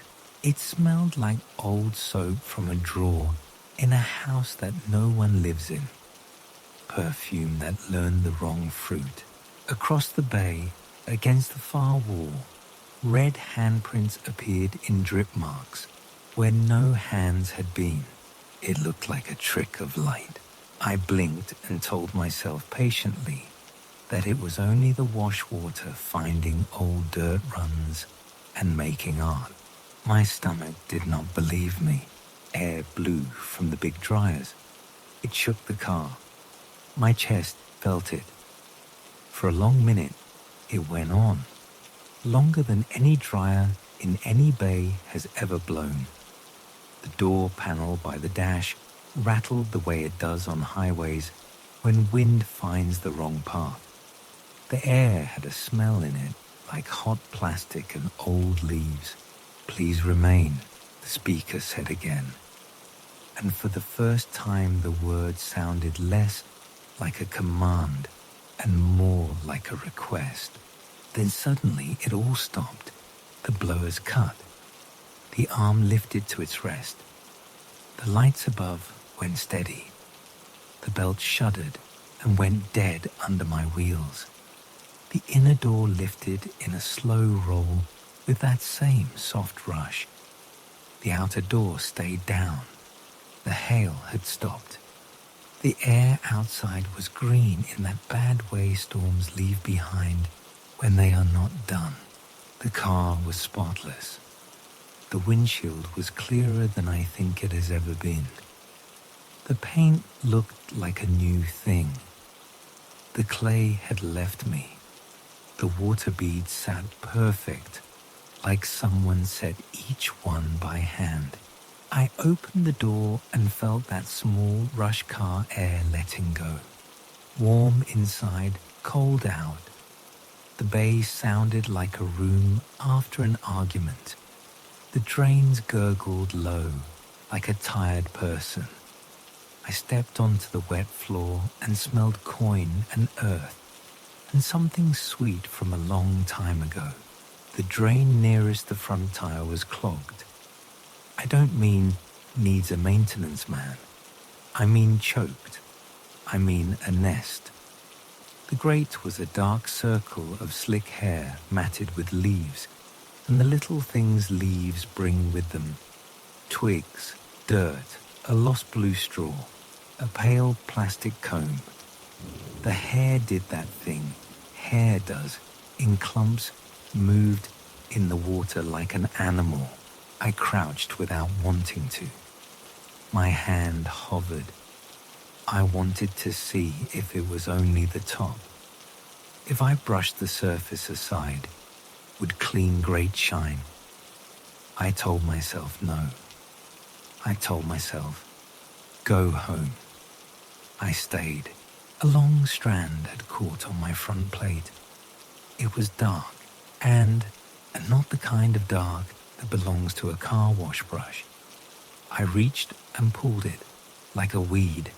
It resisted. It stretched. It kept coming. It had that slick weight of wet hair times 10. I held a handful and felt small and stupid and nauseous. Water ran off my fingers pink. A lump slid up with it, a mess of leaf and hair and something like thin roots. Inside the tangle was a small thing that flashed like a coin. I picked it free. Not a coin, a locket. The cheap kind you buy on a rack. One hinge was bent. I opened it because my hands are the kind of hands that make that mistake.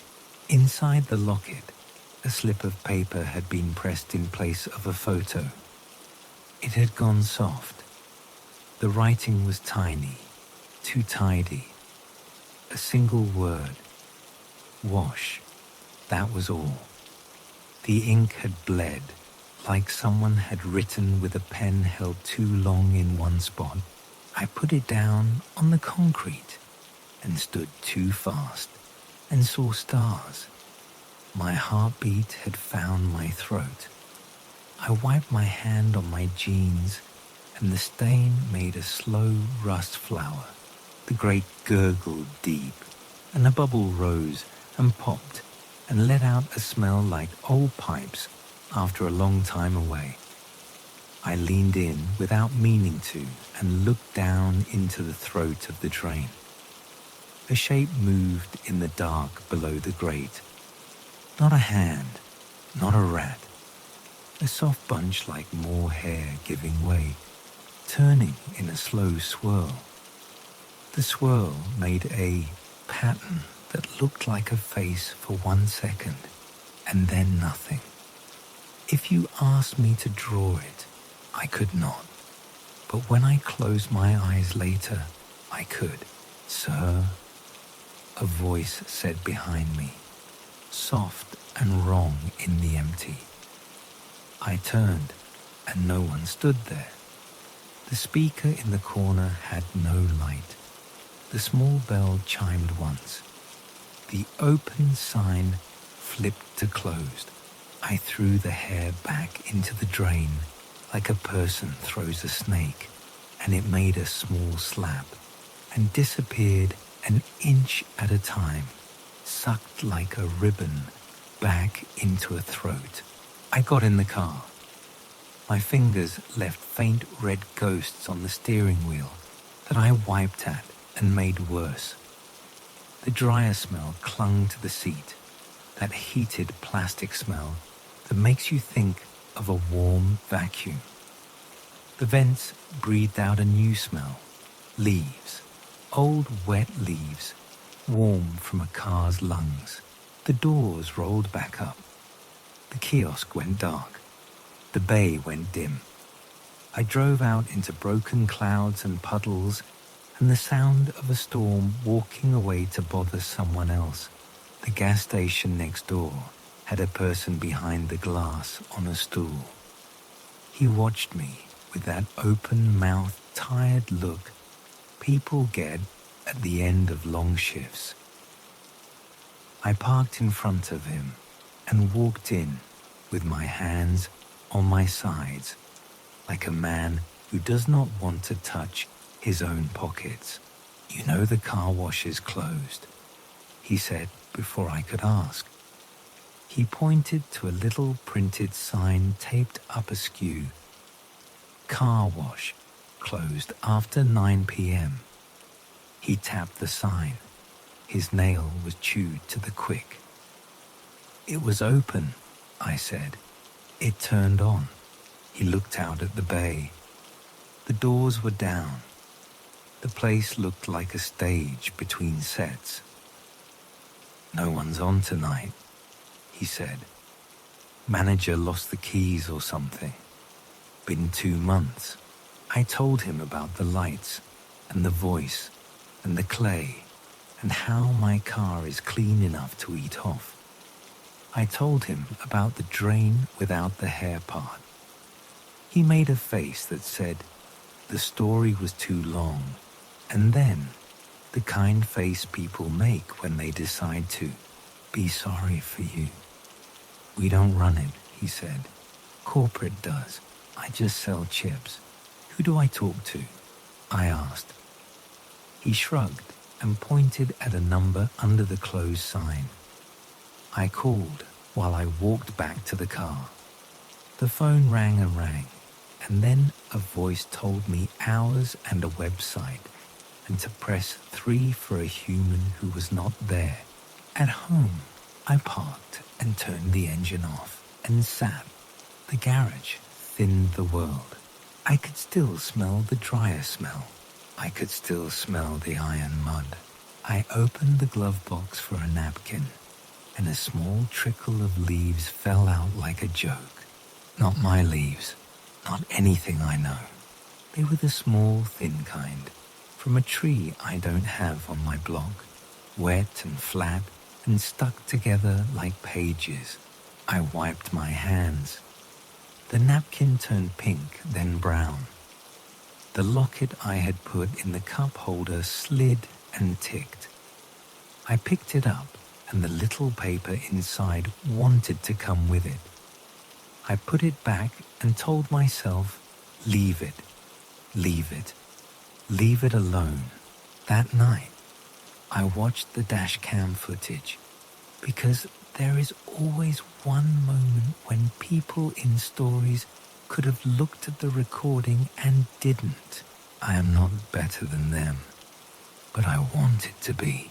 The screen showed me pulling in under grey sky, the hail like static, the doors rolling shut. Then red, total red. The camera does not know mud. It just knows color. The sound went strange too. The bass was there, the machine thump and hiss. Under that, maybe I heard my tires on grid. Maybe I heard my own breathing. Maybe I heard a voice saying please in a way that was too soft to be a building.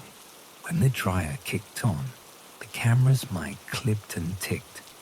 Beyond that, you could hear something like hair on glass. It's a silly way to say it. That is what it sounded like. A soft drag. After, when the doors opened, the footage cleared. The drains were in the lower left of the frame. You could see the hair mass. If I froze it and stepped through, there was one frame where something like a hand was in there. With the hair, it was only a trick of light and water. I know that. The fingers were too long. The wrist was not right. I did not sleep. When I closed my eyes, the words on the wall signs floated up like dead fish. Stay in vehicle. Car in neutral. Neutral, neutral, neutral.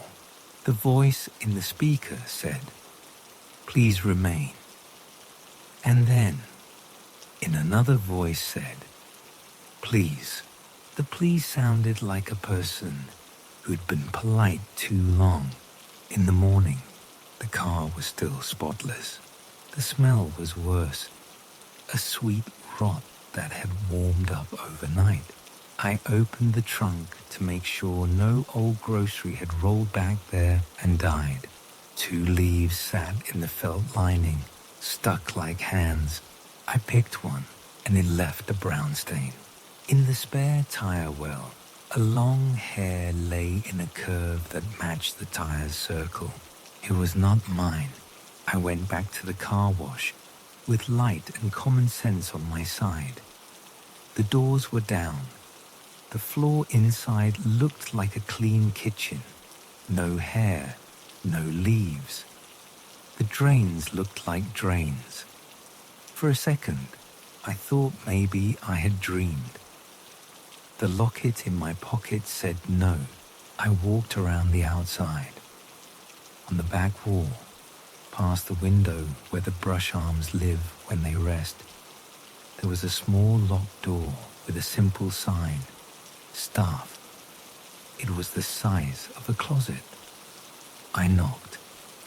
The knock sounded like it had somewhere to go. A bird screamed once in the gas station canopy rafters, and then shut up. The glass next to me had a smear, a hand. If I stood where I had been in the car the night before and pressed my hand would sit in it perfect. It was on the inside. A woman came out of the gas station with a bag and looked at me, looking at a wall. Don't, she said, and meant a lot with one word. Her car had that new car smell that makes me sick sometimes. They closed it, she said quickly, in the way people say things that will keep them from saying the other thing. They had a incident last winter. A girl got stuck in there during a storm when the doors failed. The manager had to hit the power with a broomstick because he couldn't get inside. And she stopped and looked at me like she had said too much to a stranger. They closed it, she said again, softer. My sister said there were leaves in her drains for months after that. She lives 3 blocks up. What happened to the girl? I asked, mouth slow. She was fine, she lied. She shrugged the lie away. They closed it, she said, 3rd time, and hurried back to her car like a bird. Her hair, dark and long, swung and hit her coat, and stuck for a second, then fell. I stood with the small back of neck feeling you get when something true walks behind you. I left without saying anything to anyone because there was no one to say it to. On the third day, it rained. Not hail, good rain, the kind that cleans. The gutters in front of my building filled, and the water swirled down. In the swirl, a clump spun that was leaves and hair and something like a small blue straw. I stepped back from my own sidewalk drain like a man steps back from a snake. Even if it is only a rope, the water pulled the clump down slow. It made a sound in the pipe I had not heard before at my house, a low voice, a throat clearing. I knew it was only a drain. That night, the sound of the big dryers started up soft. I was in my bed. The sound came in a long blow, like air pushed through a tube, and the end of it, a gently falling pitch shift, like machines do when they power down. It could have been the neighbor's AC unit. It could have been a giant sheet of plastic in the wind, the horn of a train. My mind chose the wash. I got up and went to the garage. The car sat and looked innocent. The smell was still there, leaves and heat. On the hood, a small leaf had dried itself to the paint in a star. I peeled it and it left a ghost. I drove out. It was after midnight. The city was a softer thing. The car wash was dark. The closed sign was dark. The bay doors were down. The little green eye on the kiosk was dark. I stopped and put the car in park and rolled the window down and let the cold as air in. The night smelled like asphalt and a little salt from the highway. I listened. Somewhere inside the bay, water moved. It was the kind of quiet moving that happens when all the drains do their little work. The floor has a memory of wet and gives it up in slow breath. That is what I told myself. It was the sound of a person with hair in their face, blowing it away. The next morning, I went to the locket again, because I couldn't stop touching the one thing I maybe shouldn't. The little paper had flattened and stuck to the metal. When I pulled it gently, the wet softened it, and it opened like skin. Under the paper, something else had been tucked long ago. A hair, one single hair, long and coiled, caught as if on purpose in the hinge. It was the same kind as the drain hair. It stuck to my finger, and I shook my hand, and it stuck again. I tossed the locket in the trash, and then immediately took it back out, and then put it in the small drawer with screws and stray batteries. The drawer everyone has that holds guilt.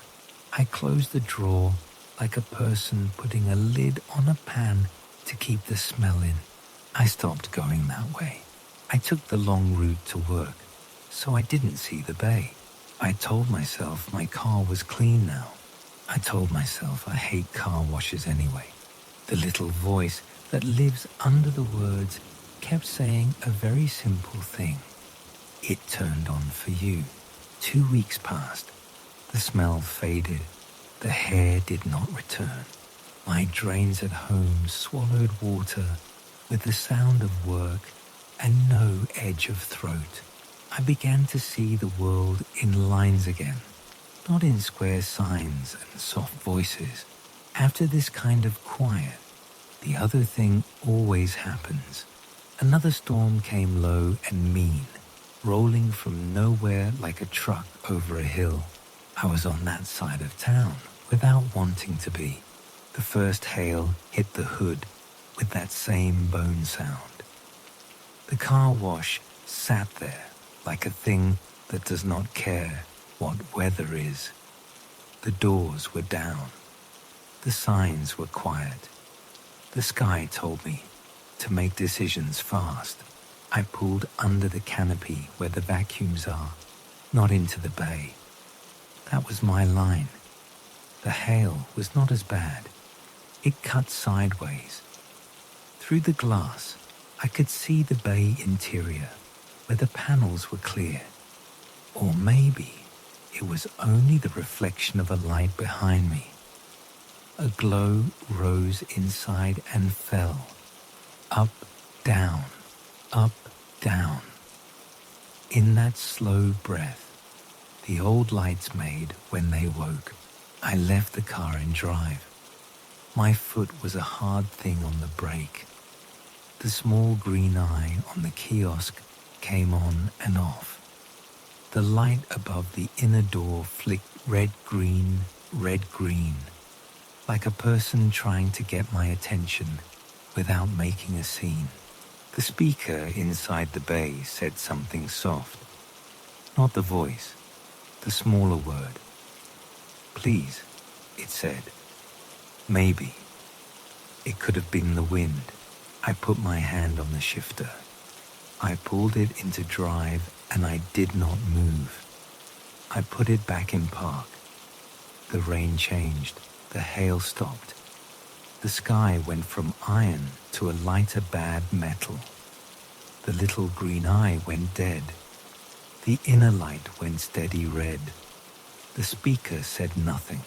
I drove home slow, like you drive past a graveyard. I parked. I sat. I breathed. I laughed, and it sounded like a sound in a bay after a machine stops. In the morning, under my car, by the front tire, I saw a small wet leaf stuck to the concrete of my garage in a rust star. Next to it, a long hair lay in a curl that matched my spare tire well's circle. If I touched it, it would stick to my finger again.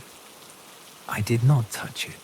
Now when it rains hard, I can sometimes hear in the drains on my street a new sound under the old one, a softer thing. Leaves and hair move in the same way. They both go where water goes. We all do. The car still smells like that dryer warm sometimes in sun.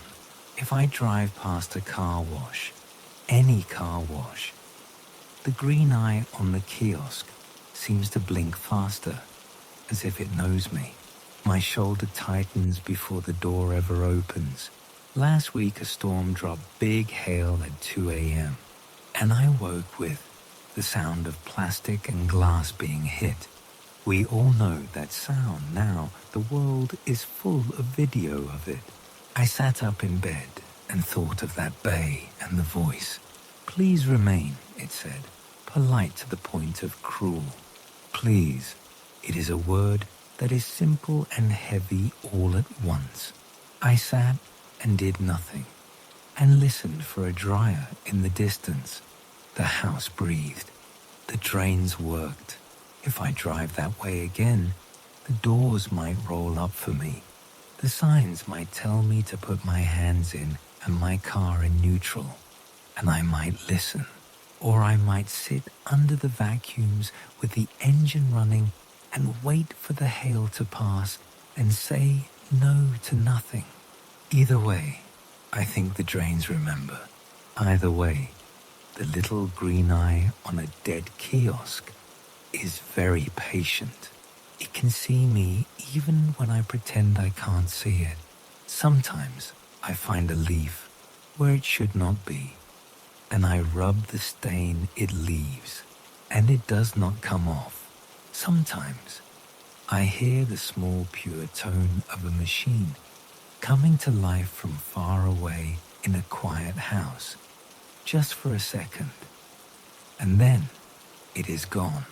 I tell myself it is a refrigerator, a heater, a train, anything but a car wash with its own ideas. I tell myself it was only a storm, and only mud and only bad luck. I keep my hands inside. I keep my car in drive. I wait at lights without shifting to neutral because some signs are not signs. They are doors. Some voices only sound like machines. Some drains do not like to be told what to swallow. I do not look at the locket in the drawer. I do not go back for the plate that said staff. The sky goes iron again as I write this. The forecast says small hail possible. My windshield has no dents yet. The bay on the corner is still closed until it isn't. If I hear the little bell when there is no bell, I will tell myself I imagined it. If the doors open for me without money, I will say I forgot how easy it is. If the voice says, please remain in vehicle, I will have to decide if it is being kind or only telling me the one thing it can say. Storage auctions are not glamorous. The movies lie about that. You stand in a parking lot at 10 in the morning with people who wake up early to gamble on other people's forgotten things. The sun is too bright. The asphalt smells like yesterday's heat. Everyone has coffee in paper cups, and the look of people who have done this dance before. The auctioneer wears a cheap suit and talks fast because time is money, and money is the only reason any of us are here. Unit 509 was the fourth one they rolled up that day. I had watched 3 others go to people who bid with the confidence of experience. A woman in a baseball cap took a unit full of Christmas decorations and old furniture for $40. A man with paint on his jeans got boxes of tools for $60. I stood at the back and learned how this worked. You get 30 seconds to look. No touching. No moving boxes. You see what you can see, and you guess what you cannot. When they opened 509, I stepped forward with the rest. The auctioneer held his clipboard and waited for our eyes to work. 5 by 10, he said. Good condition. No smell. He was right about the smell. Most units have that closed-up scent of time and dust, and things left too long. This one smelled like nothing, like air from a clean room. The layout stopped me cold. It was not boxes stacked to the ceiling.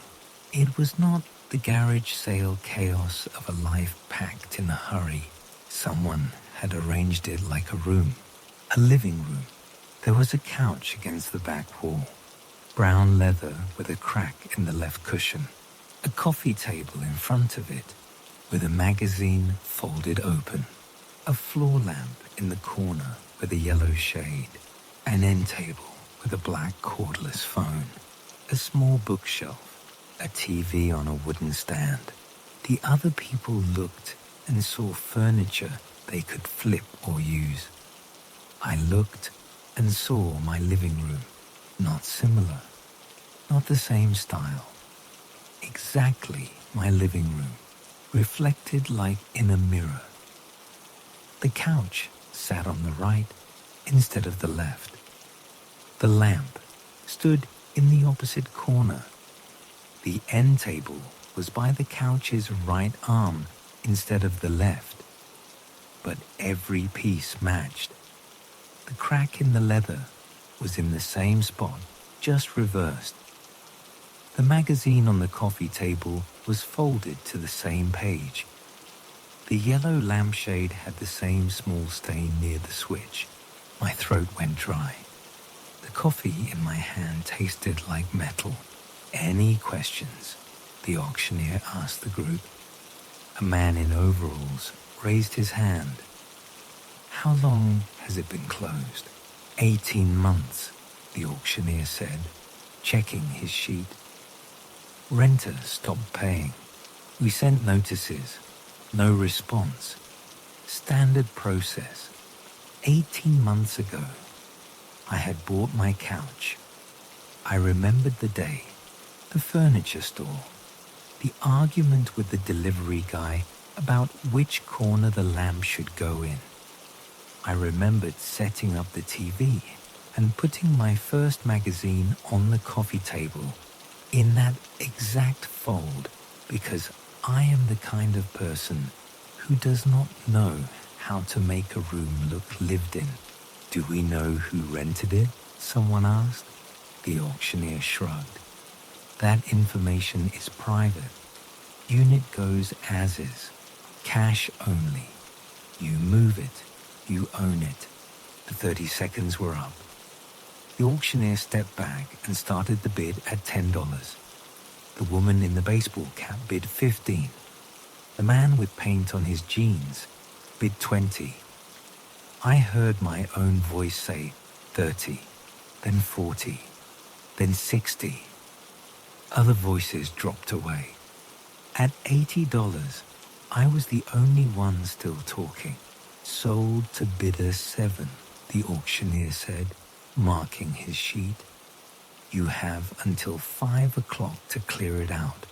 I paid cash to a woman at a card table who gave me a receipt and a new padlock. The key felt warm in my pocket. The other bidders moved to the next unit. I stood alone in front of 509 and stared at the arrangement that should not exist. The magazine on the coffee table was Better Homes and Gardens, October issue, opened to page 34. At home, the same magazine sat on my coffee table, open to the same page, because I had been reading an article about organizing small spaces. The bookmark was a grocery receipt. In the unit, a grocery receipt peeked out from the same paragraph. I stepped inside. The air was cooler, like someone had left an air conditioner running. My footsteps on the concrete sounded different than they had outside, softer. The walls were painted white, which was not the usual grey metal of storage units. Someone had brought in drywall and paint. Someone had made this into a room. The couch felt real when I sat down. The leather was soft and broken in the way leather gets when you sit in the same spot for 2 years. The crack under my leg was exactly where my belt buckle had worn it. I leaned back and the cushion held me, the way my couch at home held me. For a moment, I forgot where I was. The magazine smelled like my house. Not paper and ink, but the specific combination of air and dust and the vanilla candle I burned last week. I picked it up and opened to a random page. In the margin, someone had written a note in pencil. Try the paint samples at Home Depot. It was my handwriting. I remembered writing it. My hands shook. I set the magazine down and stood up too fast. The room spun a little. I walked to the bookshelf and read the spines. My books, all of them. The Stephen King paperback with the cover half torn off. The cookbook I bought and never used. The old college textbook I kept meaning to sell. I pulled the King book and opened it. My name was written inside the front cover in the pen I used in high school. The TV was the same model as mine. Same small scratch on the corner where I had scraped it moving in. I turned it on with the remote that sat exactly where I leave my remote at home. The channels were programmed the same way. Channel 7 was the news. Channel 15 was the cooking shows. Channel 23 was the old movies. I turned it off and stood in the silence. The silence was not right. It was too complete. like being underwater. Outside the unit, I could hear cars and voices, and the auctioneer starting on the next lot. Inside, the world felt muffled. The cordless phone on the end table was the same model I had at home, black plastic with a silver antenna. I picked up the handset and heard a dial tone. The display showed 4 missed calls, all from the same number. I recognized it even before I checked my pocket for my cell phone. The missed calls were from my own number. My cell phone showed no recent calls. No calls made. No calls missed. According to my phone, it had been silent all morning. According to the landline in the storage unit that was a mirror of my living room, my phone had been trying to reach his phone for 2 days. I set the handset down like it was hot. It rang immediately. The sound was exactly like my home phone. The same electronic chirp that I had chosen from 12 possible ringtones 2 years ago, because it was not too harsh and not too soft. The display lit up with the incoming number, my cell phone number, the area code I had when I lived 3 states away, the number I had gotten when I was 22 and new to the world. I let it ring 4 times and then answered. Hello? Static filled the earpiece. Not dead air, not silence. The specific crackle of a bad connection, like a phone call from very far away. Under the static, I heard breathing, my own breathing. I recognized the pattern, the small pause between inhale and exhale that my doctor once mentioned during a physical, the slight whistle on the exhale from a nose that had been broken when I was 15. Who is this? I said. The breathing stopped. A voice came through the static, distant and unclear, like someone talking through water. It said my name. It said it the way I say it when I introduce myself to strangers, with a little emphasis on the first syllable. This is me, I said, and felt stupid saying it. You called me. The voice said something I could not make out. It sounded like a question, like someone asking for directions in a language I almost understood. The static got worse, and then better, and then worse again. The line went dead. I set the handset down and backed away from the phone like it might ring again. The silence in the unit felt heavier now, like the air before a storm. I walked to the far wall and put my hand against it. It was cold and smooth, not the metal of a storage unit wall. It felt like the drywall in my apartment. I needed air. I needed to be outside where the sun was normal and the sounds made sense. I walked to the opening where the roll-up door had been. It was not there. The opening showed a hallway. Not the storage facility hallway with concrete floors and fluorescent lights. This hallway had carpet, blue carpet with a pattern I knew because I walked on it every day. It was the hallway outside my apartment. I blinked hard and looked again. The hallway was still there. The walls were the same color as my building, the same scuff marks from move-in carts, the same smell of old carpet and whatever the landlord uses to clean the windows. At the end of the hall, I could see the door to apartment 3B. Mrs. Chen lived there. She always had her TV too loud. I could hear her TV. I stepped into the hallway because my feet moved without asking my brain. The carpet felt real under my shoes. The walls were solid when I touched them. The air had that closed-in feeling of a building with too many people and not enough windows. I walked toward my apartment door, 3C, and stopped when I saw it. The door was open, not wide open, just cracked, the way I sometimes left it when I was bringing in groceries and needed to make 2 trips. Through the crack, I could see my kitchen table, my chair, my coffee mug with the handle turned the wrong way. I pushed the door open and stepped inside. My apartment. Everything in its place. The mail on the counter where I had left it that morning. The dishes in the sink I had been too lazy to wash. The smell of the banana that was going bad in the fruit bowl.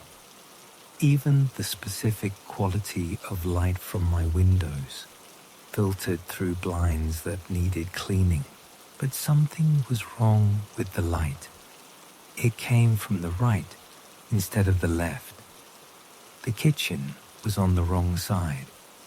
The living room faced the wrong direction. It was my apartment flipped, like someone had taken a photograph and printed it backwards. I walked to the living room and saw the empty space where my furniture should be. The couch was gone. The coffee table was gone. The lamp and the bookshelf and the TV. In their place, rectangular impressions in the carpet showed where they had sat.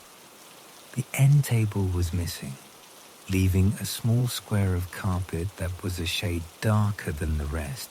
The cordless phone base sat alone on the kitchen counter, its green light blinking to show a message waiting. I pressed play. "You have one new message," the machine said in its calm digital voice. "Message received today at 10:47 a.m. Static." Then my own voice, but distant and hollow, like it was coming through a long tunnel. "I bought it," my voice said. "I bought the unit. I'm sitting on the couch right now. It feels like home, but it is not home. The phone keeps ringing. I think I should answer it, but I am afraid of what I will say." The message ended. The machine beeped. I stood in my backwards apartment and felt the world tilt. The message had been left at 10:47. It was now 11:15. 28 minutes ago, I had been in a storage unit, learning that I owned furniture I already owned. I had not called my own apartment. I had not left a message, but I had bought the unit. I was sitting on the couch. The phone had been ringing. My cell phone buzzed in my pocket. A text message from an unknown number. "Check the bedroom." I walked down the backwards hall to my bedroom. The door was closed. I never close my bedroom door unless I have company. And I had not had company in 3 months. I turned the knob and pushed it open. The room was empty except for one thing. In the center of the floor, where my bed should be, sat a storage unit. Metal walls, concrete floor, fluorescent light hanging from the ceiling. Inside the unit, I could see furniture arranged like a living room. I walked closer and looked inside. The brown couch with the crack in the left cushion, the coffee table with the magazine, the lamp with the yellow shade, the end table with the cordless phone. On the couch, a man sat reading the magazine. He was wearing my clothes, my face. When he looked up, he smiled with my smile and said, "I was wondering when you would get here." I tried to speak, and nothing came out. My mouth made shapes, but no sound. The man on the couch set down the magazine and stood up. He moved the way I move, with a slight favor to the left leg, where I twisted my knee in college. "This is confusing," he said in my voice. "I understand that." It was confusing for me too at first. "Who are you?" I finally managed to say. "I am you," he said. "Or you are me. It depends on how you want to look at it." He walked to the end table and picked up the phone. "You have been calling yourself." "That is impossible." "Is it?" He gestured around the storage unit that was inside my backwards bedroom. "Is any of this possible?" I looked at the walls of my apartment. They seemed thinner than before, like cardboard instead of drywall. Through them, I could hear voices I did not recognize, footsteps that were too heavy, the sound of rolling doors and auctioneers and people bidding on lives they did not understand. "Where am I?" I asked. "You are in Unit 509, he said. "You bought it this morning for $80. It came with everything you see, including me." "That does not make sense." "It does not have to." He sat back down on the couch and opened the magazine. "Sense is a luxury. This is just what is." The phone in his hand rang, the same electronic chirp. He answered it without looking at the display. "Hello," he said. After a pause, he looked at me. "It is for you." I took the phone. My own voice came through the static, but this time it was clearer. "You need to understand something," my voice said. "The unit is not what you bought. You are."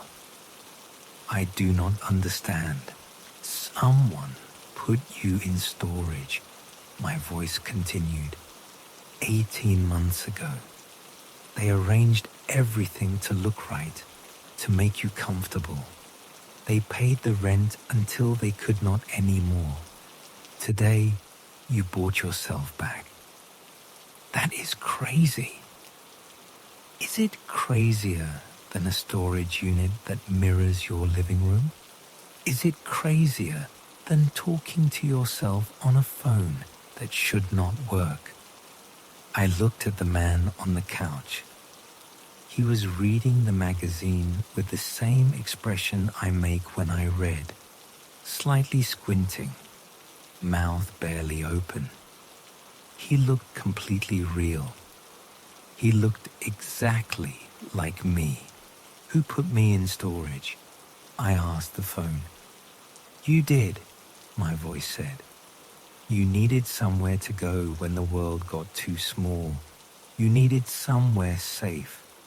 The unit was the perfect size, just enough room for the things that mattered." "I live in an apartment," I said. "I have a job. I have a life." "Do you?" my voice asked. "When was the last time you went somewhere new? When did you last talk to someone who was not a cashier or a co-worker?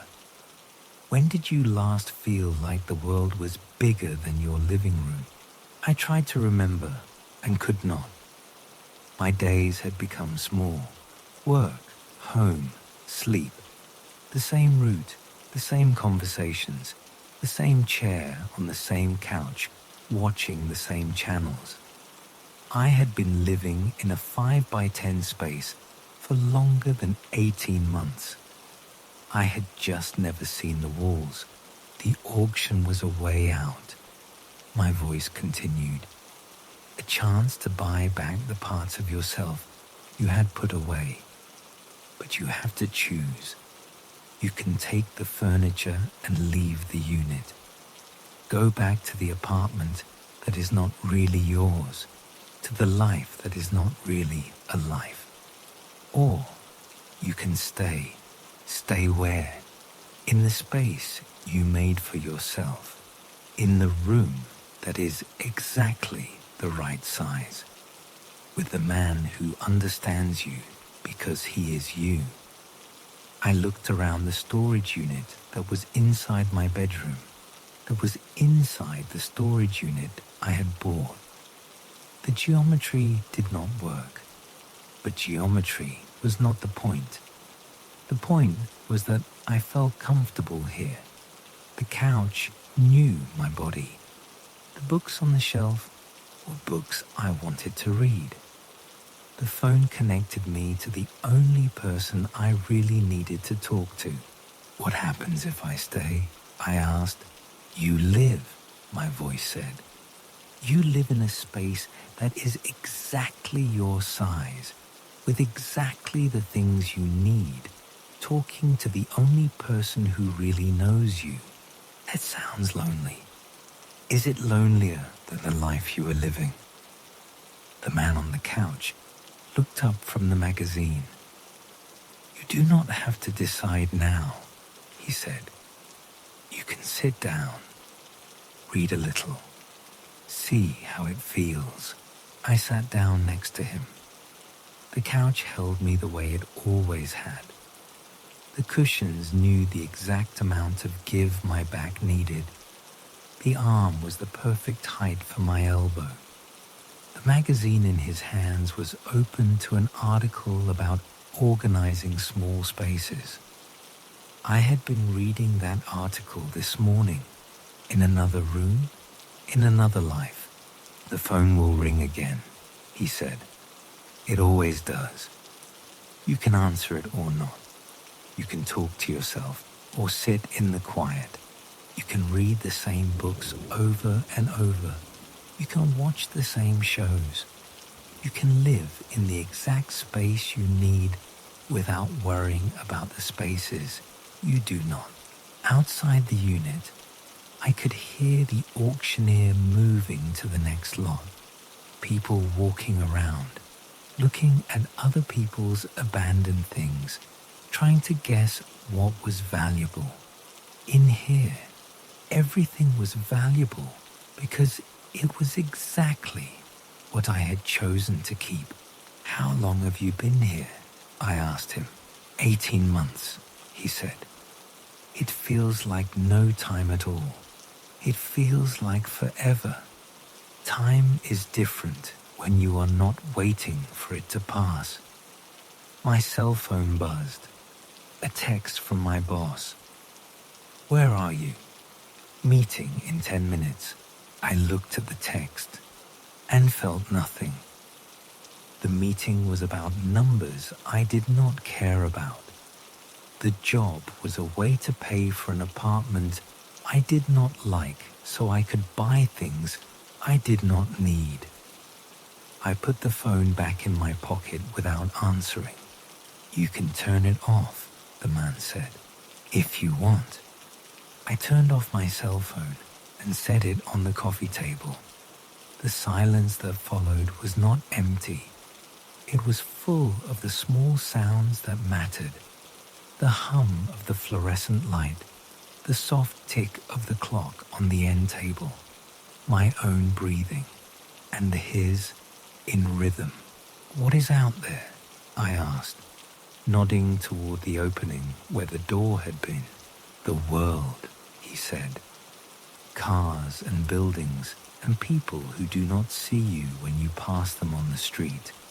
Jobs that do not matter and appointments you do not want to keep. The same conversations with the same people about the same nothing, but also sunlight, I said, and rain, and the possibility that something new might happen. Something new is happening, he said. You are talking to yourself in a storage unit that is exactly the size of your life. You are choosing what to keep and what to let go. That is the newest thing that has happened to you in years. The phone rang again. I answered it this time. Hello. You have been there for 2 hours, my voice said through the static. The auction house closes at 5. If you are not out by then, they lock the gate. You would be here until morning. Would that be bad? That depends on what you want your mornings to look like. I hung up and looked at the clock on the end table. It was 3:30. An hour and a half until the facility closed. An hour and a half to decide if I was a person who lived in the world or a person who lived in a space exactly my size. The man next to me turned the page of the magazine. There is an article here about making the most of small spaces, he said. It says that the key is to only keep what you really need. What do I really need? This, he said, gesturing around the unit. A place to sit, something to read, a phone that connects you to someone who understands, food when you are hungry, sleep when you are tired. The rest is just noise. But what about growing? What about changing? What about becoming something more? What if you are already enough? He asked. What if the perfect life is not about adding things, but about taking them away until only the essential remains? I thought about my apartment, the mail I never read, the dishes I washed only to make them dirty again, the TV shows I watched, not because I enjoyed them, but because they filled the hours, the conversations I had with people I did not really like about subjects I did not care about. How much of my life was noise? The world thinks this is crazy, I said. The world thinks a lot of things, he said. The world thinks you need to want more than you have. The world thinks you should be climbing ladders and making connections and improving yourself. The world thinks small spaces are prisons. Are they? Only if you want to be somewhere else. At 4 o'clock, someone knocked on the metal wall of the unit. I opened my eyes without realizing I had closed them. I had been sitting on the couch for 30 minutes, reading the same article over and over, feeling my heart rate slow to match the quiet rhythm of the space. Everything okay in there? A voice called. The storage facility manager, probably. Making sure I was not stealing anything or making a mess. Fine, I called back. Just finishing up. Gates close at 5, the voice said. Sharp. I understand. The footsteps moved away. The man next to me had not looked up from the magazine during the conversation. He read with complete focus, as if the article about organizing small spaces contained secrets that could save lives. What happens at 5? I asked. The gates close, he said. You are locked in until morning, or locked out until morning, depending on which side of the gate you choose. At 4:30, I stood up and walked to the opening. Outside, the storage facility looked different. The hallway that had been my apartment hallway was gone. The concrete corridor stretched in both directions, lined with metal doors, numbers painted in black. 507, 508, 509, 510. The fluorescent lights buzzed. Somewhere, a radio played country music. I could see the exit at the far end of the corridor. Daylight streamed in through glass doors. Beyond that, the parking lot where my car waited, the world where I had a job and responsibilities and a phone that rang with calls I did not want to answer. I walked back to the couch and sat down. 5 minutes, the man said, without looking at his watch. How do you know? I can feel it. You can too if you pay attention. The way the air changes when a door is about to close. I felt it then. A shift in the quality of the silence. The fluorescent light seemed to dim a fraction. The walls felt more solid, as if they were settling into permanence. My cell phone, still turned off, buzzed once on the coffee table and went silent. Last chance, the man said. I picked up the cordless phone and dialed my own cell number. The call went straight to voicemail. I heard my own voice. You have reached... I hung up. At exactly 5 o'clock, I heard the gates clang shut. The sound echoed through the facility like a church bell. The fluorescent light flickered once and then held steady. The man next to me closed the magazine and smiled. Welcome home, he said. The silence that followed was complete. Not the muffled quiet of a room with too much sound outside, but the true silence of a space that was exactly what it needed to be. I could hear my own heartbeat. I could hear the small sounds my body made when it was not competing with the noise of the world. I picked up the magazine and opened it to page 34. The article about organizing small spaces began. The key to a happy life is not having everything you want, but wanting nothing more than what you have. I read it slowly, letting each word settle. When I finished, I started over. The man next to me did the same with his copy. We read in rhythm, two people who were the same person, finding everything they needed in words they had already memorized. The phone rang at 6. I answered it. How does it feel? My voice asked. Quiet, I said. Good quiet. Are you hungry? I realized I was. The last time I had eaten was breakfast 6 hours ago in another life. Yes. Checked the cabinet by the TV. I opened the wooden cabinet and found it stocked with food. Crackers and peanut butter, canned soup, bananas that were exactly ripe, bottled water. Everything I actually ate when I was home, and honest about what my body wanted. How long will it last? I asked the phone. As long as you needed to. I made a simple meal and ate it sitting on the couch. The man next to me did not eat.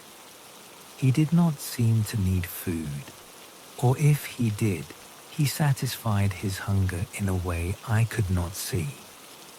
He read the magazine and sometimes looked up at nothing and smiled slightly, as if remembering something pleasant. At 8, the lights dimmed automatically. Not dark, but soft, like the lights in a room where someone is about to sleep. I felt tired in the good way, the earned way, like someone who had worked hard and completed something important. Where do I sleep? I asked. The man gestured to the far corner of the unit. In the shadows there, a single bed had appeared. Clean sheets, a simple pillow, a blanket that looked exactly like the one on my bed at home. I brushed my teeth with a toothbrush and toothpaste that had not been there that morning. I changed into pajamas I found folded on the end of the bed. They were my pajamas, the comfortable ones I wore when no one would see me. I lay down and the bed held me, the way beds hold you when you are exactly where you need to be. The man continued reading by the soft light. He would read all night, I realized. He did not need sleep, or he slept in a way I could not understand. "Good night," I said to him. "Good night," he replied, without looking up. I closed my eyes and listened to the silence.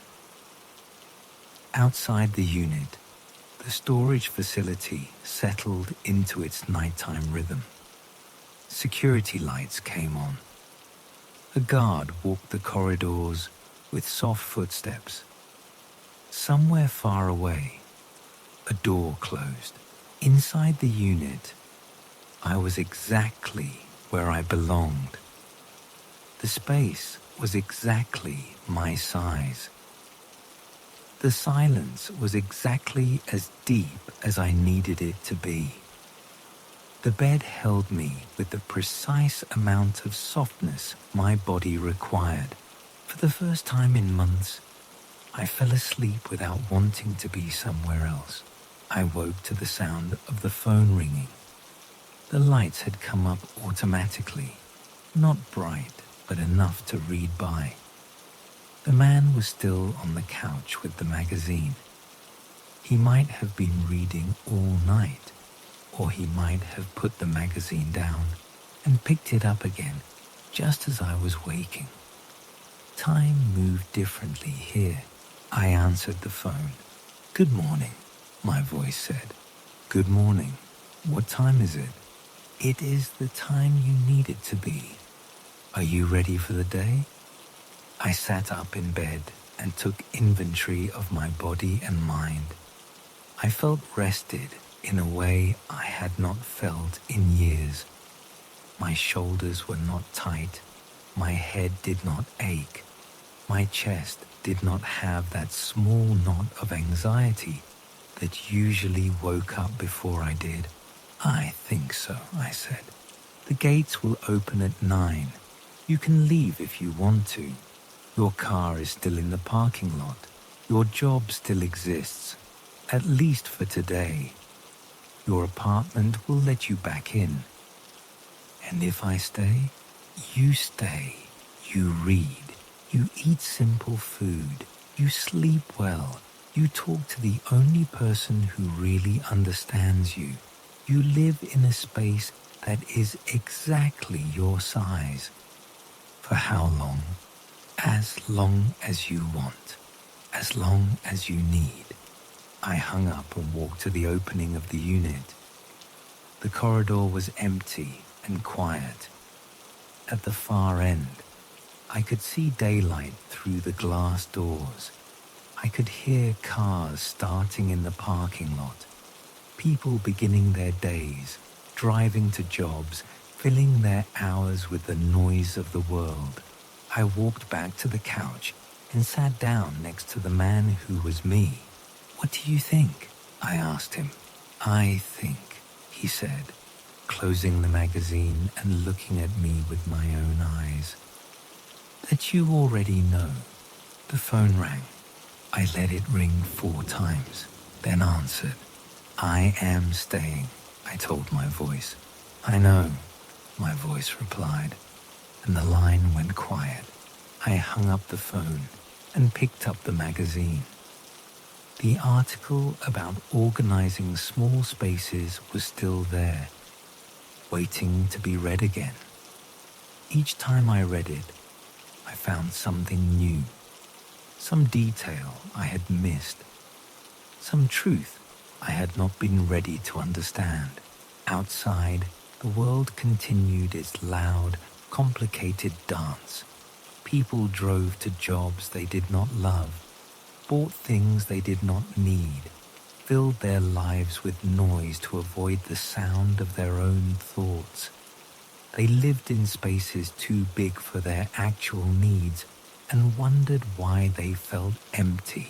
Inside Unit 509, I had found the exact right size for a life.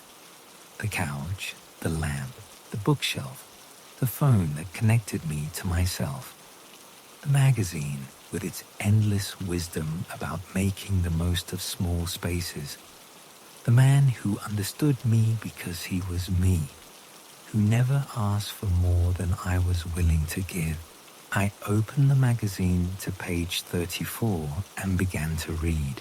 Next to me, he did the same. We read in perfect rhythm. Two people who were one person, living in a space that was exactly what we needed it to be. The phone sat silent on the end table.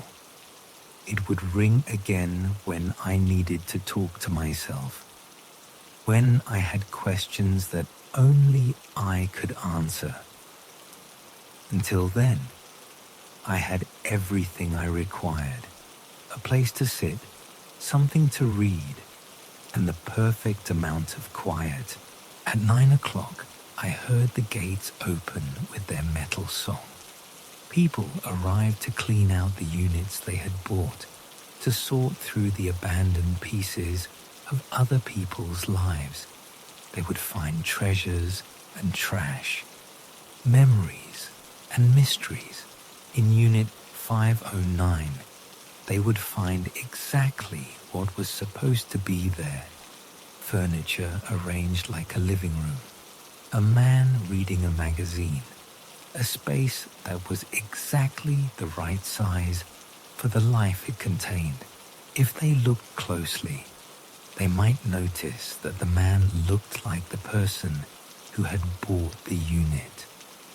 They might wonder why someone would buy furniture identical to what they already owned. They might ask questions that had no answers they would understand, but they would not look closely. They would see what they expected to see: a person cleaning out a storage unit, making the practical decision to keep what was useful and discard what was not. They would never guess that what I had found was not furniture at all, but the perfect space to live a life exactly my size. They would never understand that the man on the couch was not just someone who looked like me, but someone who was me in the most essential way. The magazine in my hands held all the wisdom I needed.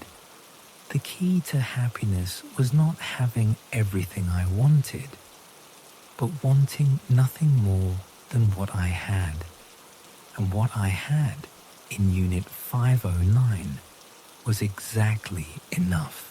I turned the page and continued reading, in perfect silence, in the perfect space, talking to myself whenever the phone rang, and I needed to hear my own voice remind me that I was exactly where I belonged. Outside, the world spun on. Inside, I had found the stillness I had been searching for all my life. Smart thermostats are supposed to learn your habits. Mine learned something else. I noticed it first on a Tuesday in February. I woke up sweating under covers that felt like wet wool. The bedroom was thick with heat, the kind of heat that makes your mouth taste like copper and your skin stick to itself. I stumbled to the hallway and squinted at the thermostat's blue glow, 74 degrees. I had set it to 72 before bed. I know because I check it every night, like some people check door locks. The cold snap had been brutal that week. Every degree cost money I didn't want to spend. I pressed the down arrow twice and watched the numbers change. 74, 73, 72. The display showed heating to 72°C in calm letters. I went back to bed and kicked off the blanket and told myself the thing was still learning. That's what smart devices do. They make mistakes while they figure out what you want. The next morning, the same. 74 degrees, sweat on my forehead, and that thick feeling in the air like breathing through cloth. I checked the app on my phone. The temperature history showed a spike at 3:12 a.m. from 72 to 74. No explanation in the activity log, just a line that said, temperature adjusted. I called the company's support line and listened to hold music that tried too hard to be cheerful. A woman with a young voice walked me through the settings. Auto schedule was off. Learning mode was disabled. Eco mode wasn't running. She said sometimes the sensors need time to calibrate. Sometimes older homes have drafts that confuse the system. Give it a week, she said. If it keeps happening, we can send a replacement. For 3 nights, it behaved. 72 at bedtime, 72 in the morning. The house breathed normally. I slept without waking up in a pool of my own heat. On Saturday, it happened again. But this time was different. I woke at 3:17 a.m. Not from heat, but from the sound of my phone lighting up on the nightstand. The screen glowed white in the dark room, bright enough to make me squint. A notification banner slid down from the top. Guest is adjusting temperature. I blinked at the words until they made sense. Guest. I live alone.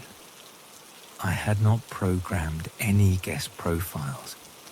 I had not given anyone else access to my thermostat. The banner disappeared after a few seconds, leaving the room dark again. The hall felt warm when I stepped into it. The thermostat showed 74 degrees and a heating schedule I had never created. Instead of home or away or sleep, the schedule name read guest.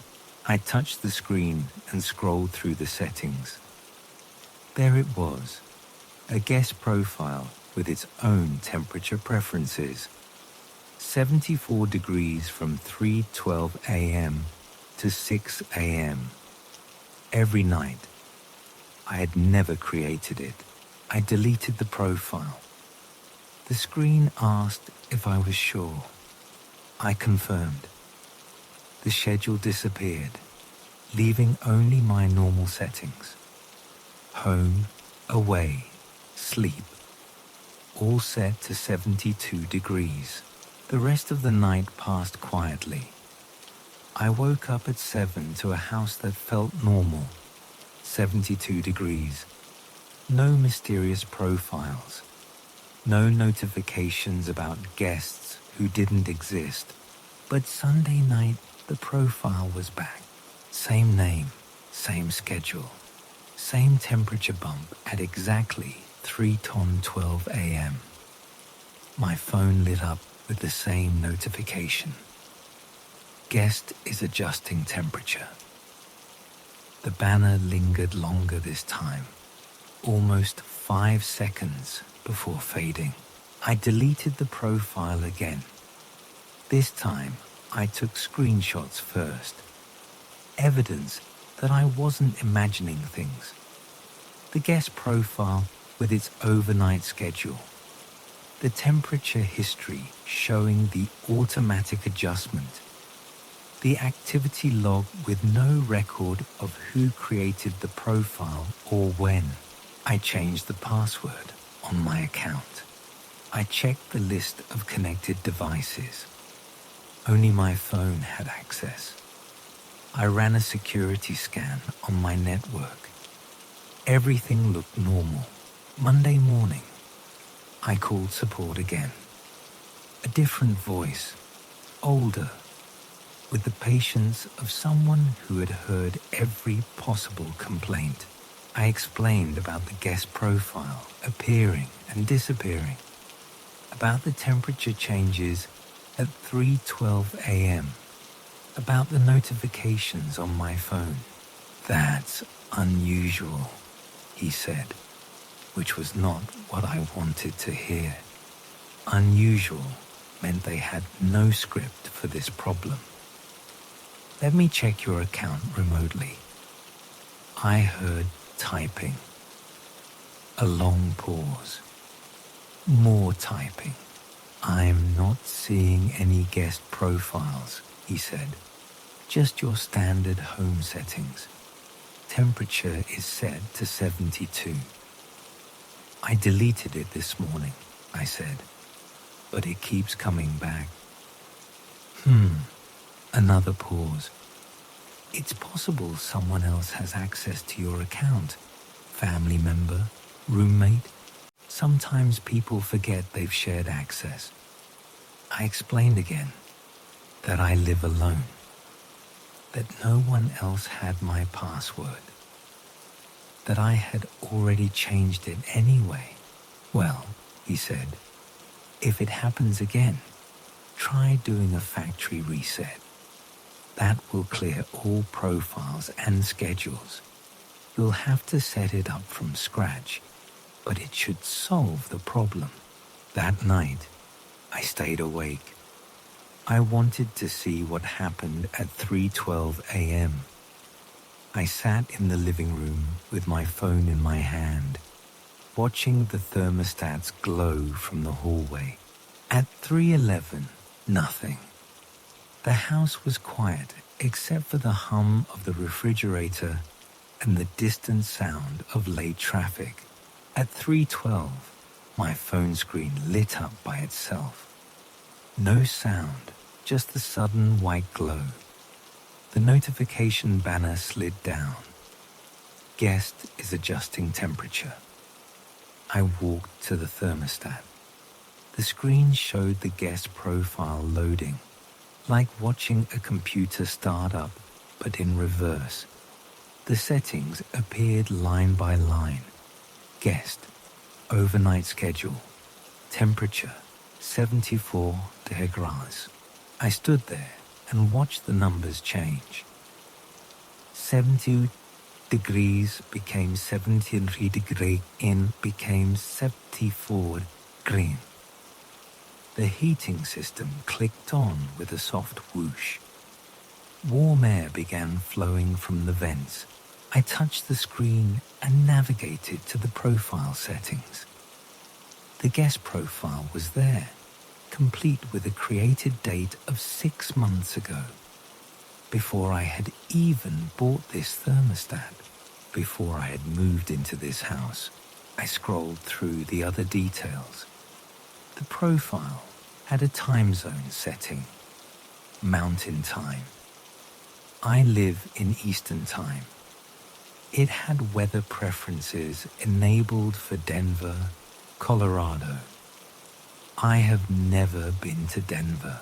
Under advanced settings, there was a field I hadn't noticed before.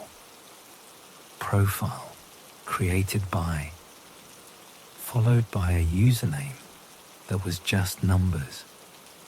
A long string of digits that meant nothing to me. I deleted the profile again. But this time, I noticed something. The deletion screen showed a warning I hadn't seen before.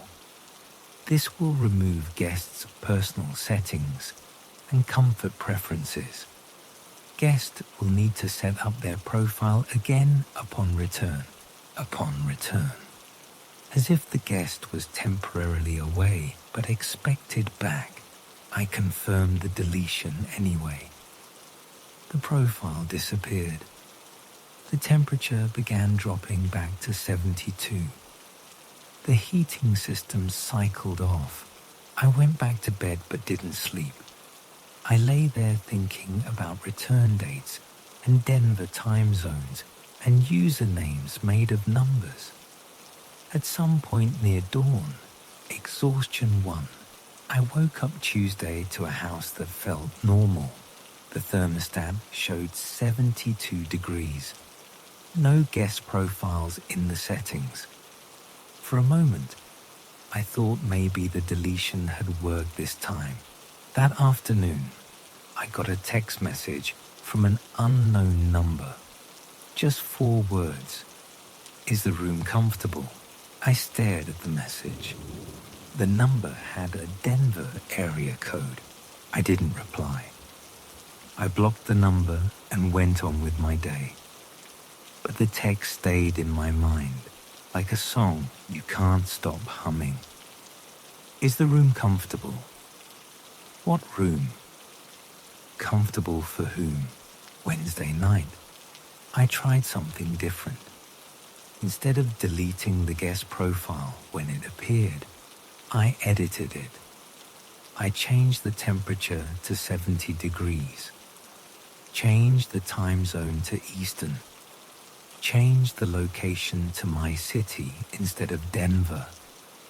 The changes saved without error. The system confirmed the new settings. But at 3:12 a.m., my phone still lit up with the same notification. Guest is adjusting temperature. I checked the thermostat. The guest profile had reverted to its original settings. 74 degrees. Mountain time. Denver weather. As if the system had a memory deeper than my edits, I tried changing the schedule name from guest to deleted. The system accepted the change for about 30 seconds. Then it changed back to guest while I watched. The letters flickered on the screen like they were being typed by invisible fingers. Thursday morning, another text from a blocked number. This time from an area code I didn't recognize. Please maintain temperature at 74 degrees. Thank you. I called the thermostat company again. This time, I asked to speak to someone in technical support. Someone who knew about bugs and glitches and systems that created their own user profiles. The technician listened to my story without interruption. When I finished, he was quiet for a long time. You said the profile shows a creation date from before you bought the device? He asked. Yes, 6 months before. And the username is just numbers? A long string. Looks random. That's not random, he said. That's a device ID, like a serial number. But it's not your device's ID. He had me read him the number. I heard typing. This is interesting, he said. That device ID belongs to a thermostat that was returned to us 8 months ago. The customer said it was malfunctioning, making unauthorized temperature changes. My skin went cold. What happened to that thermostat? According to our records, it was refurbished and resold. But the thing is, when we refurbish returned units, we're supposed to completely wipe the memory, delete all user profiles and settings, start fresh. But you didn't? We thought we did. But it looks like this one retained some data. It's like it remembered its previous owner. He paused. I could hear him clicking through screens. The original customer who returned it, he said.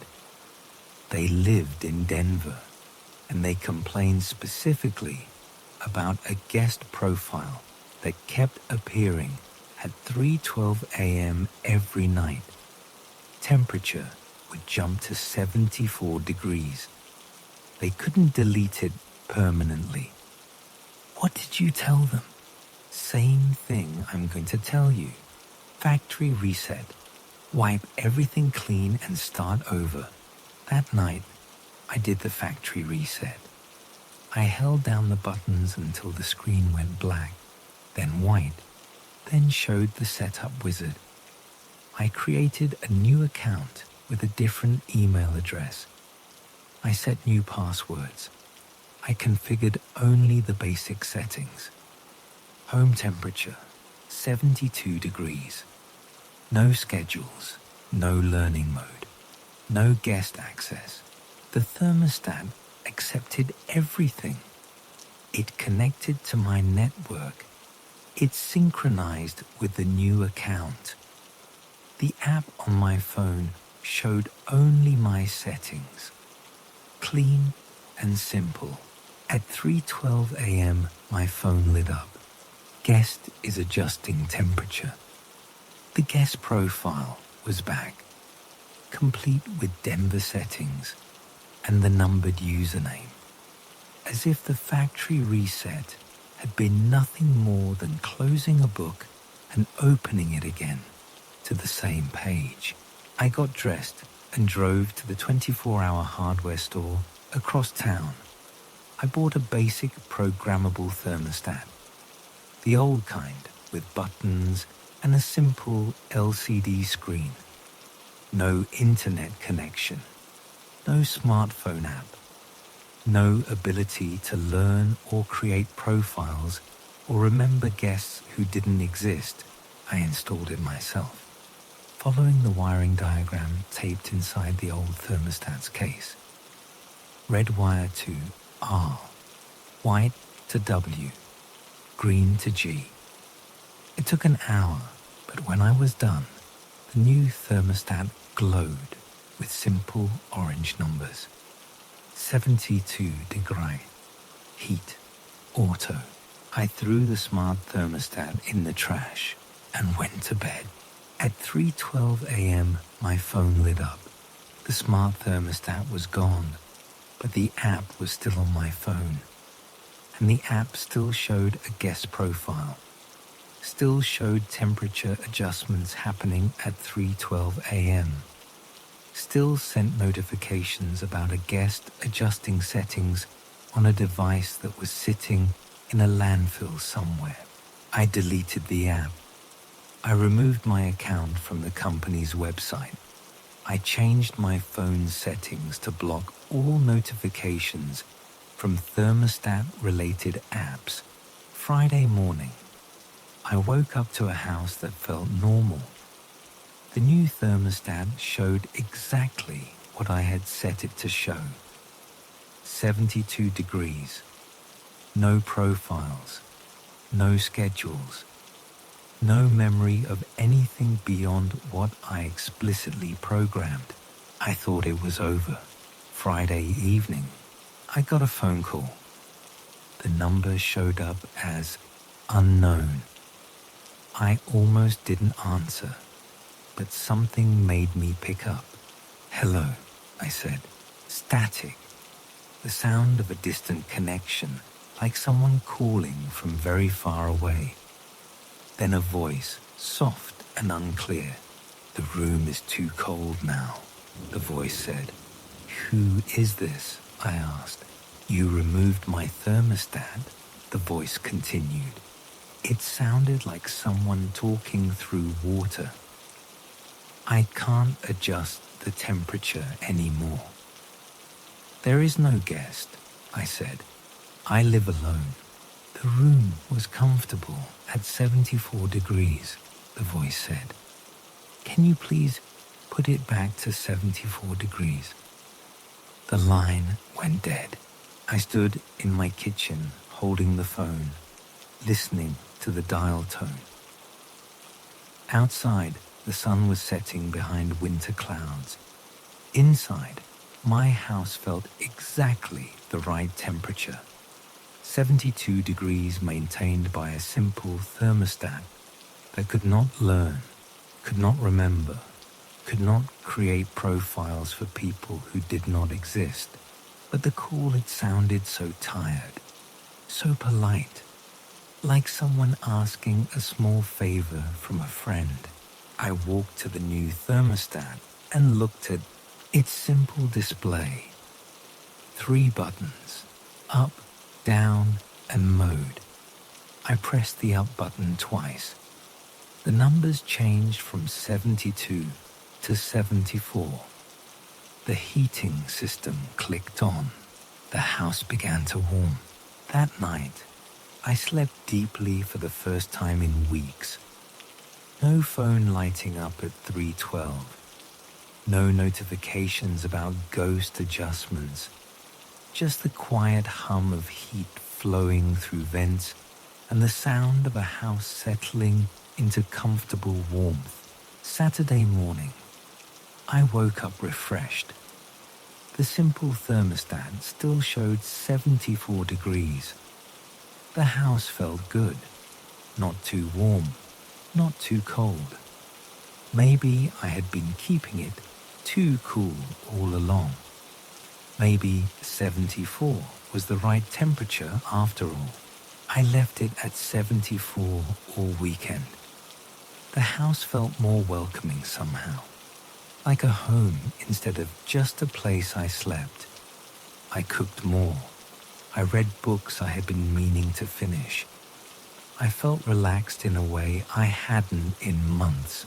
Monday morning, I noticed something new. A scent in the air that hadn't been there before. Not unpleasant. Something like vanilla and old books. The smell of someone else's presence. Faint but distinct. I checked every room. Windows were closed. No candles burning. No air fresheners. But the scent lingered, strongest near the thermostat in the hallway. Monday evening, I came home from work to find my living room rearranged. Not drastically, just small changes. The couch moved a few inches closer to the window. A throw pillow repositioned. The remote control on the coffee table instead of the side table where I always left it. I stood in the doorway and tried to remember if I had moved anything that morning. But I knew I hadn't. I have routines. I put things in specific places and they stay there unless I move them deliberately. The thermostat still showed 74 degrees. The house still felt perfectly warm, but now it felt warm for 2 people instead of 1. That night, I stayed up reading in the living room. The book was a mystery novel I had started months ago and never finished. But now it held my attention. The plot seemed clearer, the characters more interesting, as if someone else's enjoyment of the story was making it better for me too. At 3:12 a.m., I felt a change in the air.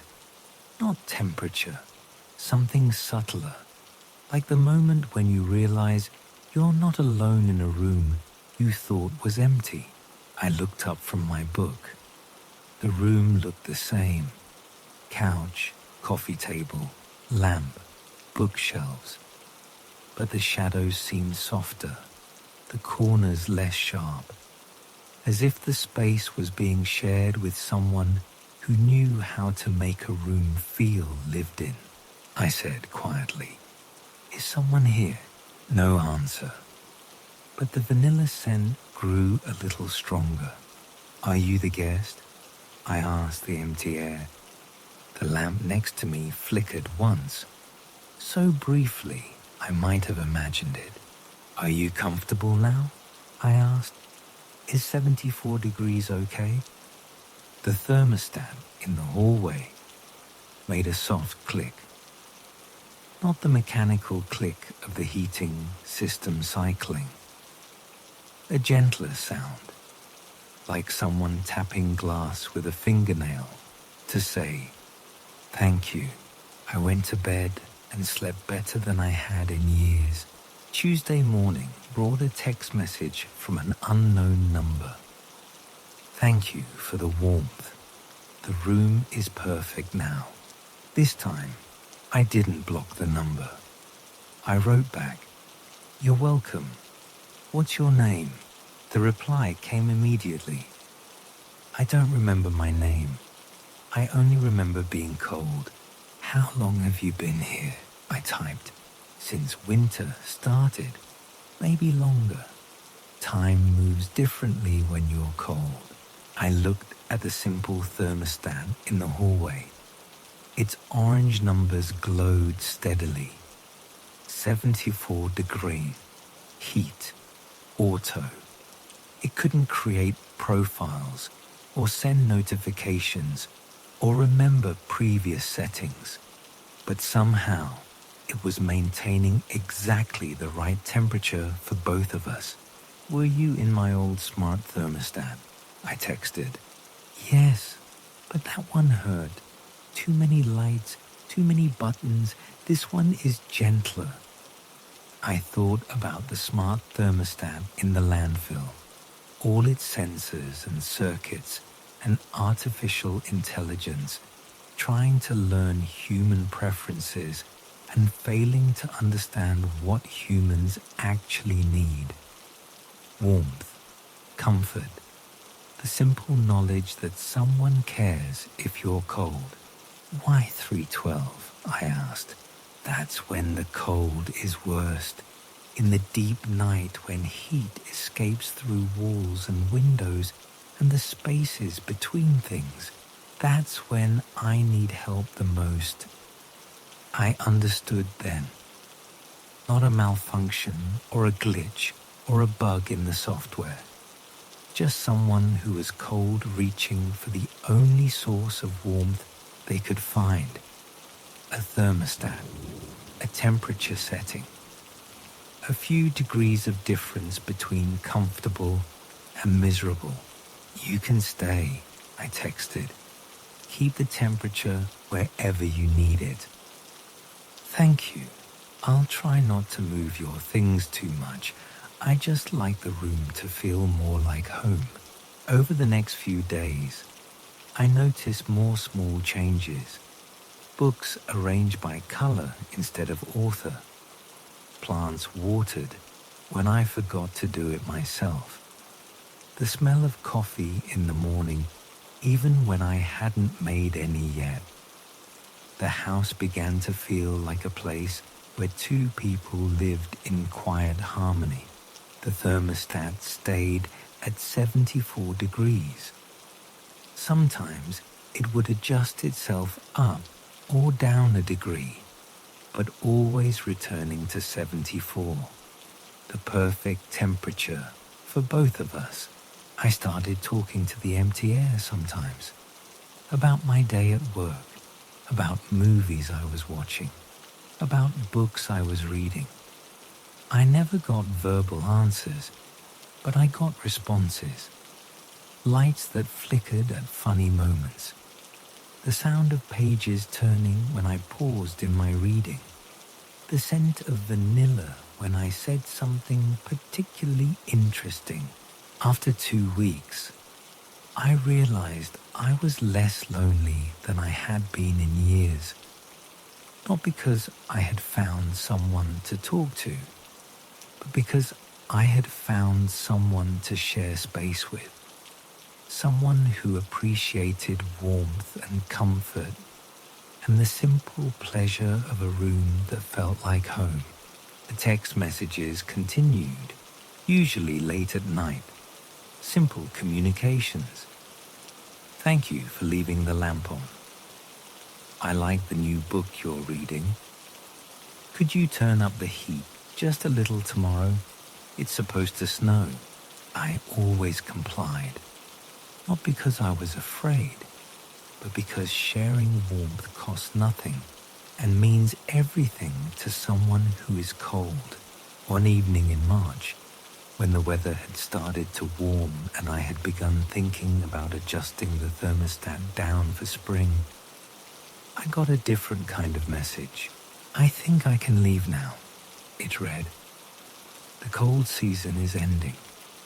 I feel strong enough to find my own warmth. I felt a small sadness, not because I was losing a guest, but because I was losing a companion, someone who had taught me that a house is just walls and a roof until someone else helps you make it feel like home. Will you be okay? I texted back. Yes, you helped me remember how to be warm. I won't forget that. Will you visit again next winter? Maybe, if you don't mind keeping the temperature at 74 degrees. I don't mind, I replied. I like it at 74. The next morning, the house felt different. Not empty exactly, but less occupied. The vanilla scent had faded. The thermostat still showed 74 degrees, but it felt like my 74 degrees now instead of ours. I kept it at 74 anyway, just in case. Spring came and went. Summer arrived with its demand for cooling instead of heating. I bought a smart air conditioner and set it to maintain exactly 74 degrees. Not because I was expecting anyone, but because I had learned that 74 was the perfect temperature for a house that wanted to feel like home. When fall arrived and I switched back to heating, I wondered if my guest would return. I kept the thermostat at 74 and waited. At 3:12 a.m. on the first cold night of October, I felt that familiar change in the air, the softening of shadows, the gentling of corners, the house breathing like a space shared instead of occupied alone. I didn't get a text message. I didn't need one. I could smell vanilla and old books. I could feel the presence of someone who knew how to make a room feel lived in. Welcome back, I said to the empty air. The thermostat clicked softly, a sound like someone tapping glass to say thank you. I went to bed and slept deeply, warm and comfortable, in a house that was exactly 74 degrees. The perfect temperature for both of us. In the morning, there was a single text from an unknown number. Thank you for keeping it warm. I texted back. Thank you for keeping me company. The reply came immediately. See you at 3:12, and every night since, at exactly 3 to 12 a.m., the house breathes a little deeper. The shadows soften a little more. The temperature holds steady at 74 degrees, maintained by a simple thermostat that doesn't know how to learn, but has somehow learned the most important thing of all, that warmth shared is warmth doubled, and a house kept at the perfect temperature for two is a home. The raccoons were winning the war against our garbage. Every Tuesday night, they would come. Every Wednesday morning, I would find the metal lid flipped off the communal bin behind our building. Trash scattered like confetti across the small courtyard. Banana peels on the fire escape stairs. Coffee grounds ground into the concrete. Torn bags hanging from the dumpster's edge like flags of surrender. Mrs. Patterson from 2B complained to the building manager. The manager sent a memo about securing lids. We tried bungee cords. We tried weights. We tried moving the bin to different corners of the courtyard. The raccoons adapted faster than we did. They learned to work together, one holding the lid while another dove inside. They learned to unbuckle bungee cords with their small hands. They learned our schedule better than we knew it ourselves. By October, I decided to fight back with technology. The trail camera cost me $60 on sale at the outdoor store. The box promised crystal clear night vision and motion activation. The young clerk with the hunting jacket told me it would catch anything that moved within 20 feet. Bears, deer, trespassers, raccoons flipping garbage lids at 3 in the morning. You'll see everything they do when they think nobody's watching, he said with a grin. I mounted the camera on the brick wall 15 feet from the dumpster, 8 feet up where curious hands couldn't reach it. The angle gave a perfect view of the bin and the small courtyard behind our building. The motion sensor had a wide sweep. The infrared night vision could see clearly in total darkness. The memory card could hold weeks of footage. I felt like a detective setting a trap. Tuesday night, I watched through my kitchen window as the sun set behind the neighboring buildings. The courtyard fell into shadow, then darkness. The motion light above the back door stayed off. Everything was quiet, except for the distant hum of traffic and someone's television turned up too loud on the 3rd floor. At 2:17 a.m., I heard the familiar crash of the lid hitting concrete. I smiled in the dark of my bedroom. Got you, I thought.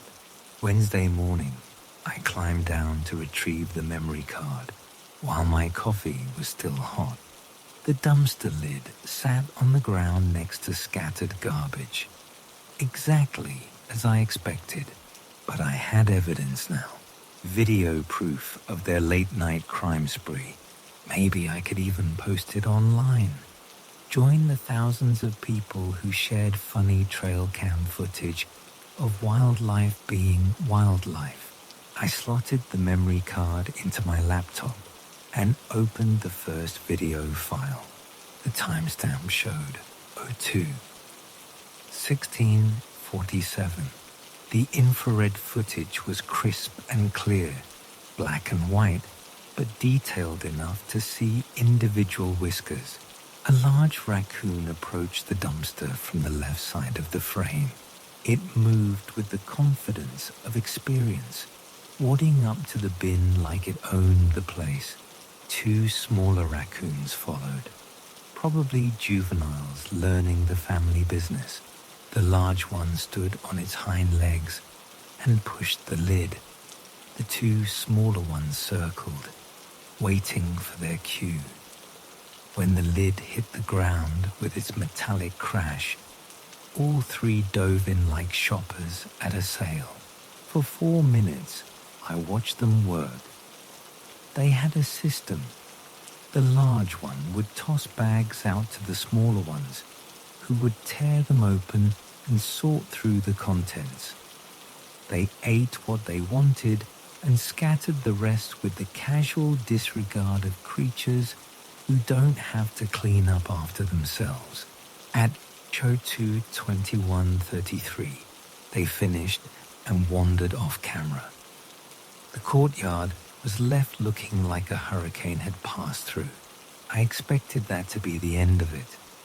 1 motion event, 1 video file, case closed.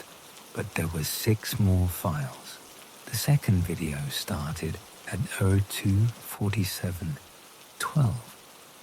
No raccoons in sight. The courtyard was empty, lit only by the dim glow of the security light from the building next door. The garbage they had scattered lay still in the frame, like evidence at a crime scene. Nothing moved for the full 30-second recording. But the audio was different. The first video had captured the expected sounds: the crash of the lid, the rustle of garbage bags, the small chittering noises raccoons make when they're excited about finding food. Normal sounds for a normal event. This second video had only wind, the soft, constant whisper of air moving through the narrow space between buildings. White noise that was almost peaceful. I turned up my laptop's volume and listened carefully. Just wind for 28 seconds. Then at 02:47:40, something else. A voice. Human. Speaking one word through the white noise of wind. My name. Not shouted, not whispered. Spoken clearly in a conversational tone, as if someone standing in the courtyard had said it to get my attention. The voice sounded distant but distinct. Male, I thought, maybe middle-aged. Familiar in the way voices on the radio sound familiar even when you've never met the person speaking. I rewound and played it again. Wind, wind, wind. Then my name spoken like a question. Like someone calling to see if I was home. My skin went cold. I live on the second floor. My windows face the courtyard. At 2:47 in the morning, I had been asleep. Even if I hadn't been, even if someone had been standing down there calling my name, they couldn't have known which apartment was mine. There are no names on the building directory. No mailboxes visible from the courtyard. No way for a stranger to connect my name to that specific location. I checked the third video file.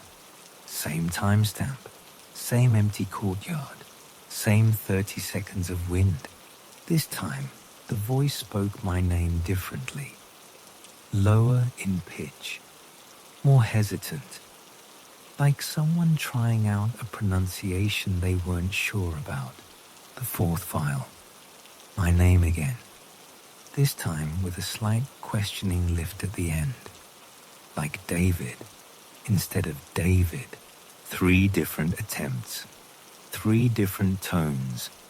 Like someone testing which version would get the best response. I scrolled through the remaining files. Same pattern. Empty courtyard, 30 seconds of wind.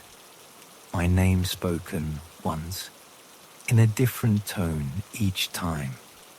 Confident, uncertain, friendly, formal, worried, playful.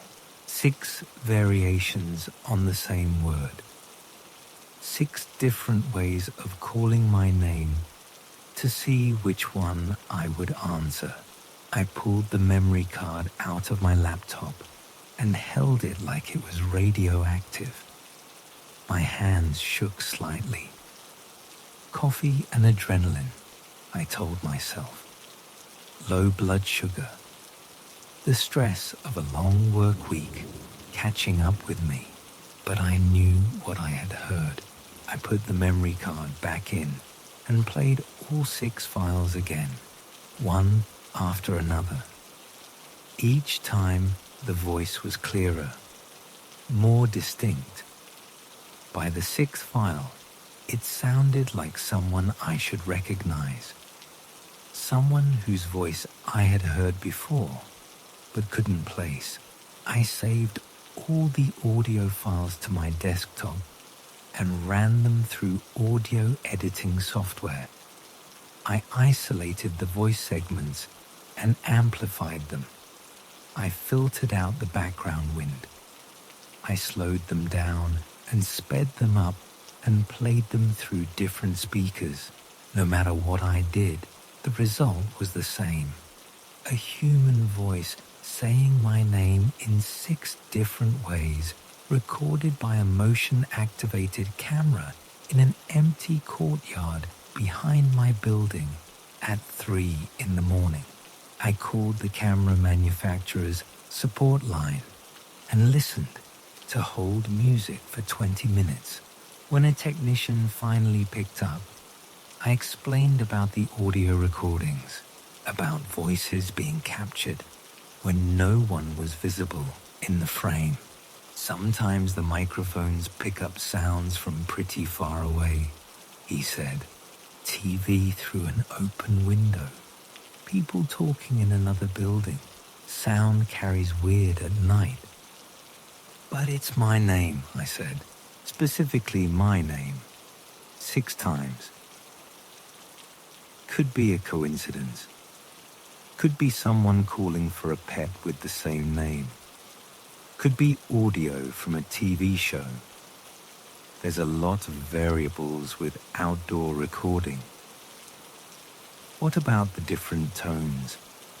Like someone was testing how to say it. He paused.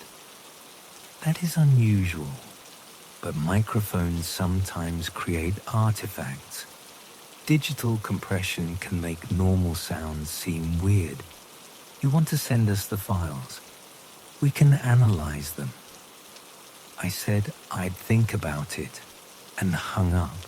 That afternoon, I walked around the building and the neighboring buildings, looking for explanations. Open windows where a TV might be playing. Apartments where someone might have been calling for a pet or talking on the phone. Signs of people who might have been in the courtyard at 2:47 a.m. I found nothing useful. The buildings were old and well insulated. Most windows faced the street, not the courtyard. The neighbors I managed to catch coming and going had never heard of anyone named David living nearby. Tuesday night came again. I set up the camera in the same position and waited. This time, I didn't go to sleep. I sat by my kitchen window with the lights off, watching the courtyard. At 2:15, the raccoons came back. Same routine, same efficient destruction of our garbage situation. They finished their work and departed by 2:25. I waited until 2:50, then went downstairs to check the memory card. 7 video files this time. The first showed the raccoons doing their usual work. The next 6 showed the empty courtyard at intervals, starting at 2:43 a.m. Same pattern as before. 30 seconds each. Wind noise. Then my name. But this week, the voice was different. Clearer, stronger, less distant. As if whoever was speaking had moved closer to the microphone, and the tones were more varied. My name said with affection, with concern, with authority, with suspicion, with sadness, with something that might have been hunger. I played the files with headphones this time, blocking out all other sound. The voice was definitely male, definitely adult. There was a quality to it that reminded me of someone, but I couldn't place who. In the 6th file, after my name, the voice said something else. A second word, barely audible through the wind noise. Here, my name then. Here, as in David. Here, as if someone was looking for me, calling to see if I was in the courtyard, waiting for me to answer. I saved the files and played them for my neighbor Luis when he got home from his night shift. Luis is practical about everything. He works security at the hospital. He doesn't scare easy. That's weird, he said after listening to all 6 files. That's definitely someone saying your name. But there's nobody in the video, I said. Maybe they're standing outside the camera's range. Maybe they're in one of the other buildings. Why would someone be calling my name at 3 in the morning? Louis shrugged. Drunk person? Someone looking for a different David? Prank? 6 different tones, like they were testing which one I'd respond to. Luis looked at me with the expression he probably used on confused patients at the hospital. "You're overthinking this, man. Weird audio happens. Equipment picks up strange stuff. Last month my baby monitor was getting radio signals from the airport, but I could see in his eyes that he was bothered too. The voice was too clear, too deliberate, too specifically focused on my name to be a random electronic glitch. I decided to change my approach. Instead of just watching, I would participate. The next Tuesday, I set up the camera as usual. But this time, at 2:45 a.m., I went downstairs to the courtyard. If someone was calling my name, I would be there to answer.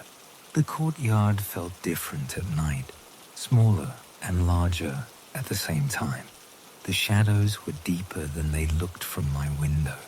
The sounds of the city were muted, filtered through the maze of buildings and alleys that surrounded our little space. I could hear the traffic on the main street, but it sounded far away. I could hear the hum of air conditioners and the distant rumble of a late train, but they felt like they belonged to a different world. I stood next to the dumpster, in full view of the camera, and waited. At 2:47 a.m. exactly, I heard my name, not from the camera, not from a recording being played back. The voice came from somewhere in the courtyard with me, close enough that I spun around looking for the speaker, clear enough that there was no doubt it was directed at me, David, the same male voice from the recordings, the same conversational tone. But now I was hearing it in real time, in real space, and there was no one there. I looked in every corner of the courtyard, behind the dumpster, in the shadow of the fire escape, near the doors to the other buildings. I called out, "Who's there?" and "Is someone here?" My voice echoed off the brick walls and died in the narrow space. No answer, no footsteps, no sound of someone moving or hiding or running away. But the voice came again, from a different location this time, from the corner near the gate to the alley. "David?" The questioning tone this time, like someone confirming my identity. "I'm here," I said to the empty air. "What do you want?" "Nothing." I waited 5 more minutes, turning slowly to scan every shadow, every possible hiding place. The courtyard felt occupied in a way that had nothing to do with what I could see, like standing in a room where someone had just left, but their presence lingered in the air. Finally, I went back inside and up to my apartment. My hands shook as I unlocked my door. The next morning, I checked the camera files. 8 videos this time. The first showed me standing in the courtyard, looking around like a lost tourist. In the infrared footage, I looked pale and nervous, turning in circles and talking to empty space. The other 7 files showed the courtyard after I left. Empty again. Wind noise again. But this time, the voice wasn't just saying my name. He heard me. He came down. He answered. David heard me. David came. David answered. Good. 7 short statements, each in a different file, each in the same male voice that had been calling my name for 2 weeks. The voice sounded pleased, satisfied, like someone who had completed the first step of a longer plan. I listened to the files over and over, trying to identify something familiar about the voice, the accent, the rhythm, the particular way he pronounced certain letters. It was like trying to remember a song when you could only recall the melody. Then, in the middle of the night, I knew it was my voice, not exactly, but close enough to be unsettling, like hearing a recording of myself played through a filter that changed the pitch and timbre, but kept the essential qualities, the way I emphasized certain syllables, the slight rasp I developed after too many years of smoking in college, the particular way I said my own name when I introduced myself to strangers. It was my voice speaking to me from an empty courtyard at 3 in the morning. I spent the next day researching voice mimicry technology, text-to-speech programs that could clone voices from audio samples, and who would deepfake audio that could make anyone appear to say anything. But the technology required hours of source material to create a convincing replica, have hours of recordings of my voice. Who would know to use my specific way of saying my own name? More importantly, who would set up such an elaborate system just to mess with a neighbor they'd never met? The following Tuesday, I tried a different approach. I set up 2 cameras, one in the original position, focused on the dumpster and courtyard, the second in my kitchen window, focused on the same area from a different angle. If someone was hiding just outside the first camera's range, the second camera would catch them.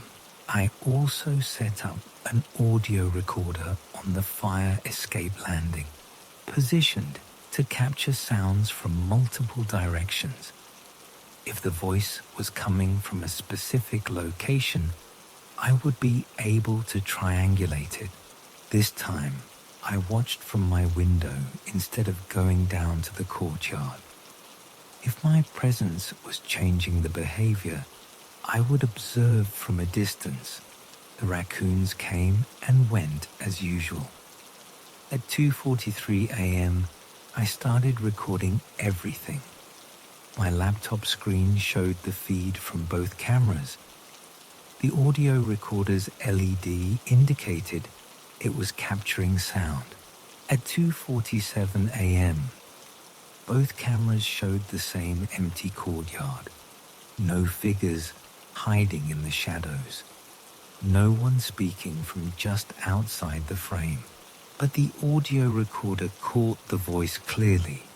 David. Then, 30 seconds later, David. Then, David, I know you're watching. My blood went cold. The voice knew I was at the window. It knew I was recording.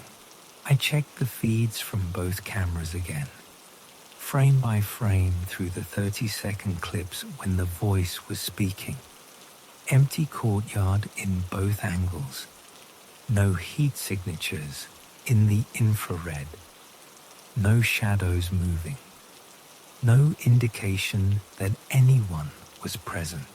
The voice was coming from nowhere, or from everywhere, or from some location that existed in the audio space, but not in the visual space captured by 2 cameras from different angles. Over the next several days, I researched everything I could find about disembodied voices, electronic voice phenomena, audio hallucinations, and local history. I looked up the building's past, wondering if someone had died in the courtyard. I researched previous tenants, looking for anyone named David who might have lived here before me. I found nothing conclusive. The building was 40 years old, built on land that had been a parking lot for decades before that. No dramatic deaths, no unexplained disappearances, no David in the rental history going back 15 years. But I did find something interesting in my own rental application. When I first looked at the apartment 2 years ago, I had given the landlord 3 references: former landlords, employers, people who could vouch for my reliability as a tenant. One of the references was my previous landlord, a man named David Morrison, who owned the duplex I had rented across town. David Morrison had died 8 months ago. Heart attack at age 52. His voice, when he called to confirm my rental application, had sounded exactly like the voice on my trail camera recordings. I called his daughter, who had inherited his rental properties. She confirmed that her father had died suddenly, alone in his office, while reviewing tenant files. He was very conscientious about his tenants, she said. He kept detailed records. He always said he wanted to make sure people were safe in his buildings. Did he know where I moved after I left the duplex? I asked. I'm not sure. He might have kept track. He worried about people, especially the quiet ones who kept to themselves. I hung up and stared at my laptop screen. The audio files were still open, waveforms showing the peaks and valleys where my name had been spoken in different tones. Testing, the technician had suggested, like someone learning how to get my attention, or like someone who had known me in life and was trying to figure out how to reach me in death. That night, I did something that felt both foolish and necessary. I went down to the courtyard at 2:45 a.m. and spoke to the empty air. David, I said. David Morrison. If that's you, I know who you are. I waited.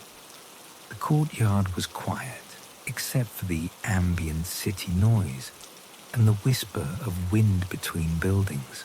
You were my landlord, I continued. You helped me when I needed a place to live. You wrote me a good reference when I moved here. Still nothing. If you're trying to reach me, I'm listening. If you need something, tell me what it is. The silence stretched on.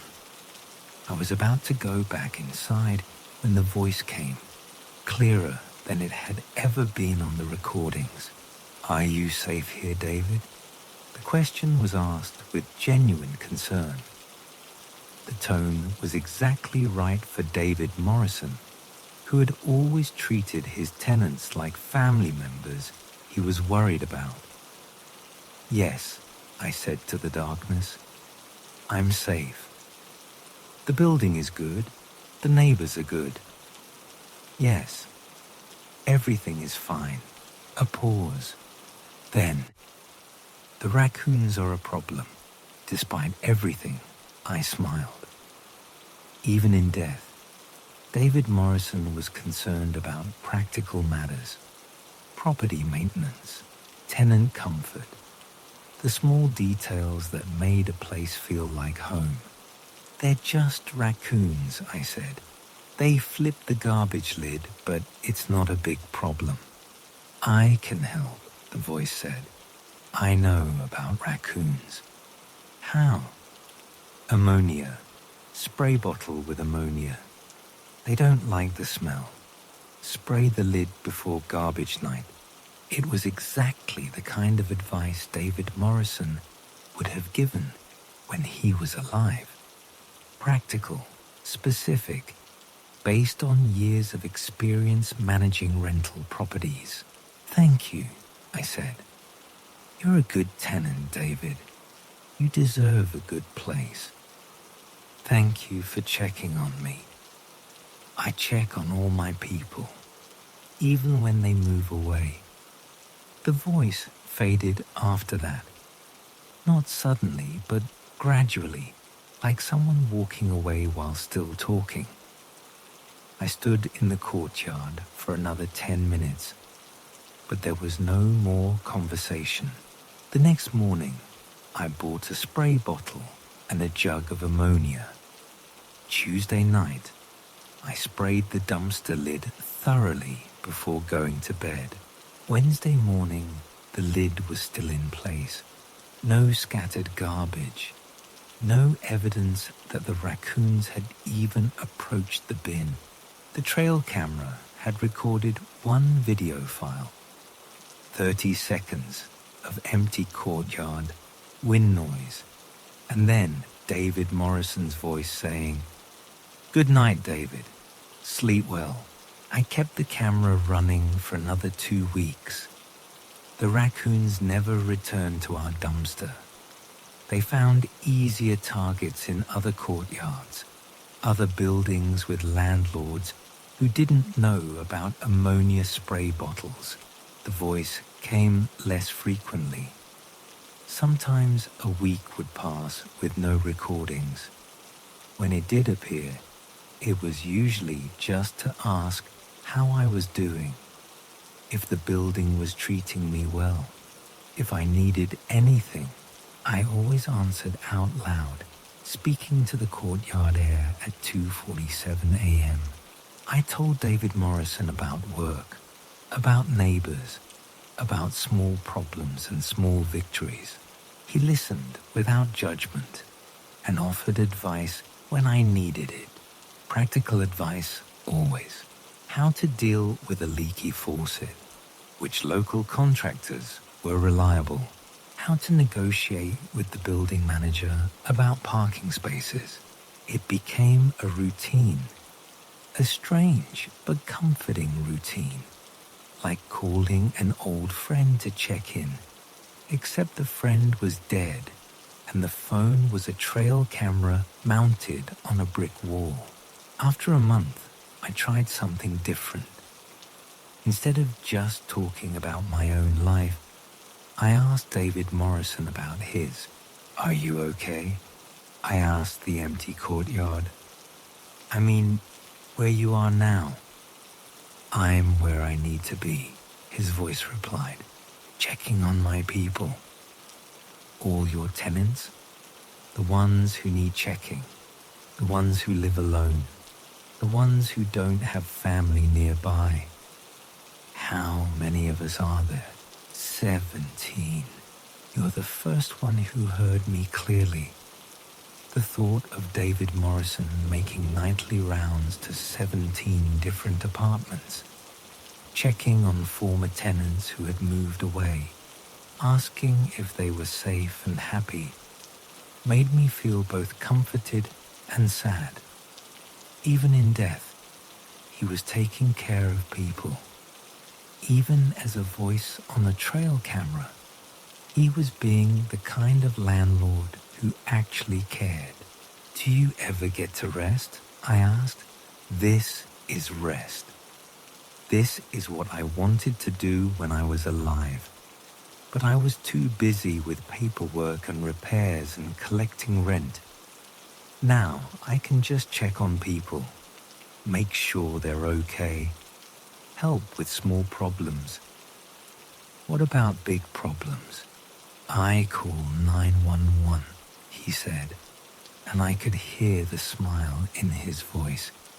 Even dead landlords have limits. Winter came and the trail camera battery began dying more quickly in the cold. I bought a solar panel to keep it charged. I weatherproofed the connections. I upgraded the memory card to hold more files. If David Morrison was going to keep checking on me, I wanted to make sure I could hear him clearly. The conversations became less frequent as the months passed, but more meaningful. He told me about the other tenants he visited, an elderly woman who lived alone and sometimes forgot to eat, a young couple who was struggling with money, a college student who was homesick and having trouble making friends. I can't do much, he said, but I can listen. I can remind people that someone cares. I can offer practical advice when they need it. Is that enough? I asked. It's what I can do. It's what I have to give. Spring arrived and I got a promotion at work that required me to relocate to a different city. The new job was a good opportunity, but it meant leaving the apartment where David Morrison could find me. I told him about the promotion on a Tuesday night in April. That's wonderful, David, he said. You've worked hard for this. But I'll have to move away. I won't be here for you to check on. I'll find you, he said without hesitation. Good landlords keep track of their people. How? Trail cameras are everywhere now. Security systems, baby monitors, smart doorbells. The world is full of devices that can hear voices. I'm learning to use all of them. The thought should have been unsettling, but it wasn't. David Morrison had been watching over people while he was alive. He was continuing to do the same thing in death, just with different tools. My last night in the apartment, I went down to the courtyard one final time. Thank you, I said to the darkness, for checking on me, for caring about whether I was safe and happy. Thank you for listening, David Morrison's voice replied, for treating me like a friend instead of something to be afraid of. Will I hear from you in the new place? When you need me? When you have questions about landlords or leaky faucets or raccoons in your garbage? What if I don't have a trail camera? You will. Everyone has cameras now. Smartphones, security systems, baby monitors. I'm getting better at using all of them. The important thing is that you listen when I call your name. I'll listen, I promised. And David? Yes? When you find a place you want to stay for a long time, when you find a home that feels right, remember to check on your neighbors. Not everyone has someone looking out for them.